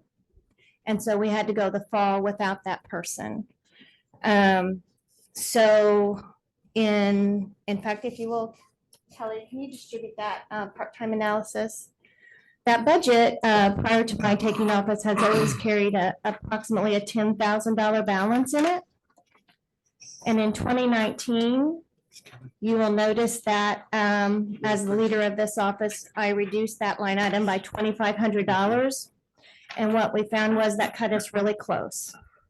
So I'm hearing you say you will be using the $10,759 for part-time in 2024 and not appropriating it into any other line items. What I am saying is in 2020, so in 2019, we reduced that budget by $2,500. In 2020, we eliminated a full-time position. $12,500 from the elimination of that position was moved into this fund.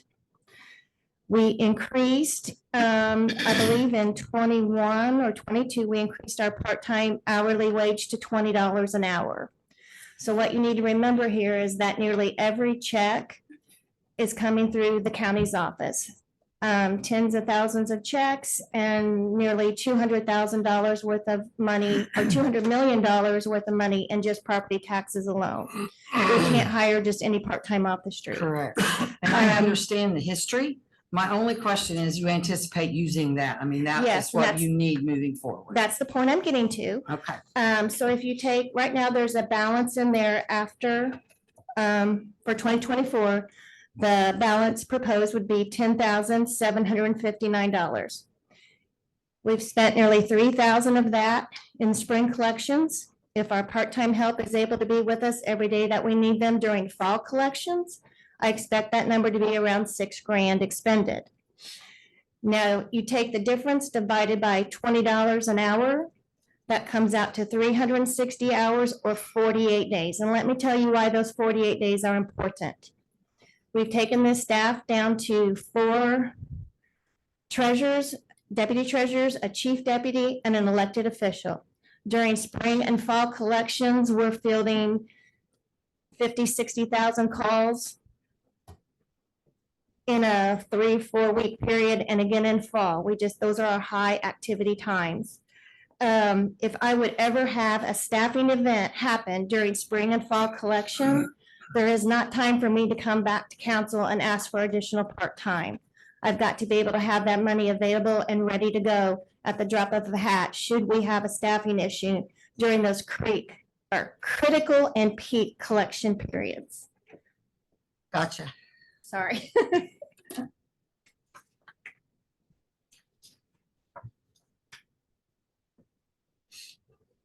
So what did she have, a boy or a girl? A girl. Congratulations to her.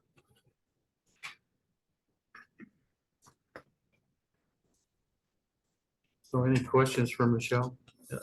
And do you want to address the other one also, the training fund? At the same time? Yes, please. Okay, go ahead. That is the elected officials training fund.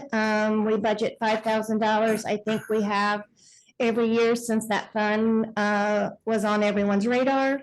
That money is used for the elected official and the chief deputy to attend mandatory continuing career education classes by the state.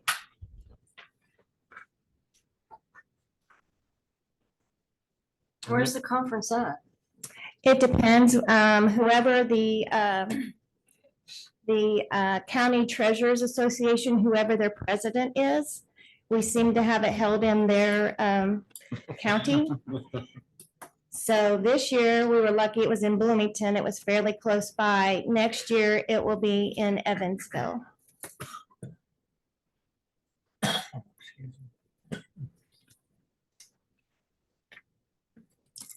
There's this new road called I-69. And it worked wonderfully. It helped. Just make sure you fill up before you get on the road. We found that coming back. We rode in on fumes. You missed that last gas station and you're done. Yeah. Okay, so does anybody have any questions for Michelle?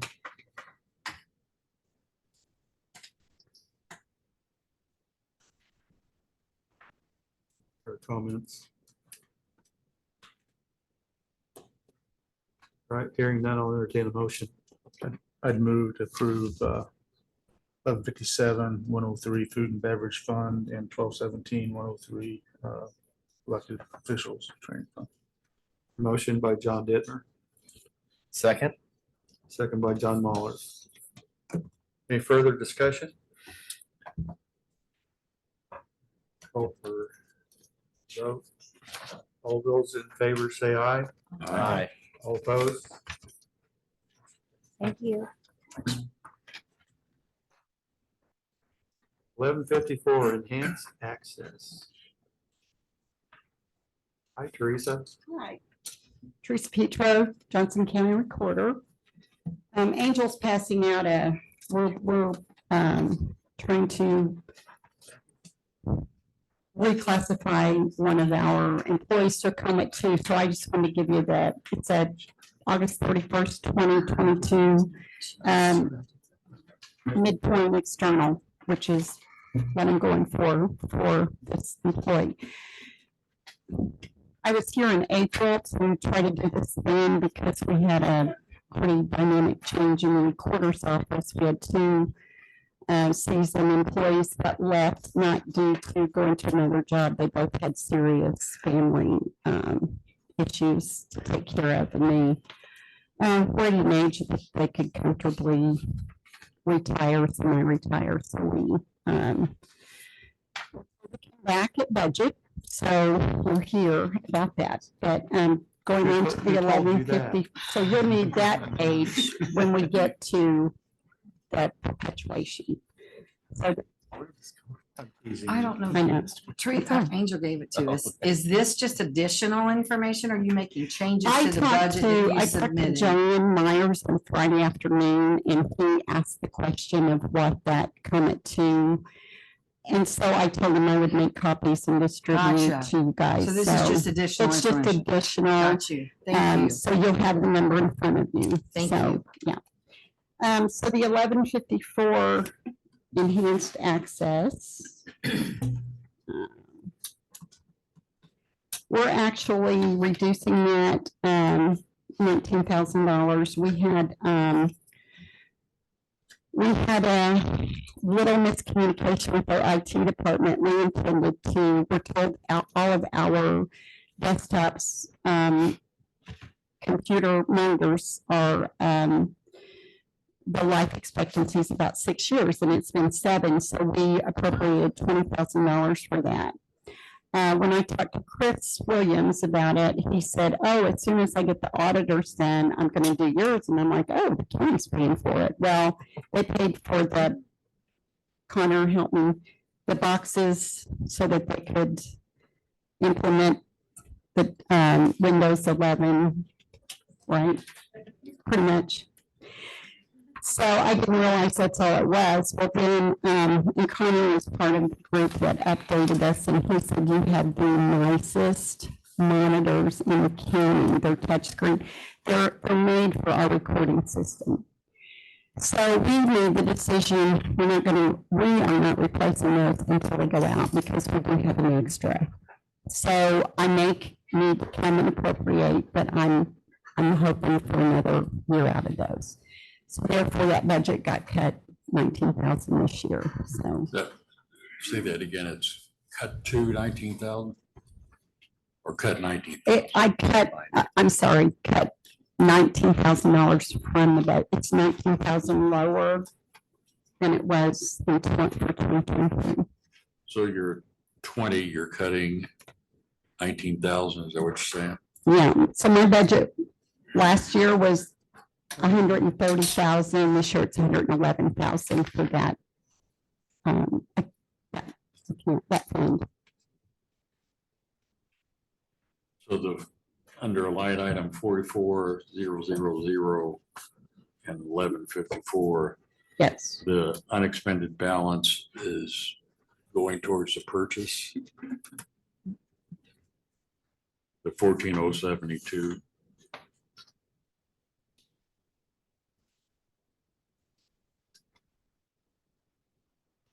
It's under 2023 balance as of 6. Oh, I'm sorry. Yeah, you're right.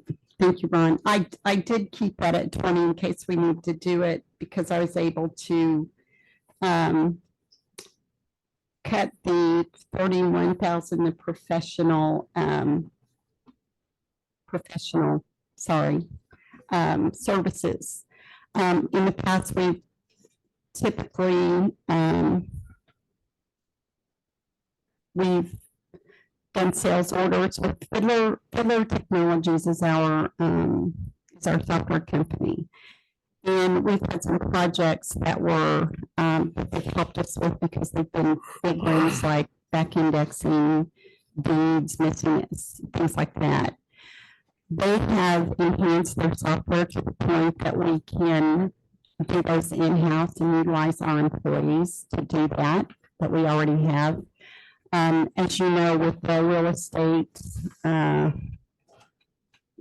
explosion we had, and then this year it went down in our numbers. Some days we have high numbers, some days we have very low numbers because interest rates people aren't buying and they're not refinancing and stuff like that. So, I did decide in case we needed to have that, I decided that we would put the 19,000 are projects that we won't have to have a sales order and they'll invoice us to pay.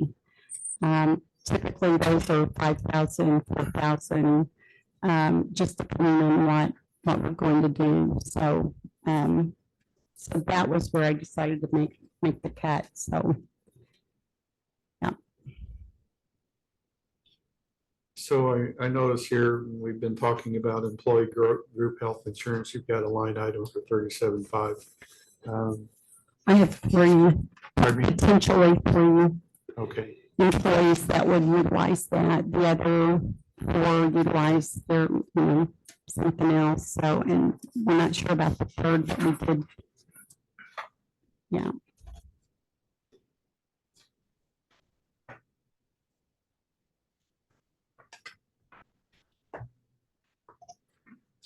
Can you just talk a little bit about employee perpetuation, or I'm sorry, records perpetuation? Yes, there's a statute that is money that we get from copies that people need for personal use, title searchers, abstractors.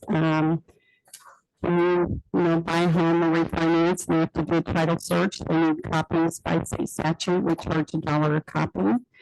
We also have a search engine for all of our records, and all of our records are digitized and available electronically. They can sit at their home or office and do it, but there is a subscription amount, depending on how many hours a month that customer thinks they'll be on it.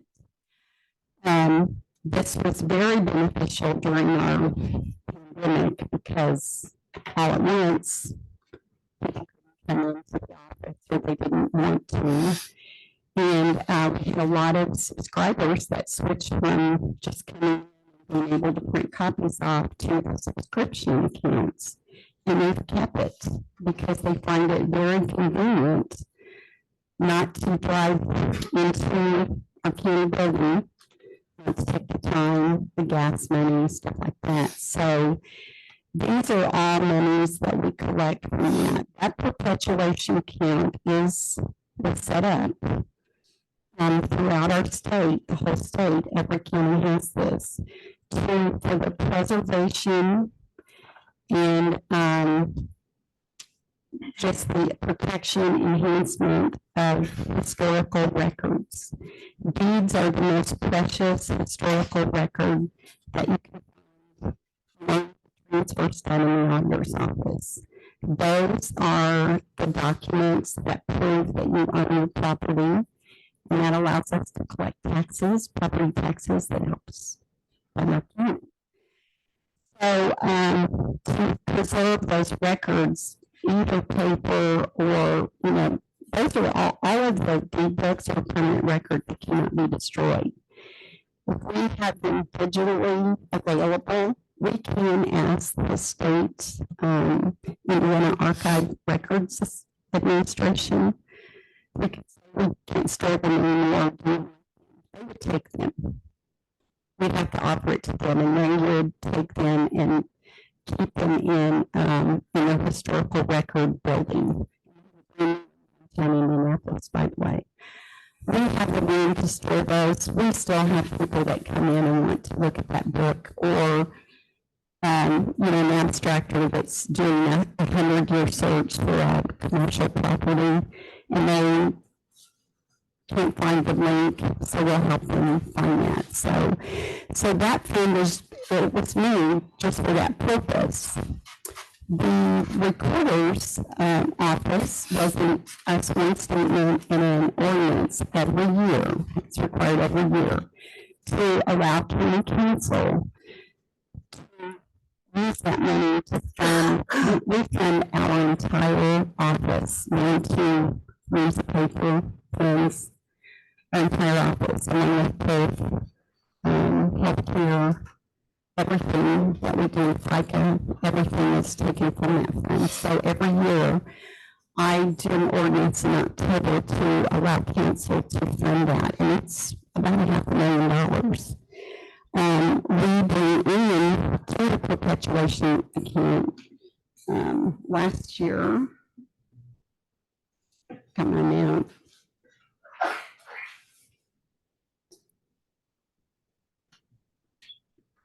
$1,279,000 in the year 2022. Up to date, we have close to $900,000 so far. So we are fully confident that we can fund our department, as well as have enough funds. You have to prove that you have enough funds in there to do the job that the fund's supposed to do. A lot of times that means you're ready for a new reporting system. Last time, just in 2016, it was around $800,000. So we want to keep a healthy amount in that fund. Also, some things that we do is every other year, we try to pay the postage for tax bills that go out that are now about $30,000, Michelle, $30,000 postage on or more, yeah. So we intend to do that in 25 and 27, so it helps them out, and we can also pay that out of that fund. So we always look for opportunities to help out the county and things that we can use that money for. And what we do is we put a flyer in there that tells about our absolutely free property fraud alert system. Arizona and Texas recently passed a law that their county government had to implement some type of property fraud alert system. Our association is already working with the Attorney General's office because, as you know, we have a county ordinance. And actually, Adam and Tiffany and I talked to the Attorney General's office so that we could interpret that ordinance in the county. That is for like we can, for elected officials, victims of domestic violence. This year now includes firefighters, law enforcement. Any of those people can request to have their name, any documents, redacted from the county's public system. What that means for us is Beacon Schneider. You can't go out, can't sit at home on your computer and go on Beacon Schneider. And we do have several people in the county that you bring it up. We've had them call and say, hey, I can't find this person, I can't find this address. Well, it's because it's redacted, so you have to get permission. That's what we have now. But what this law is doing is they're going to come to the assessor's office, the clerk's office, the recorder's office, and they're going to say, you have to redact that if you get something from the Attorney General's office. So we're working with the Attorney General's office to make sure that it benefits us, that we don't, it's a very touchy thing. So we already have that in place. But with the property fraud alert, we already have that, and it's at no cost. So when you all get your property bill, look at that. You can sign up online or call us.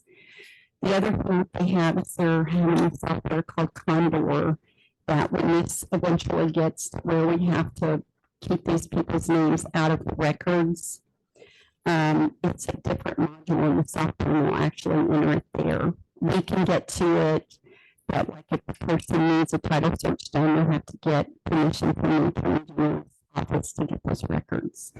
So there's a lot of things going on there and stuff. So does that answer your question? So, Yeah, and it only touches the tip of the iceberg because this perpetuation fund's huge.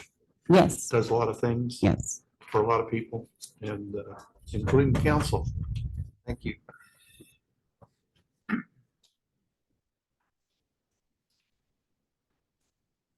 Does anybody have, did we cover it all, Teresa, or did we miss something? Yeah, we did have a big cut in 1162 because of the ability to do a lot of things in-house and clustering the employees and doing it too. So the only thing we pay that Bastion, it's an encrypted program that every time we record a document, it goes to Fiddler Technologies. It's in our system, of course. We get microfilm. But this is a server that if the county would get ransomware or go down, they could have our recording system up within 4 hours. So it's just an extra layer of protection for all of the documents. So there's about a 26% decrease in those two accounts.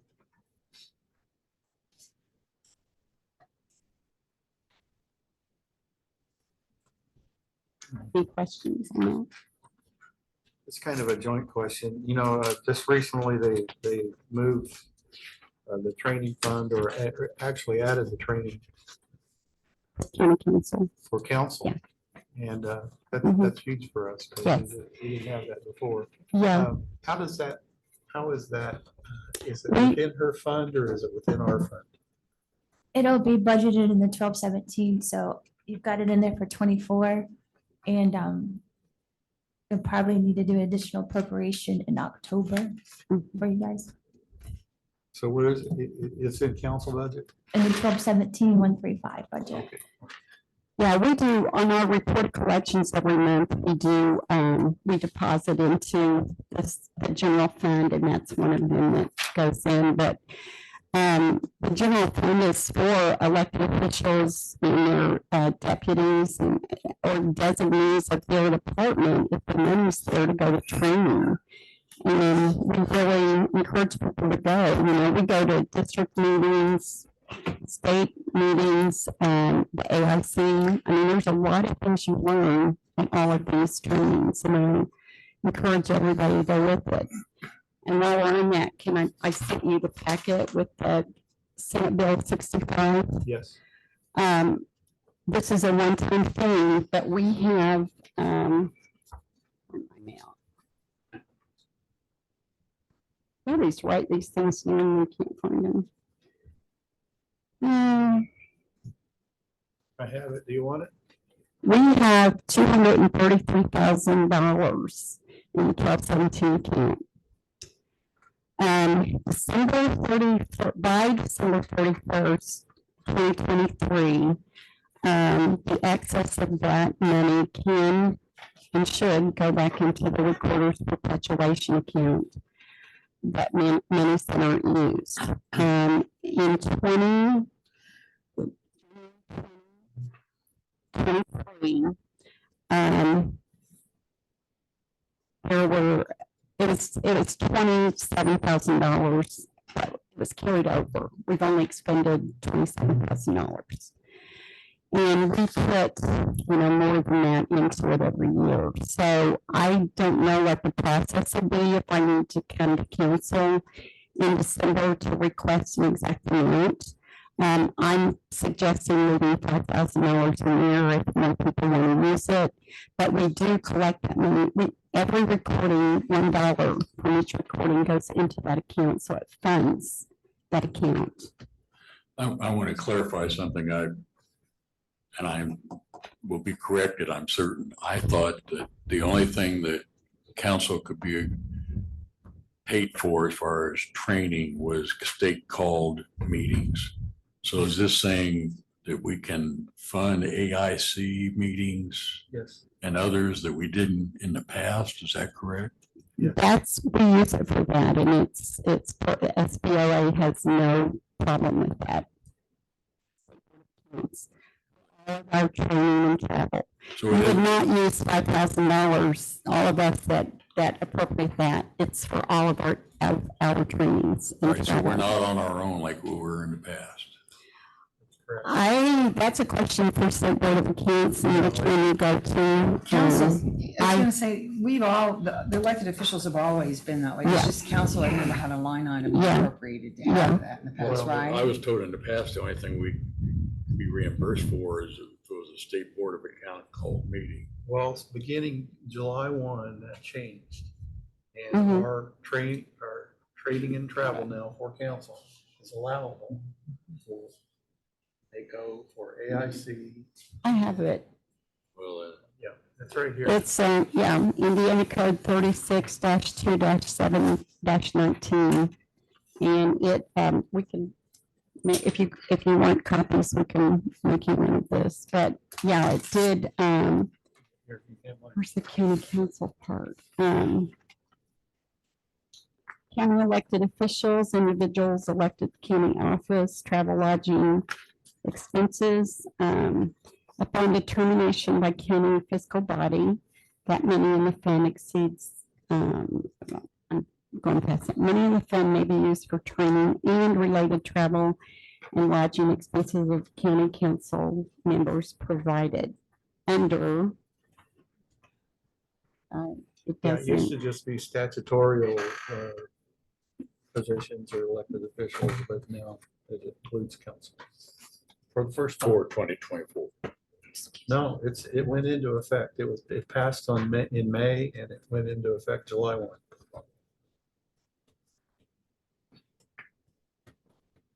Okay.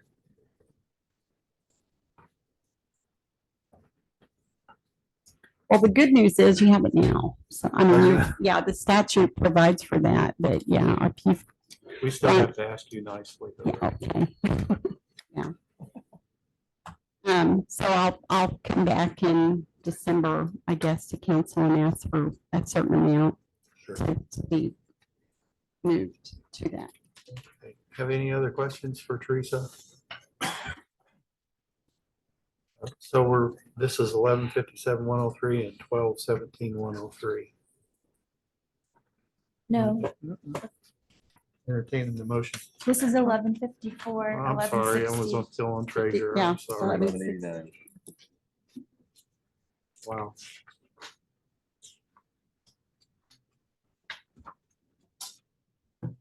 $1217-104 and 1189. I'm sorry. And then, well, somebody make a motion, please. I move that we accept 1154 enhanced access, 1160, 1217, 104, the elected officers or officials training fund, and then 1189 records perpetuation. Motion by John Mollers, Second. second by Ron Deere. Any additional?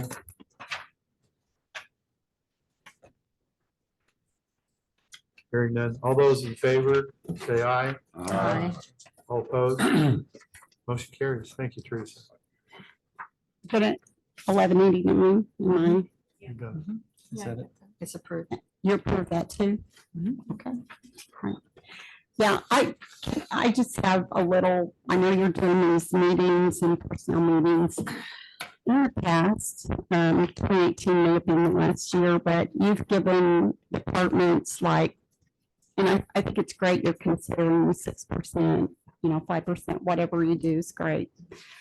I would like to see you tell the department you have 6% to go out in your employees, because we know what our employees do. We know that the ones that come to work and do what they have to do and collect their paycheck and go home. And we know the ones that want to learn, they want to grow, they want to advance and do the work.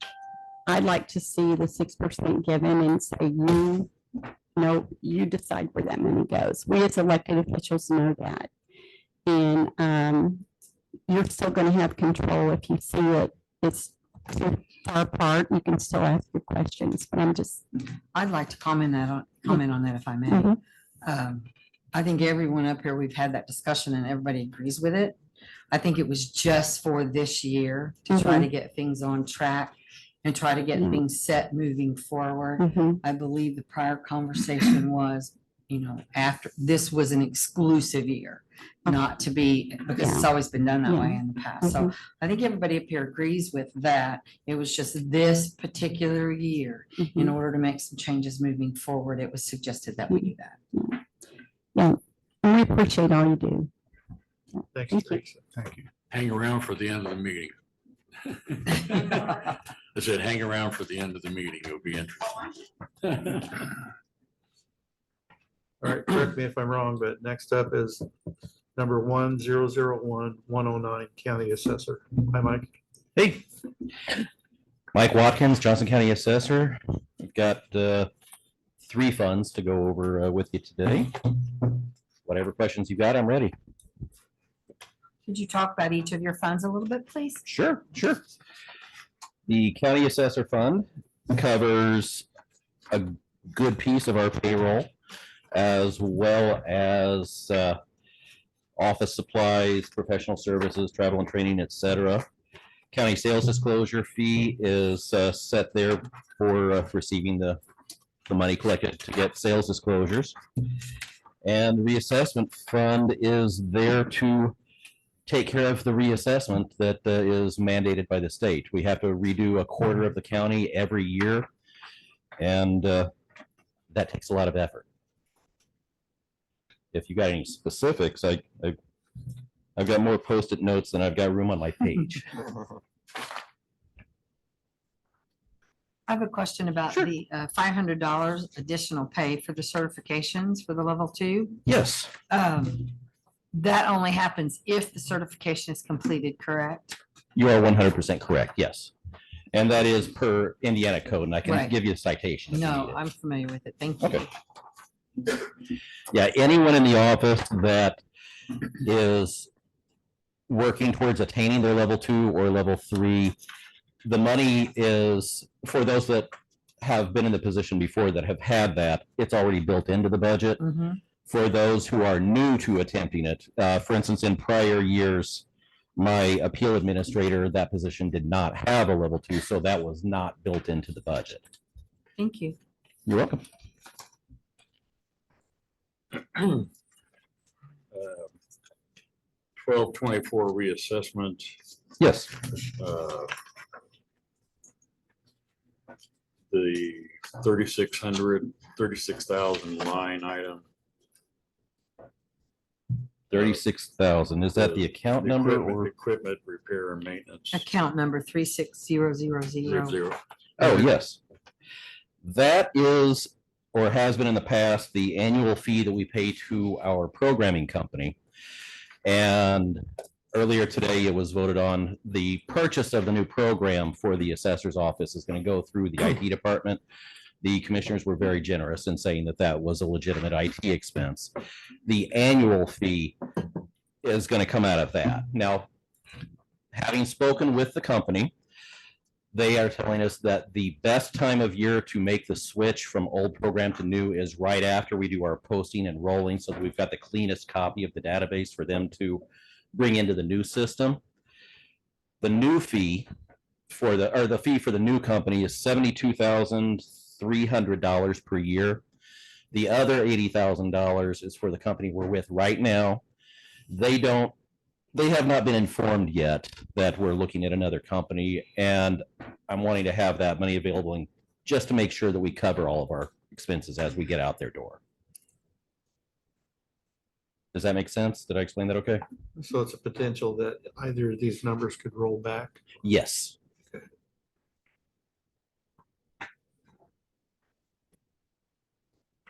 When will you know that? Well, shortly after I contact the company, after I get through adoption, and am confident telling them, yes, we're going to be able to make the switch. Okay. Then when the company's informed, I'll ask them, what's our last day? What's our last payment? Mike, won't your previous contract state what the obligations are? We have not been under contract with the company we're leaving for a bunch of years. Okay. At the beginning of this year, there was an attempt at putting us under a new 2-year contract, which honestly, with the level of fee that they wanted to raise it to, was a big chunk of why I'm making the move now. Gotcha. So is Adam involved with this?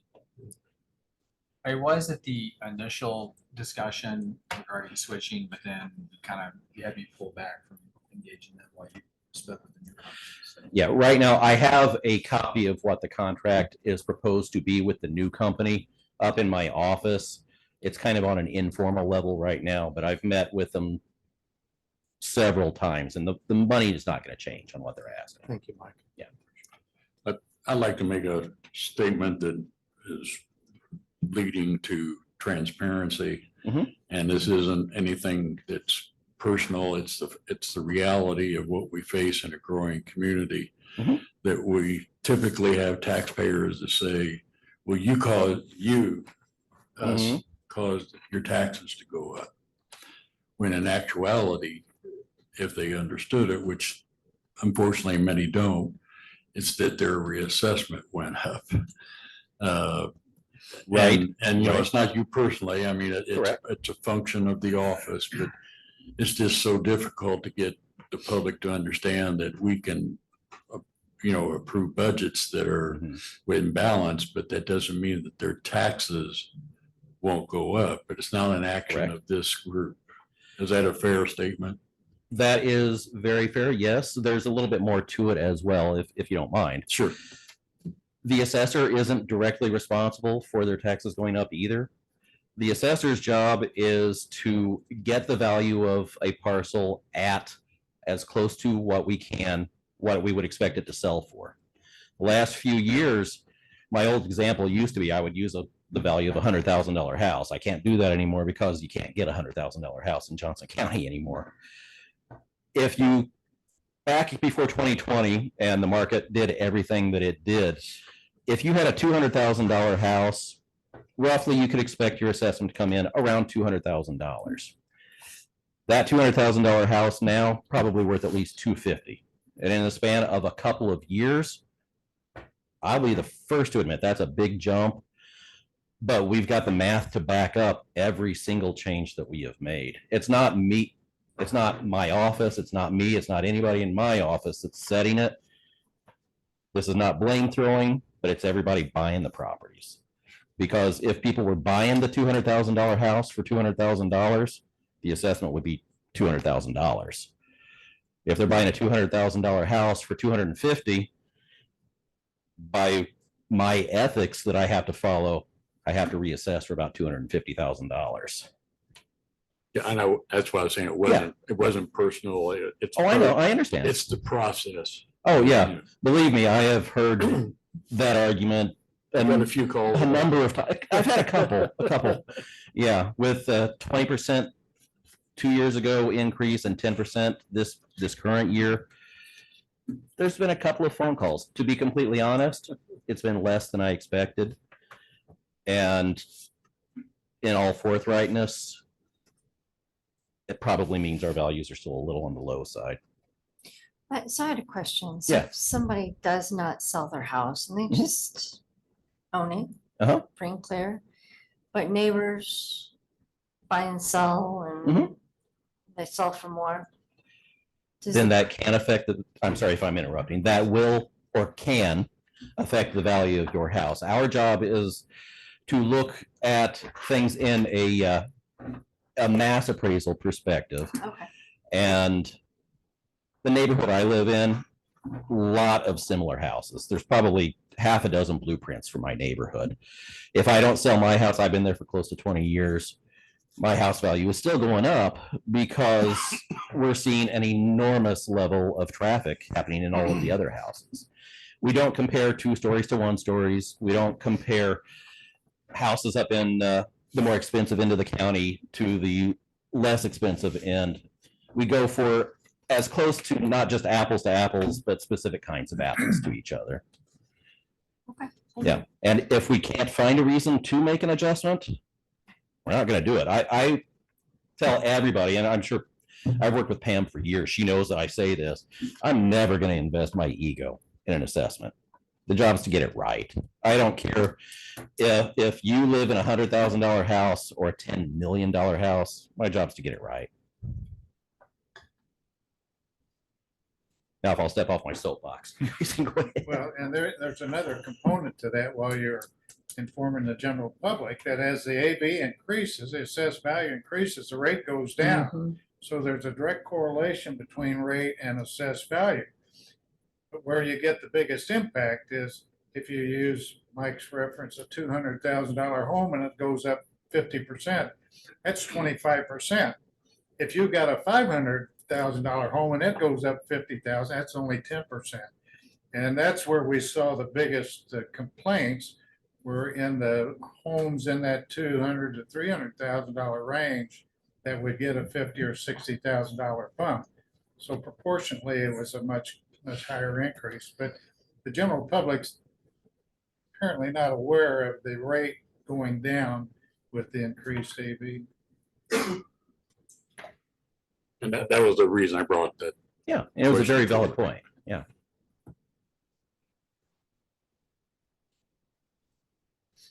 I moved it. Hold on. I second. You're out of your lane, Ron. Mike, I have a question. Can you speak to 18204, the GIS specialist, and how that works with shared salary and the fact that's jumping 30, is that 38%? It may say that percentage, it works out to 5%, believe it or not. Can you explain that? Yes, Please. yeah. At the beginning of the year, that employee, I came before the council and requested a $5,000 bump on that salary due to added responsibilities that had been adopted. That was approved. So that's not in the first number, the last year number. Also, that employee has historically been paid out of 2 funds.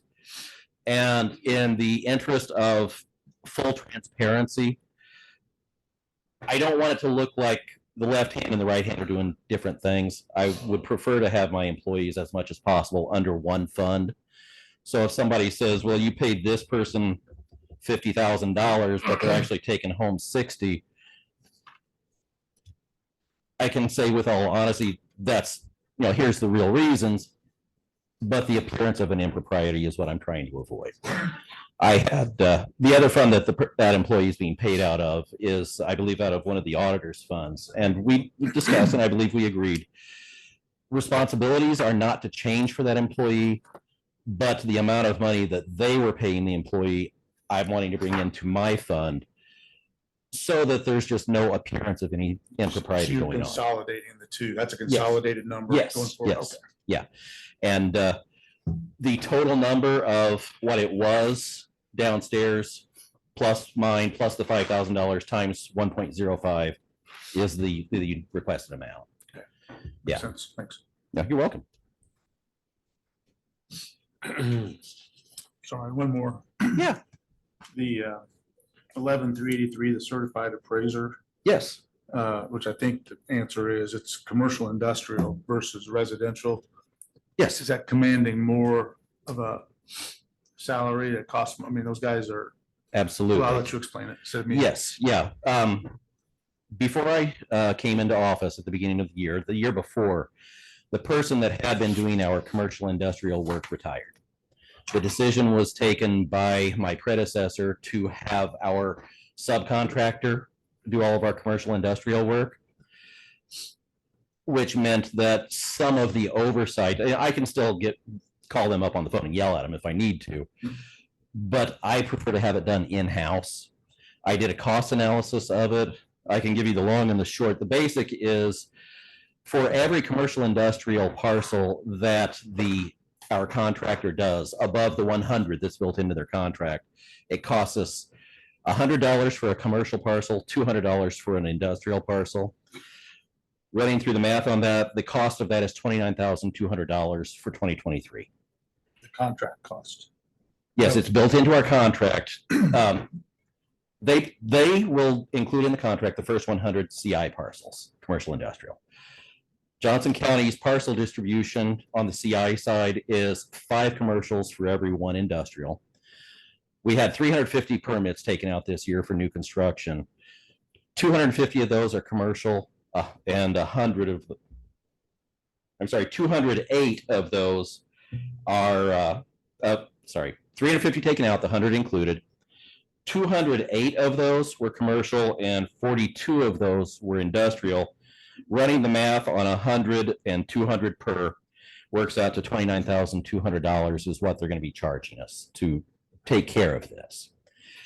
The increase in employee salary that I'm looking at is $10,549, which is roughly 36% of what our contractor is going to be charging us. Plus, that person will be within about an arm's reach of me, and I can say, hey, can you run out and pick this parcel up for me Bottom today? line, Or that offset, Yes. that offsets, that increase offsets. yes, that to the- $29,000, That's which what they you- bill us, will not be happening next year Correct. because it'll be done in-house. Yep. Thank you. I thought it was a good move on the part of responsibility to cut the fee to about a third of what it would have been. That, and I like to have people doing work for me within arm's reach. Makes sense. Okay, Mike, good job. Have anything else from my dad? Anybody have any questions for Mike? All right. Hearing none, I'll entertain a motion. That was 109 through 1224. I'll make a motion to approve. Account 1001109, account county assessor 1131, county sales disclosure fee fund, and 1224, property reassessment, and approving those as is. Motion by Belinda Priestman. Second. Second by Ron Chair. Any additional discussion? Hearing none.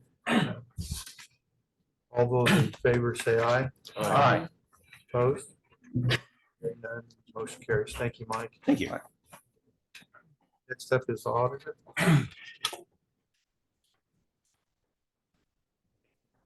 Elizabeth, I think this is 1157 through 1181. Is that correct? That is correct. Okay.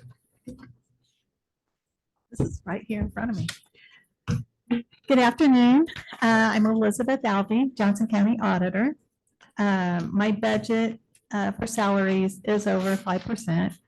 And I'm gonna give you an explanation why I feel it should be. I've only been here for 9 months.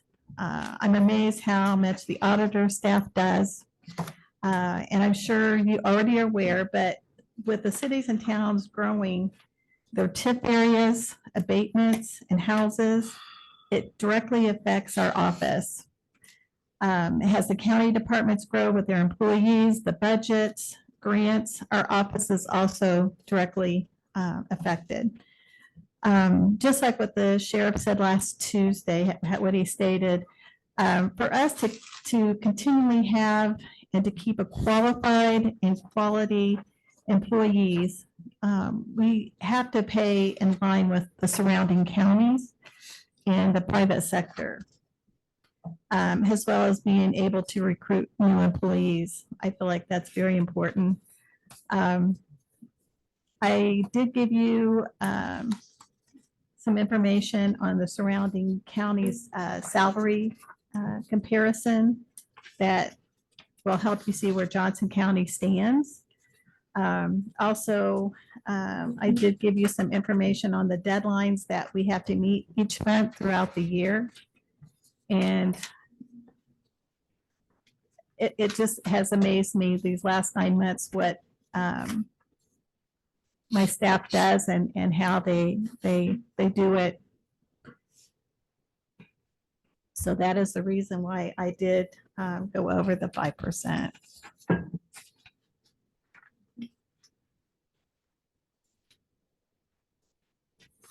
Why I went over the 5% cap.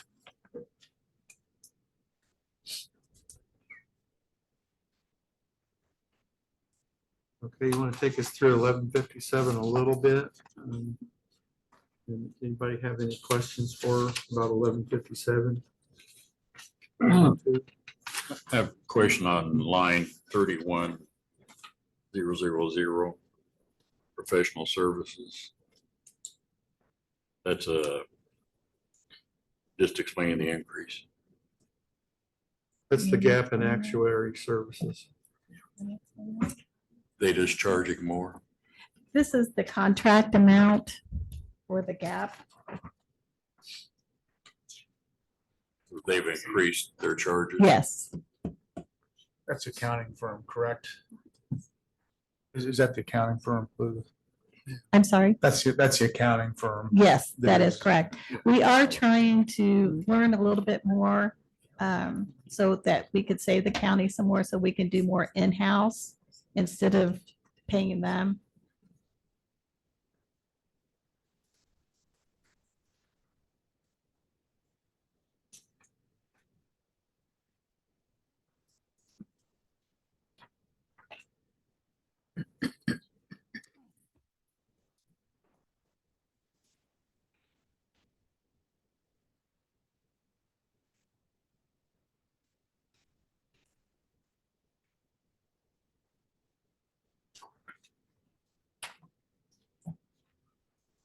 All right, any other questions on that?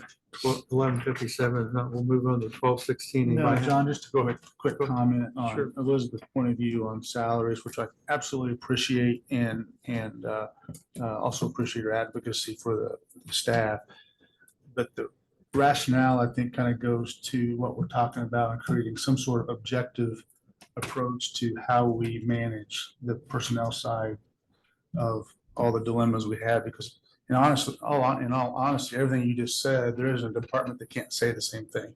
Correct. So that is correct. So how do you reconcile that is kind of front of mind with me on putting myself in Elizabeth's place right now. How do I articulate that in a way that's exclusive to me and it's not exclusive to you? I think it's the same for everybody. So my point is some sort of an objective approach to how we manage this piece of the budget, I think is becoming fairly evident. And I think we have a plan to kind of address that, but it just exposes that, I think. Even more so.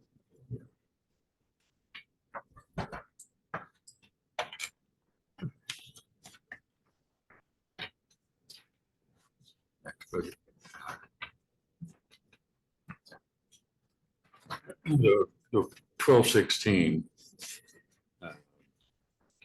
That's one that I just have to be re-educated each year. Unfortunately, auditors ineligible deductions, what that means. Yeah, could you, I'm curious too. I need that explained. What is exactly is an ineligible deduction? It's for like fraudulent homesteads. We investigate those, like if you have return mail or something like that, someone's claiming a homestead and they shouldn't be.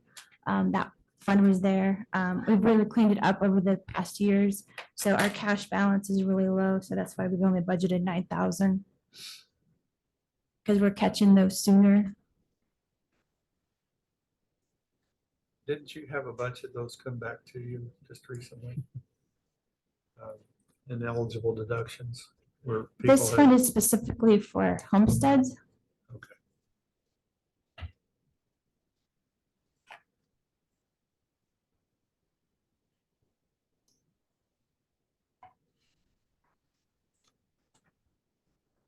Well, I kind of think that we should stick with the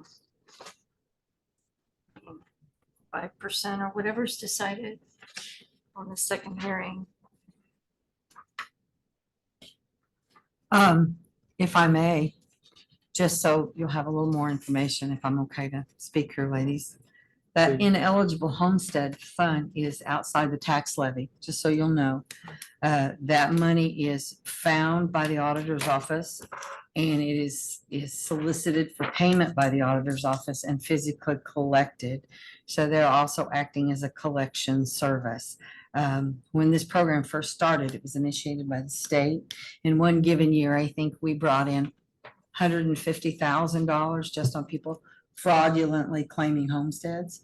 So what's happened over the years, they've worked themselves out of a job basically because they've been, and by they, I mean auditor's office across the state, have improved on finding them when they happen rather than let them go 4 years and can only collect 3. So I just wanted to point out, this is outside the levy. The money is generated solely by the fraudulent homesteads that are found. So it's not coming from the general fund or the taxpayer dollars. So if that makes a difference. Did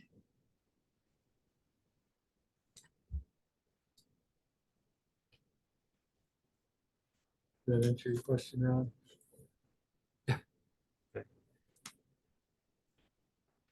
Any other questions? Well, the elected officials training fund, travel and training for most of the departments across the board has been 5,000, but this is listing as 8,000.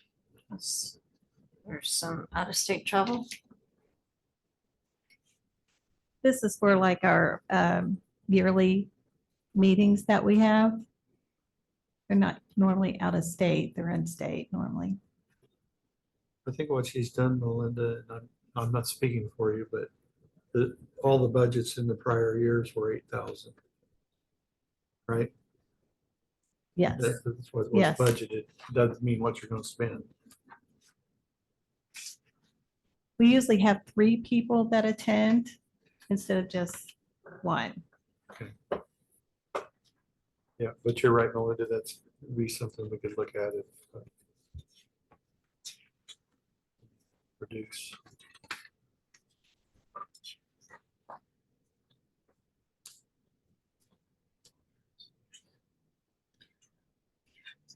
We're working as as counselor, and then this year as council president, it's becomes overwhelmingly clear how much you all do.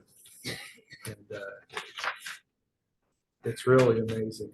And the work that they do for council and for us to be able to do our job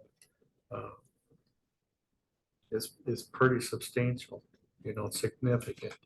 We could not do our jobs without the auditor's office. That's for sure. So it's greatly appreciated what you do for us. I know other departments feel the same. Take that.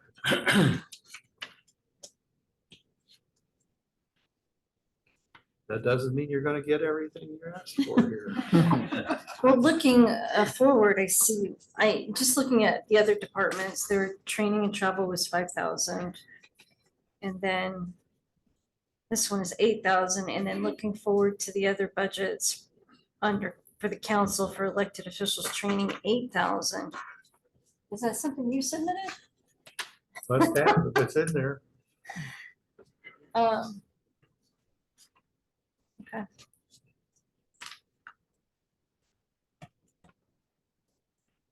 Cut away. Well, I think for travel and training, we gotta be pretty fair. I mean. Well, Elizabeth, isn't it? Yeah, no, I was you- gonna say, isn't it yeah. true the auditors have 2 annual conferences, plus Yeah. they got the AIC, and I think they have district meetings now Yes, they too. do. So they have a lot of meetings that other people don't have on the course of the year. And the money reverts back. I mean, it's a fee fund. And then we also have 7 elected officials. What's your typical spend?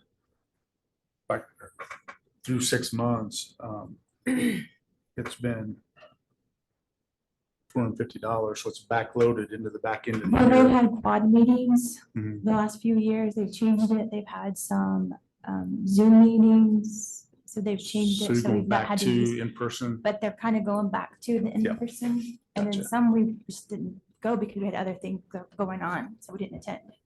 Weird time trying to compare that. Isn't it? Yeah. Yeah, and then when we get to studying, I strongly recommend everybody goes back to the comparative analysis that has been provided about where we rank with other counties, just as an indicator, not as a mandate, but as an indicator. So you're looking at these numbers here and you're seeing maybe some large increases, but I think when you look at our ranking among that top 20 and when we're looking at like in the bottom 20% of that ranking, I think that should be a consideration as to how we make our determinations going forward. And I think in the auditor's office, it'll be very clear.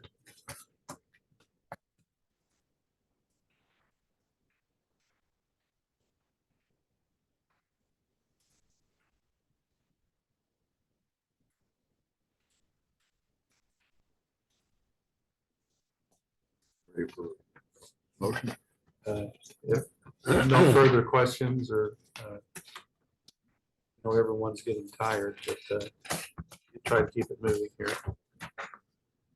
Make a motion to approve 1157-102 auditor, 1216 auditor, and ineligible deductions, 1217 elected officials training auditor, and 1181 auditors plat map maintenance as presented. Second that. Motion by Mr. Gear, seconded by John Mullers. Any additional discussion? Hearing none, all those signify by saying aye. Aye. All opposed? Motion carries. Thank you. You already sat down. Good. How slow I am today. All right. Next one is number 1001-129 Community Mental Health Center.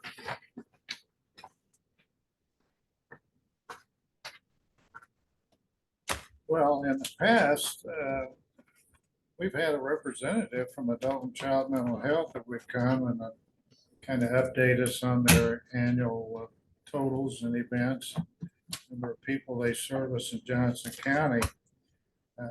This is something that we're mandated to fund. We do have a choice, I guess, in our provider, but I always caution the council when it comes to this particular appropriation that Adult and Child does an awful lot for Johnson County, for those who are marginally affected by mental health. So a lot of times we want to concentrate on the criminal justice side. In other words, the people going through the jail that have mental health problems. And we're looking at trying to solve some of that with our mental health facility that we're in the process of trying to get constructed. But adult and child mental health provides a great deal of service to a lot of people in Johnson County who have no other option for that type of service, either because of their financial wherewithal or their physical location, or people having someone in their life who will help that individual, look out for that individual. So it's a big number. We can always question the service ability that they give us. And I guess you could do that with any entity. We could always expect more or do more, I guess, but they do, I would say, a justifiable amount here in Johnson County. And when we get our mental health facility open, then there might be a possibility to redirect some of these funds into the service provider that's going to be involved with that facility. I don't know exactly what statutorily we would be required to do there, but there is, I think, that potential as we go forward. But right now, you're mandated to do it unless you want to try to find another provider. And I'm not sure you would find another provider that's comparable to adult and child mental health. Yeah, and just to add on to what you said, yeah, I agree with you. You know, adult and child, what they have, they do a good job, but I'm going to qualify it a little bit here in that we are given the funds by the FSSA, and we are told who to give it to. So as a council, we don't have any choice. We just approve this budget and we go on. And hopefully that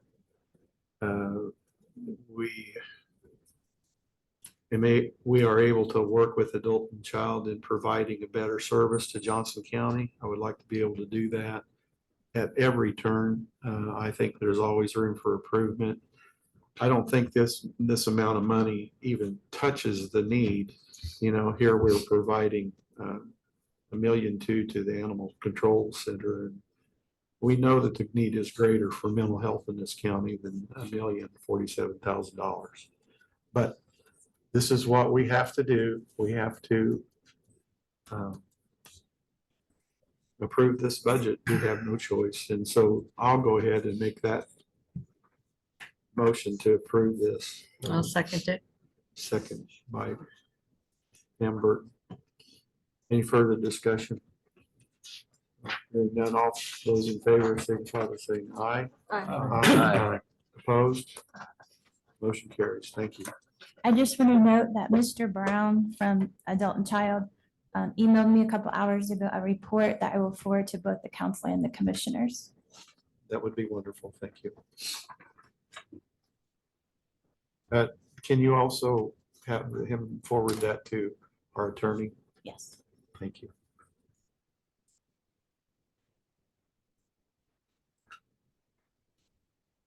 All right, so here we are, 11:57, 135 council. Uh-oh. Who wants to take that?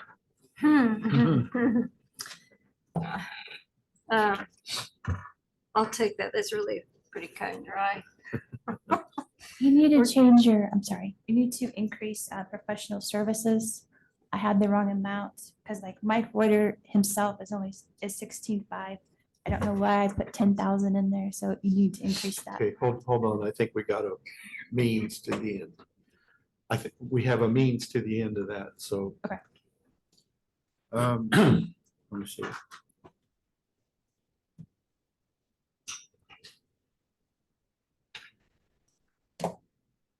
Need to get this page. Okay, here we go. 105. Yeah, so,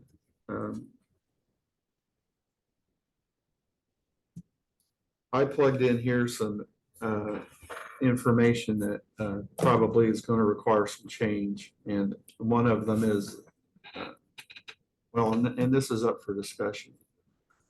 I plugged in an HR director and an administrative assistant just as a placeholder for 2024 in case that occurred. I think probably we need to discuss taking that back out. So I'll leave that open for discussion right now. Well, your suggestion, let's make sure we're all clear. 11, 12, 17. I'm going to make a recommendation that that be transferred to professional services. There's a lot of work that's going to be done this next year on the ad hoc committee that's going to perhaps require some outside assistance. And this would provide an opportunity for some of that to be funded. And then suggestion also that we remove 11, 4, 27, 48,000 for the administrative assistant at this point in time. And place that into professional services. And put that in professional services, and personally not believing that we will have to spend 150,000 for what we're attempting to do with the committee. But at least, you know, it's there. We have a placeholder for it. I'd Why don't like we to just- hear a can we- discussion about that. Can we just leave $1 in there then, for a placeholder? For the HR director and the Yeah. administrative assistant. I don't think there's a need, and reason being, I don't think it's gonna fall, from what the attorneys are telling us, it's gonna fall within the council's purview. But the outcomes, but my point is taking the 90,000, putting it in professional services gives us the opportunity to employ whatever additional services we may or may not need as it relates to the personnel committee. Yeah, great. I mean, you guys can hire staff or professional services to assist the council in its duties, which if it relates back to the personnel committee, that is fine. I think the HR director position is something beyond the scope of what council is empowered to do. So I So think- is it clear what I'm suggesting, that we transfer it in the line item to professional services? Which Yeah, takes care of. we could hire a personnel advisor or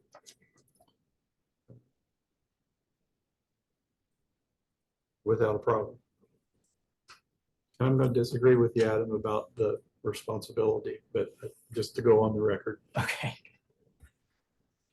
But I think in an effort to be collaborative and cooperative moving forward, hopefully this will relieve some pressure on this personnel committee. We can get to an answer. So Is that a discussion or a motion? well, my recommendation in the form of a motion is that the HR director line be eliminated at 90,000 at the minimum, be transferred to professional services. I don't know that I'm suggesting that the administrative assistant position numbers be transferred also, unless we need that for Mike Reuter. Does that clarify what you were asking me or suggesting, Amy? Mike's total for the year would be 16,500. And there's 10 in there, so adding the 90 would make it at 100,000 for Mike and everything else that we might do. Mhm. Correct. That's what my recommendation is. Yeah. And then we eliminate the 48,000.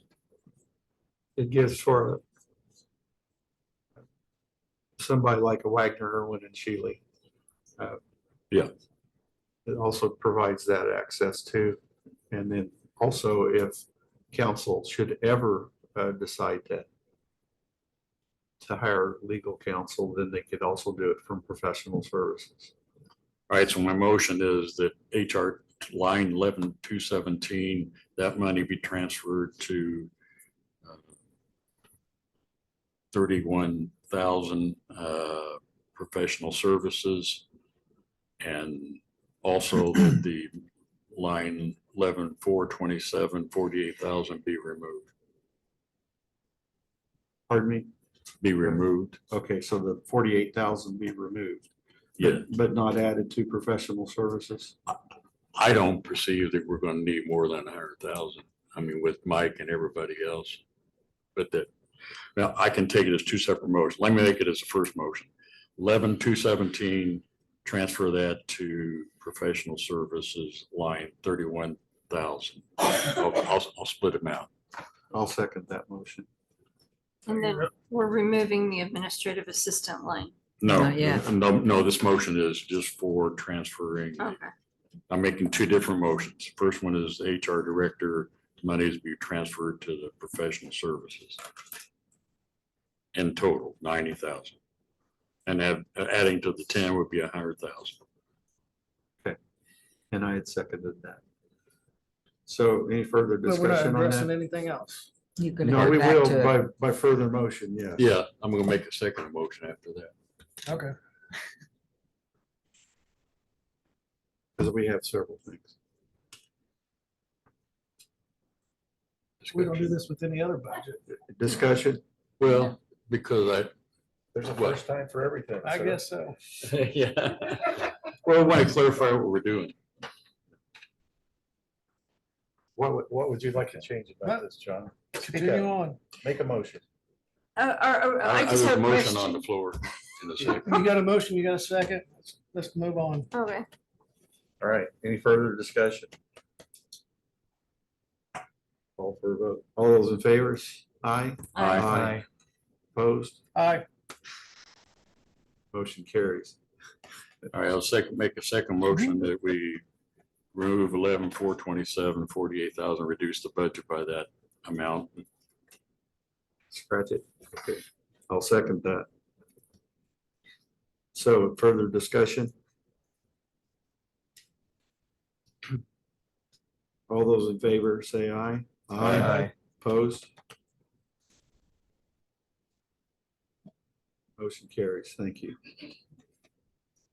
All right, I want to address 11,207 council assistant. And I'll open this up for discussion because I would like to see that move to $15,000 That's gonna be making more than we do. for the council assistant. They- For the council assistant from 8,846. We're still on 1157. Mhm. Oh my. I'm I'm all about, I'm opening up for discussion. I think that's. Say your piece, John. That's, What do you want?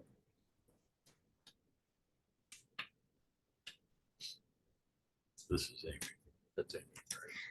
No, it is the council assistant. We don't name these by name. This is the council assistant. This is the person that does the bulk of our work in preparation. It's the person that we call, that 7 people call 3 times a day before a meeting. And it's overwhelming. Okay, I'm just clarifying 11,207 and 12,18 have 11,218 have the same title. Which Comes around. Pardon me? there's 2 different council assistants. yeah. Well, you just made a motion to remove that one. The administrative assistant has been, No, Oh, we have to take a- no, I did.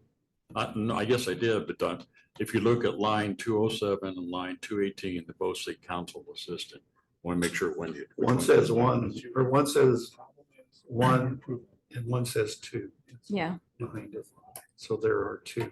So we have 2 assistants and you're wanting to bring both assistants up to 15,000? One is by law, that the council assistant is by law that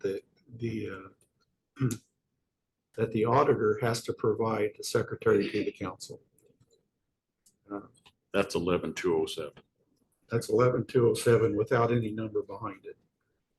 And then we just recently made the position for 11,218 to do the things that Kirsten just did for us in form of the personnel studies and the data to get us going in the right track as far as data management so that we can do the grids, we can get to the seniority of positions, and writing job descriptions, how we do that.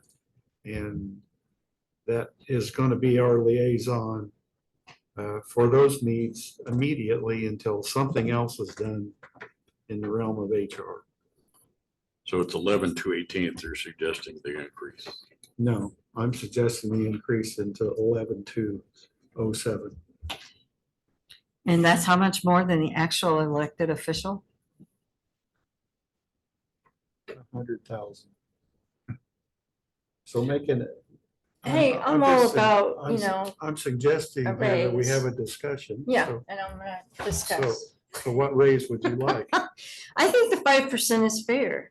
I think I do have a hard time accepting 15,000 when that's a lot more than I make, and I'm the one who has to take the brunt of the criticism publicly.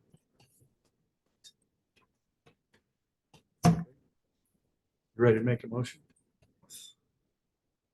I just think, I'll make a motion for, account 1157135, food and beverage council, position 11207 to be at 5%. Remain the same. Okay. Yeah.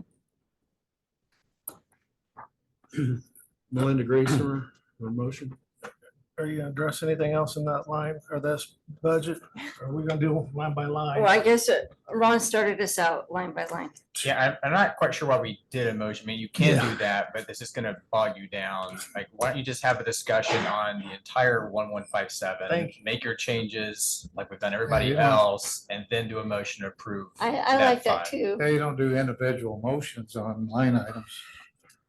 That's how that works. Well, Just a suggestion. We maybe- started Some things something were, new. some things were and called I'm just out there, continuing so I just wanted to And you just pull them make, out individually. you just make whatever changes or corrections, and then you have a vote. You have Well, a there were- motion on the entire budget. There were some things that were new in here. Yeah, I'm not saying that, but all I'm saying is you don't have a motion and a vote on individual line items within the total. So I stand corrected, John, sir. can we- Fine, sir. Can you ask for additional discussion on the points you're making? And then if we decide to do something different, assuming this is approved as is, we can address it next week. In the Yes, file. yes, sir. So could I have additional discussion? If there is any. If there is any. Okay, and that, what does that do to what we've already done? You probably are locked in on those, so just whatever information you Can we get. wipe them out and start over? Include those. Can we wipe them out and start over? So any additional discussion on 1157, 135? Because we can get to this really quick. Anybody? Somebody just needs to make a motion and state exactly what their motion consists of. You said, Well, I'm not undoing the motion that I've already And made. you don't need to, that's what done. was your motion? Just the 5%, 5% for, As is. 11207. okay, That's already how it is. Yeah, that's not okay, changing. Well, I'll second it with, if you agree, 100 elected officials, 5% office supplies, $500. What was the council appropriation? That's for advertising. 500,000 per, and travel and training. Is that 0? And dues and subscriptions. 32000, $2,700. all right. Yeah, thank you. Okay, And an explanation, clarification, travel and training is went to 0 because we have it elsewhere where we can go to travel and training. Make sure But that's that's a clear. different account. We just had a second motion for account 1157. Now we got to vote on it. And we're having discussion on clarification. I'm just clarifying was that it? our Travel training is 0. it's down Dues and lower. It's Hey, we're not even 12, talking about that 17. yet. We're not to that yet, Ron. Right. 1217. Travel training 0, dues and subscriptions 2,700. Somebody second that real quick. I second hers with the Yeah. changes that she agreed to. Exactly. Yeah. Motion by John Myers, second by Melinda Gracer. Any additional discussion? All in favor, say aye. Aye. Opposed? Motion carries. All right, 101, General Fund Council. That's for advertising. Do we need to approve that and vote on it? How much Yes. did we use this last year to, it says balance of thing. zero. It's same thing. It's for advertising purposes. Yeah, please just approve it as is on first reading. I move to approve 1,001,135 General Fund Council and 1,217,135 Elected Official Training Council as presented. on the I first reading. second it. Second by Pam Burton. Any further discussion? All in favor, say aye. Aye. Opposed? Motion carries. Thank you. Now, are we going over anything else? Do we need to hit any of the others? Part-time rates and board per diems. Okay. All right, so going to part-time rates, these are your gold sheets.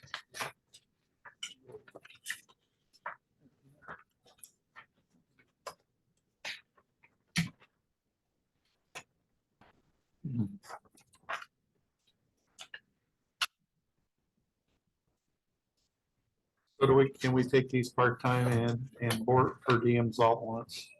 You can just remember, you agreed Tuesday to increase the, under the clerk election voter, the absent voter board from $11 to $12. Could you say that again? Amy?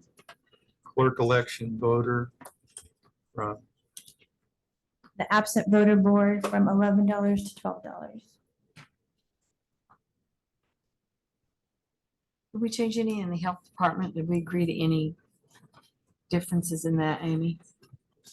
You remember? No, she just explained different breakdowns of, like, as you can see, some departments have like $15 to $30, but they don't specify what kind of work they're doing. Several do, but some don't, so. You know, and moving forward next year, trying to revamp some of this stuff, it just food for thought.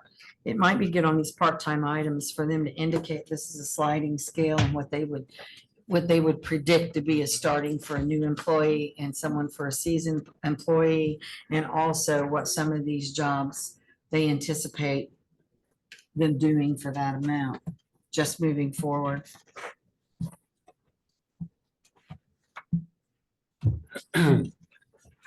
I'll make a motion that we approve part-time rates 24 as requested and board per diems but you need to do the. with the modification of Clerk election voter to $12. $11 to $12. I'm sorry, Connie just said that Betsy did ask to increase the part-time in 1159 up to $25 for a part-time She nurse. did, I thought so.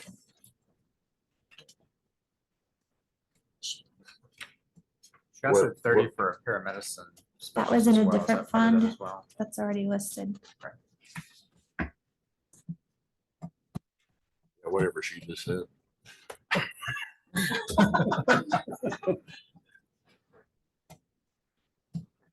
That's my motion. Have you got it, Amy? Do you need further? Well, I've been asked for a second yet. No, just the two changes. This those two. So still need a second. There's a motion by Ron Deere. That included the health department, right? Yes. Yeah. Okay. Yeah. Looking for a second. We're going to approve part-time rates or not? I second it. Second by John Muller. Thank you. Further discussion? All in favor, say aye. Aye. Opposed? Motion carries. Thank you.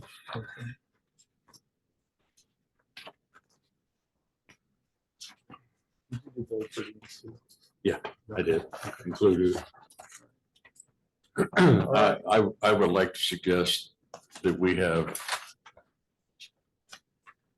Anybody ever heard this word from somebody like me, kick the can down the road to the end of this meeting about a fairly healthy and complete discussion I would like to suggest that we take a break before we start that. Because we did say we were going to talk about what directions we're going to suggest as a council about modifications to the salaries. And I think we need to have that discussion today. I but- agree. But I want to break personally before we do it. It says 3 o'clock. I think we need to break. Break. Is there a second for a break? 10 till 3 right now. How about we start up again at 5 after 3? Thank you.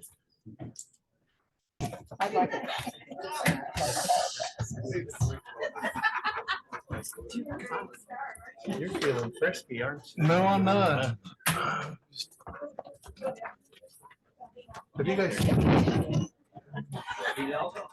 What is that?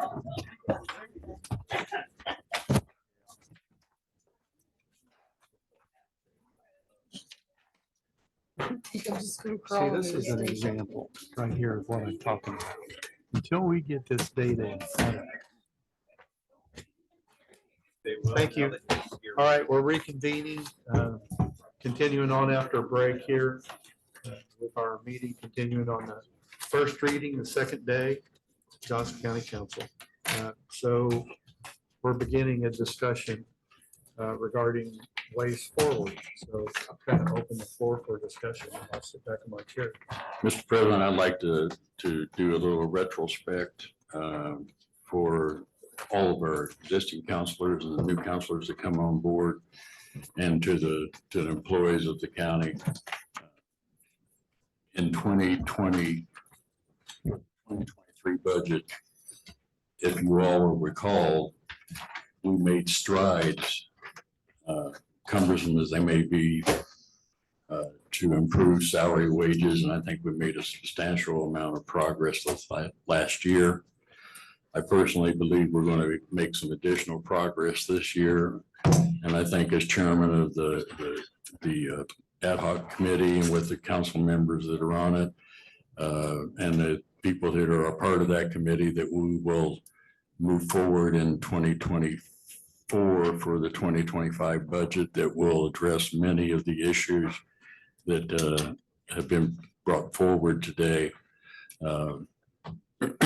John had made recommendations, and there's certainly a number of recommendations that can come forward that I think we need to provide leadership and suggestions of what we would like to see revised as we're going forward into the 2024 budget as it relates to salaries, to attempt to address market concerns, and then also to attempt to be fair and equitable, which doesn't always mean equal. And that's the mantra that I had to the personnel committee, is we need to be fair, we need to be equitable. It doesn't always mean we're going to be equal, but at least we will deliberate what it is we need to do.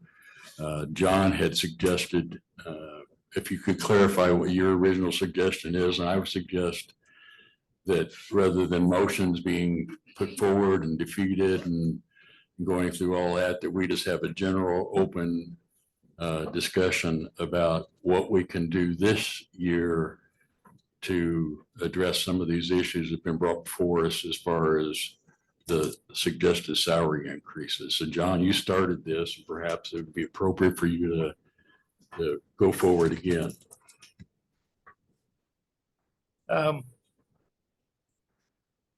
My thoughts were that all elected officials, 5%, county employees, 6%, unless there was parity in departments to be brought up, to bring them up and give them the 6%.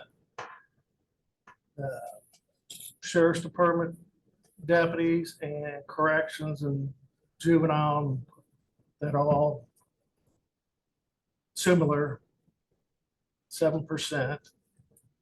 And I think I was looking at to move juvenile detention into the lit. And there was another department to free up money in the general fund. That's was just my thoughts.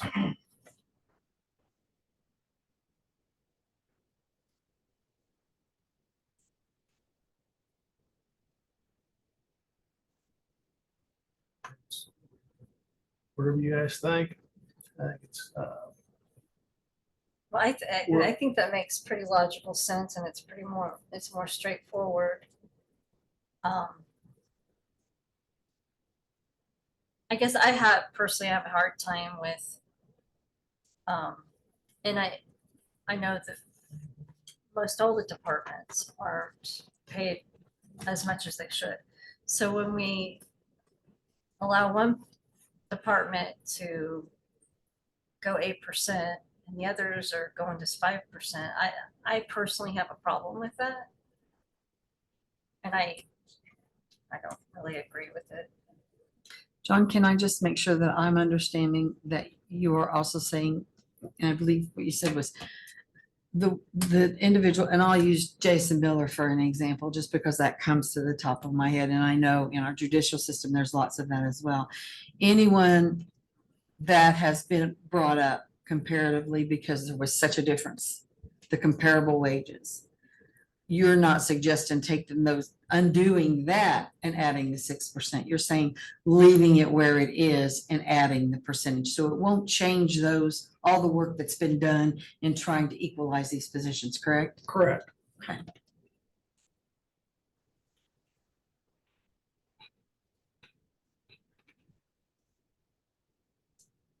For purposes of discussion, you're saying that the public safety sworn positions, or whatever the proper definition is of those, would not be as proposed? 7%. No, wouldn't be as they proposed. There's what, 739, 729, something like that?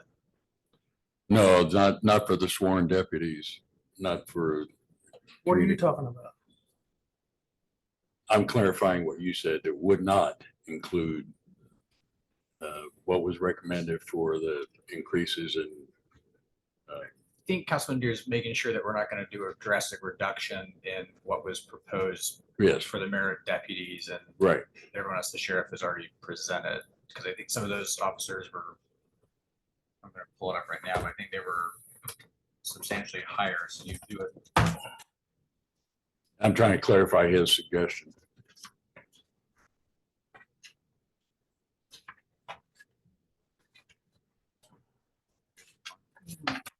So while you're looking that up, I'd like to ask Amy and Elizabeth. 763. How's the process going forward if we change this? I mean, is this an easy process, or is this just mailing out the council's desire to the departments and then changing it and getting it back to us? It's no different than the last couple of years. Pardon me? It's really no different than the last couple of years. Well, then what is it? What do we do? What's the process? Because I don't know. Once you guys make your decision, I will communicate that to all departments and work with them on resubmitting budgets for second reading. And then at that point in time, does it all go into the pot and it's compiled and it comes out as we're this much out of balance, or? Yeah, can we get a new fiscal plan based on that from Mike Yes, by chance? Before the second reading? try my best. Pardon me? I will try my best. That's all we can ask. Well, if I need to get involved or whatever, can I help? Anything? I know We'll get it done. I know you're busy.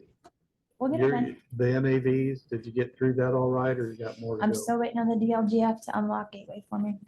Yeah, and I know you're under a lot of pressure about that. Well, to be specific, going to lines or page 7 of the budget book, page 8,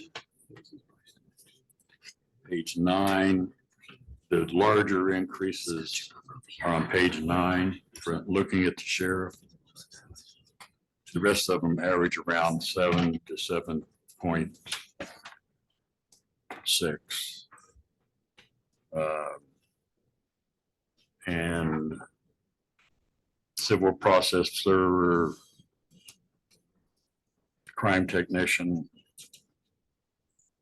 Andy, Am I looking at that correctly? Yes. Yes, the answer is Yes, yes. correct. Okay. It was not just a, what we, you might be come up with. Yes. That'd be excellent.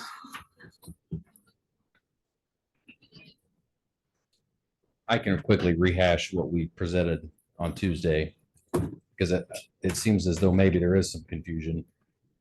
Previous years, we did do, as requested, blanket percentage. What we proposed this year individually and then at the public meeting was significantly different from that. Some were as low as 5%. All of our non-sworn personnel that we have at the sheriff's office were at the 5%, which is what was originally put out in the guidelines, which I know could change on whatever's decided. The sworn personnel specifically, we have about, in that packet, that's why my packet was that thick, that we presented, that we have about 20 different sworn types of positions. So no, there wasn't just a flat percentage that was presented this year and was what was discussed on Tuesday. It was putting that scale into place where we could pick a base, and this is something that again could be discussed later. We could pick a base salary within our department, and we picked our merit deputy position for that base, and then scaled off of that with a flat dollar amount, not a percentage. What that meant is that anything above that was lower, and anything below, and I'm sorry, anything up higher than that in pay ended up with a smaller percentage. Anything below that base ended up with a larger percentage. And we were fixing a lot of those things that had the pay disparity compared to outside agencies. So we're comparing merit deputies to police officers from other agencies, merit deputies from other counties, comparing correctional officers to those people, all that, but then fixing a scale within our own department. And what we had done also was bring in the similar positions, such as the correctional officers from community corrections, the field officers that are actually sworn by the sheriff. It's a very complicated situation. So that's why we didn't present it boiled down to one set percentage. Well, I'm just rehashing what was already discussed. That's what I was going to ask the president, and your information is great. Thank you. Are we going to call everyone else back up here to rehash everything? Or are we just going to do this? Obviously not. No, and that's not what my suggestion is, Pam. I was looking at the impact of 6 or 7%, whatever that might be debated, but where the big differences were in the correctional officers and all the other positions. Correct. That reference that would have the 7% across the board would have a 4% impact on 11.74s and the 13%. Right. That color chart that I give every year that I know you've seen, that has that comparison data. That's why I broke it down for every single position. It's too hard to just say, oh, well, every sheriff's employee is X percent below competing agencies. It's far more complex than that. If we get it fixed into place, hopefully this year or in future years, then maybe it would be less complicated in the future. The idea, I think the end goal is to say where the council could say, hey, all COMOP positions get 5%, all PAT positions get 5%, poll positions get 7% because public safety is still a competitive market. We're having to keep up because they're late, whatever it may be. But that would make it more simple in the future, but it's not ready for that yet. But we did all that heavy lifting leading up to this. This is what we were talking about on Tuesday. We did that for a third, almost a half of the county in those public safety positions. Now, whatever happens with that is, of course, up to the council. We did that heavy lifting of the figuring.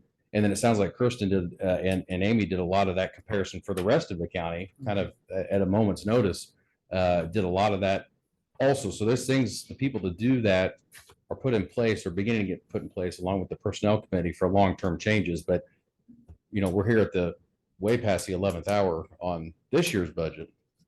So thanks. And my intent of asking him wasn't that we're going to go through everyone. It was to point out that that's a majority of the numbers of employees, which concerning your suggestion, you're suggesting that those ones that were like correctional officers be brought down to whatever. Yes.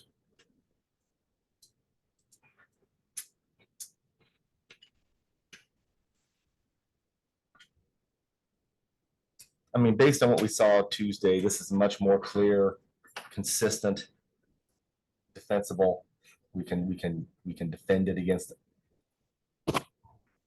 what we do for county general employees and whatnot. I think our personnel committee or whatever it's called really needs to get, what we need to get done is whatever matrix or structure that we have, because this is just an untenable situation. Everyone's got something different. We need to try to get that. I think that's what the main goal of that, over and above an HR person, what they may or may not do, is to get this hammered out once and for all. And what the salaries are, what the ranges are, that sort of thing. But I like it. I like it for this year to do what John said. I agree with that. For what it's worth. Yeah, the number is what I guess we would have some debate about it. And That's right. you were suggesting 6. That was suggested at our previous council meeting when we gave guidelines. And I was the one that said, let's stick to 5, simply because I knew we could have the wiggle room. You know, this is a matter of, for all practical intents and purposes, an exercise in working towards the future. And I think that 7 is doable based upon what our budget is. You suggested 6. Do I have an 8? Do I have a 9? No, I'm just kidding. But, you know, I think that way we can move forward, personally, I think that 7 is not unjustifiable or undoable. For the employees outside of the sheriff's and those Yeah. departments? Yeah. And then, okay, so you're. Which is, you know, closer to some of the suggestions that have been made, but less than others. But still, looking at the past, sometimes we have to. We made a major change, you know, last year that brought us forward, and this is just simply moving forward in a way that we're providing leadership to the community and to the elected officials and to the department heads through the commissioners. What would the suggestion then be for the public safety? As I would suggest, public safety as presented, except for those positions that, for lack of a better word, define them, are not sworn, that they would be part of the 7, which is approximately what they've done with the majority of their sheriff's proposal, and the community correction and the others.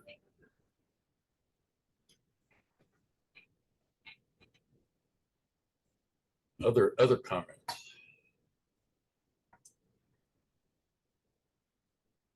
Your thought then on elected officials was what? Stay at 5. Stay at 5. So we're going to, guidance was 5, we went to 7. 7 for Understand. all, 7 for quote unquote And all over normal that for employees. others, right. Yeah. And John has suggested 6. 6.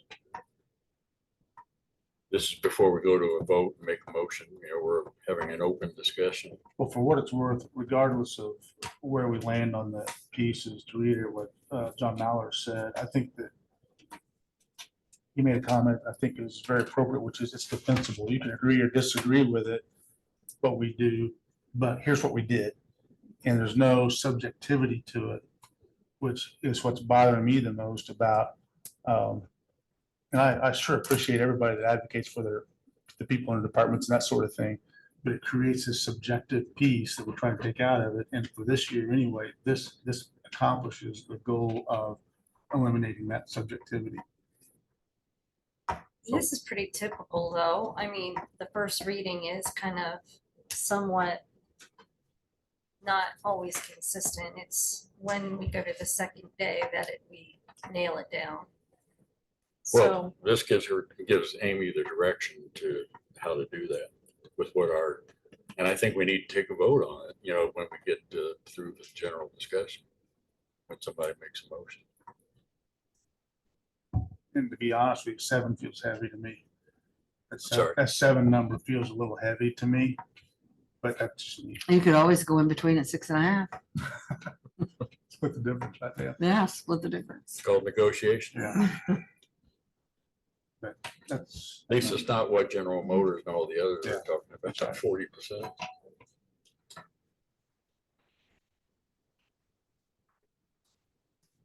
Other comment?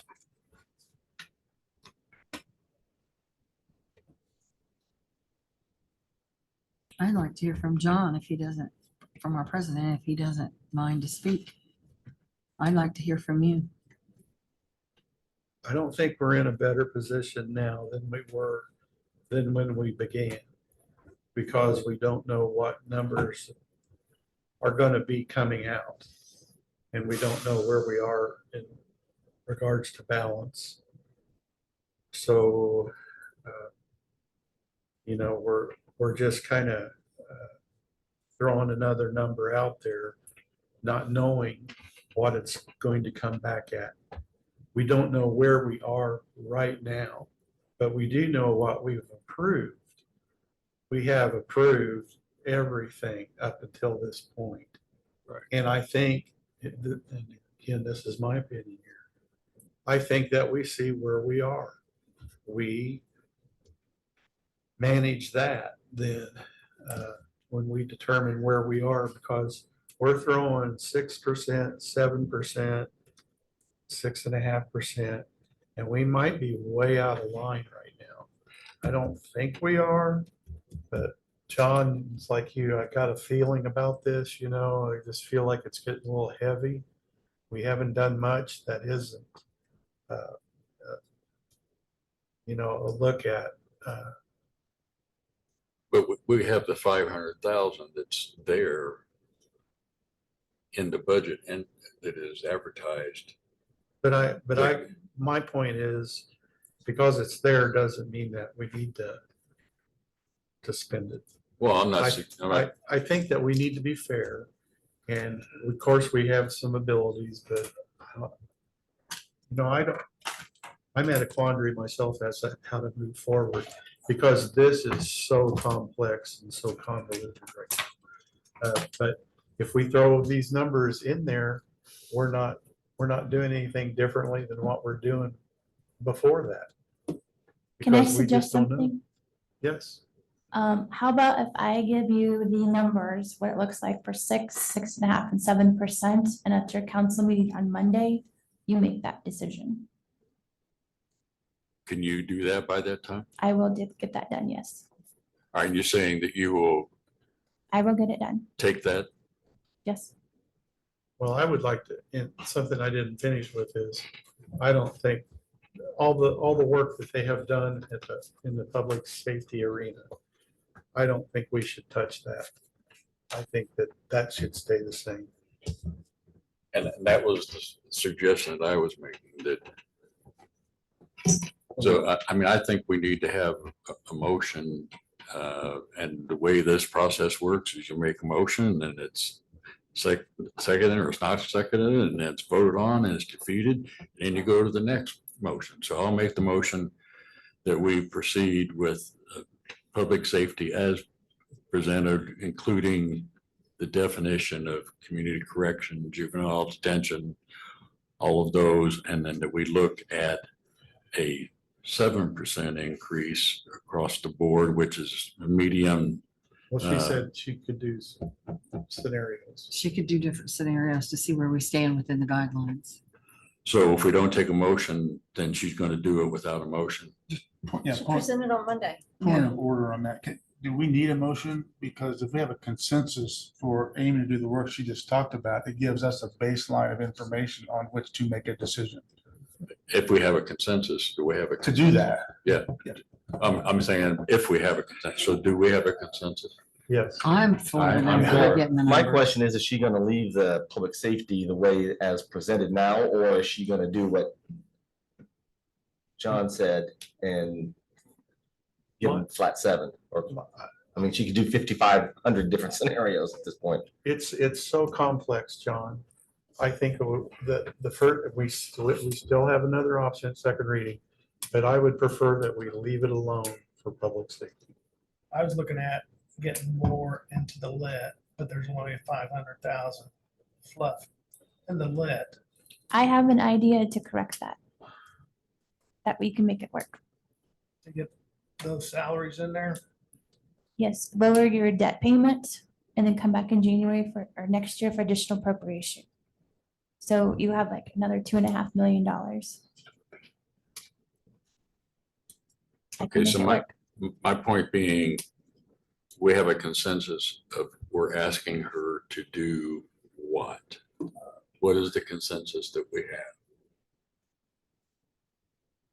Give you the numbers for the different Move percentage. forward. That's the consensus. Move forward with your case Amy, scenarios. you Present parrot them back on to Monday. us what you think we've said. Can you do that? Parrot back to us what Yeah. you're hearing. I need to hear what you My think we're wife says that saying. all the time. so I'm can I say hearing you something? guys don't know what percentage to give. So Okay. I'm gonna give you the numbers with the 6%, 6.5%, and a 7% for you to make that decision. And what departments are that going, is that going to include? I'm gonna do it for all the departments. Even though you may leave all the sworn officer, public safety as is. Okay, Yes. so you're gonna do it across the board. But we know that the consensus is, or the discussion at this point is, we may not touch public safety. But we will at least have those numbers to see Yes, where we ma'am. stand. Okay. So, I'll just ask for consensus. Everybody shake their head, yes? Yes. Did the dog shake its head too? Important to sleep. Yeah. Right. But you're not. And you should be glad of that. Yeah. So how do I adjourn this meeting? Do we recess? Motion to adjourn. Motion to adjourn. Do I have a motion to adjourn? No, I want to stay for a while. Adjourn. Oh, first motion. I'd say. Okay, motion by Melinda, second by John Dittman. to adjourn.